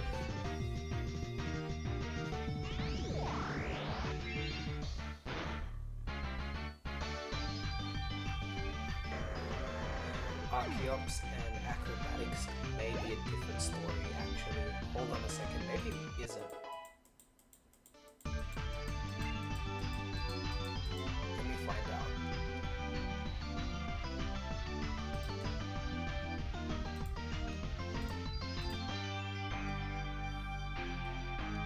So Agron's attack stat is 110. Archeops is 140, so it will definitely knock us out. It goes for Lapras instead.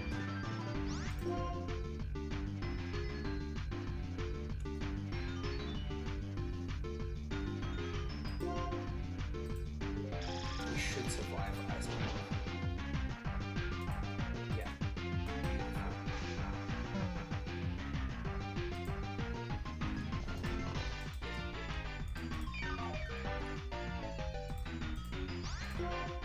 Take a drain.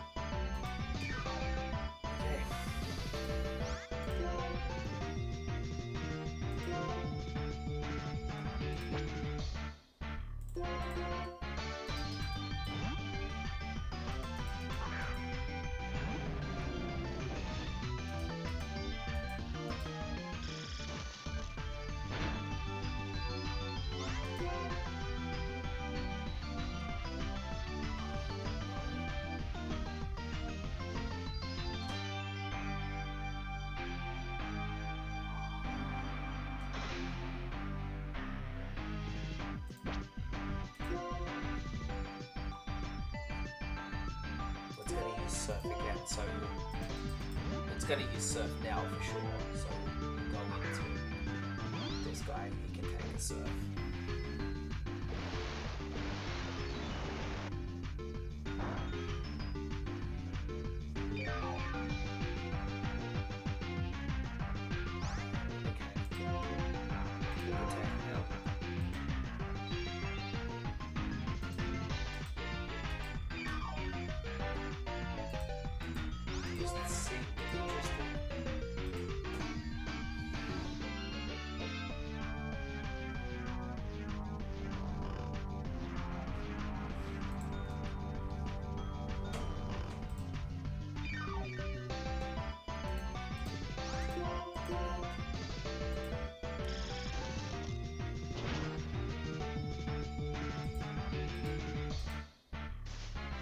He woke up pretty quickly, so this seems only fair.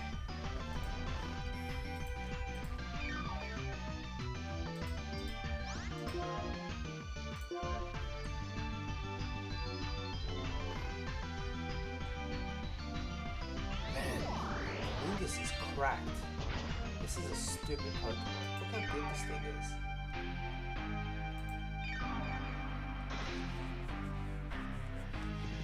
Now, will he use a full restore here? No,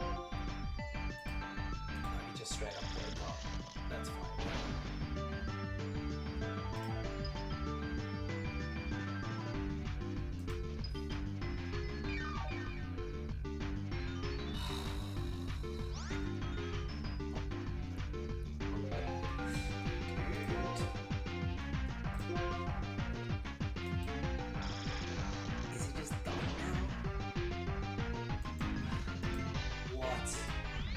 That's incredibly lucky, I'm not gonna lie.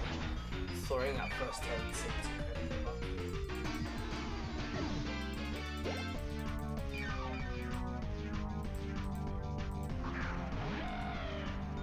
There's Arceus.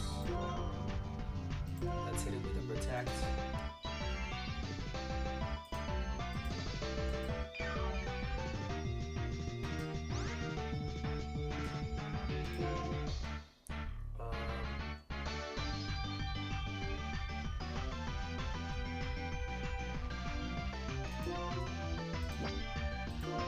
Let's go here.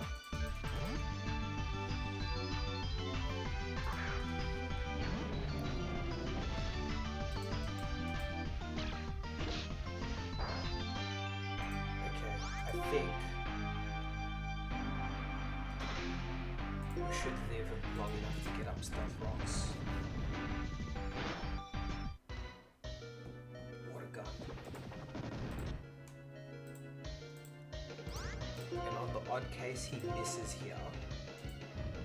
Okay, that was worth a shot.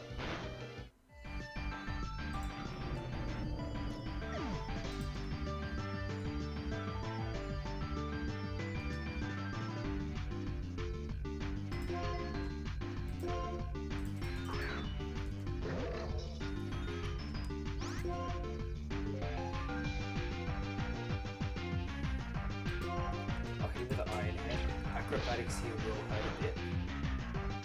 Oh, that really hurt. I didn't know that we would have been dead to a crit.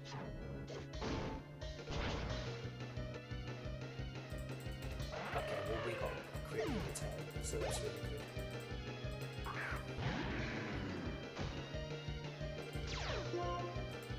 Breaks the mold.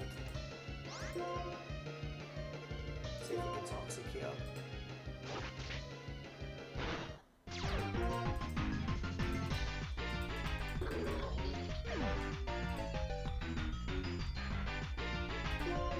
Let's have a look-see if this sword does in fact have what it takes.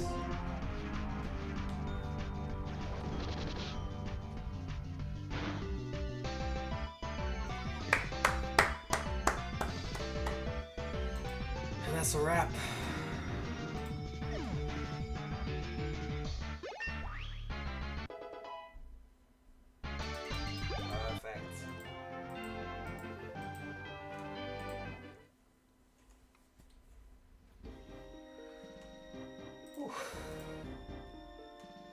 How many Pokemon did we end up losing there? And we lost an extra 3, right?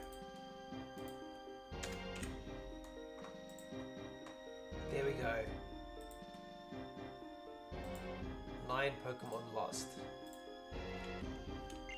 And we did it. Pretty straightforward victory there at the end. The Elite Four were not that hard. The champion was a little bit tricky. But that Sork that we caught, 31 IV plus attack Sork. We did get a little bit lucky in this run. We missed a lot of we got a bunch of encounters we couldn't even use. But the encounters that we did get that we could use were really, really good. Like that Sork, for example. Zoru was really, really good. But I think having access to all of the choice items, like Thunderbolt, Ice Beam, Flamethrower, all of that, like really, really early. And also the repeatable TMs, so you can change your strategies really easily. I think that makes this a little bit different to like Platinum. Because in Platinum, you can only use the TMs once, so once you use them, they're gone. If you know, so yeah.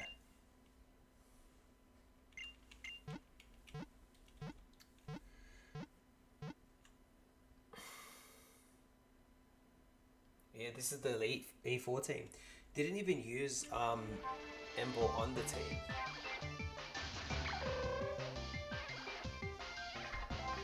There's Wuxay, Aeroseed, Faye, Oldor Bay. That one's just called Zora because I couldn't rename it. Ungus Faye. And Eatwiklay. me. League champion. Congratulations. Thank you. How exciting. Well, that was a 4.5 hour stream to get that done, but it's done. We've unlocked the challenge mode. Great. We can maybe do that another time, but who knows.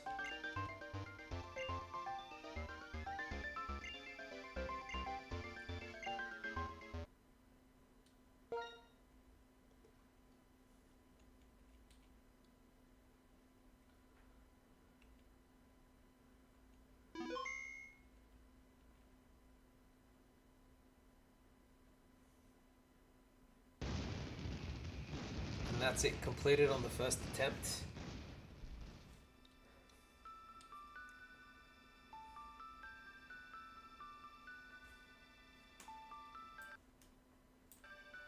Not bad.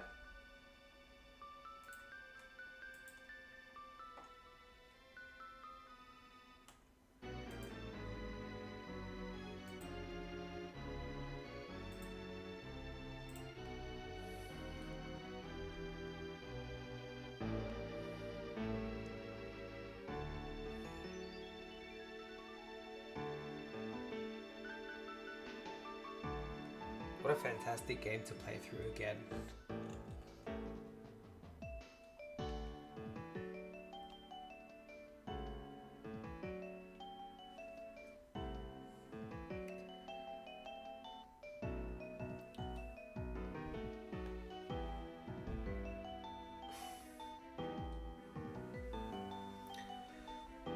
We'll let the credits roll in the background while I talk about kind of what's going to happen next. So that's one Nuzlocke down, we've got one IronMon down. We're probably going to do another IronMon, to be completely honest. This time we're going to be doing Heart Gold and Soul Silver. Very excited to do that one. I want to basically try and beat IronMon in all its iterations and forms. Very excited to do that. I think it's going to be fun to do. It's going to be frustrating. It's going to give us a lot of things to stream. But yeah, so Heart Gold Soul Silver will be the next one. I'm going to set it all up. I'm going to spend some time tomorrow setting it all up, and we'll either have a stream tomorrow or Sunday with the Heart Gold Soul Silver IronMon basically ready to go. And yeah, we'll get back on doing IronMon. We'll probably set up the screen very similar to how it is now. Yeah.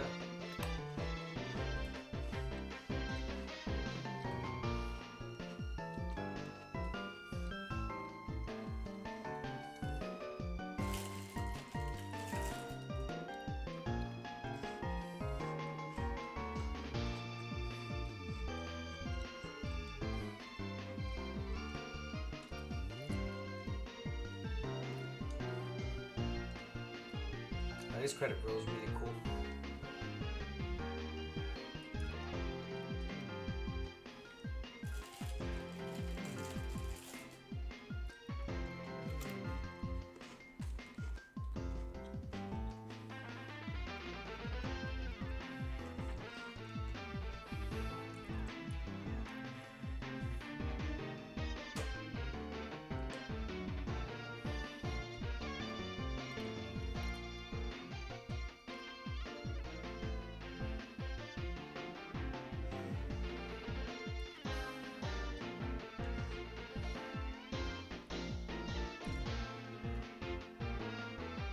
They got cars? That's crazy. I mean, of course they have cars, but I didn't know they had like that full like festival. That's crazy.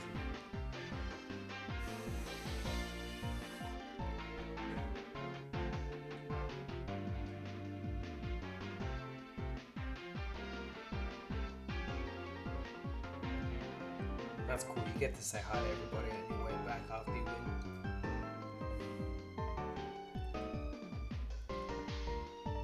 Training with Alda.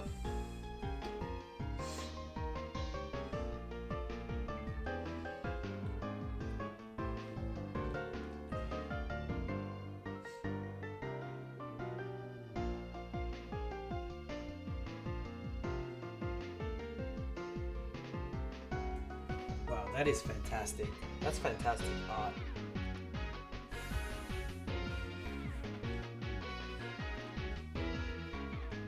Oh, I know what that is. We're nearly back.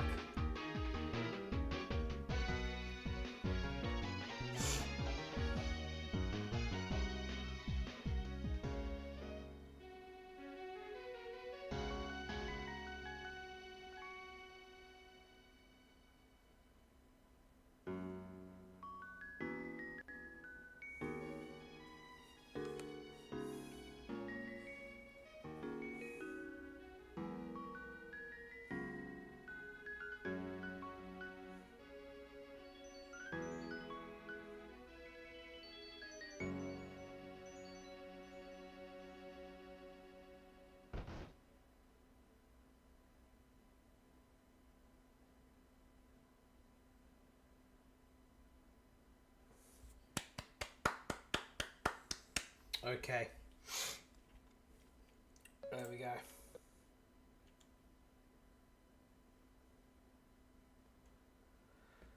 Whew.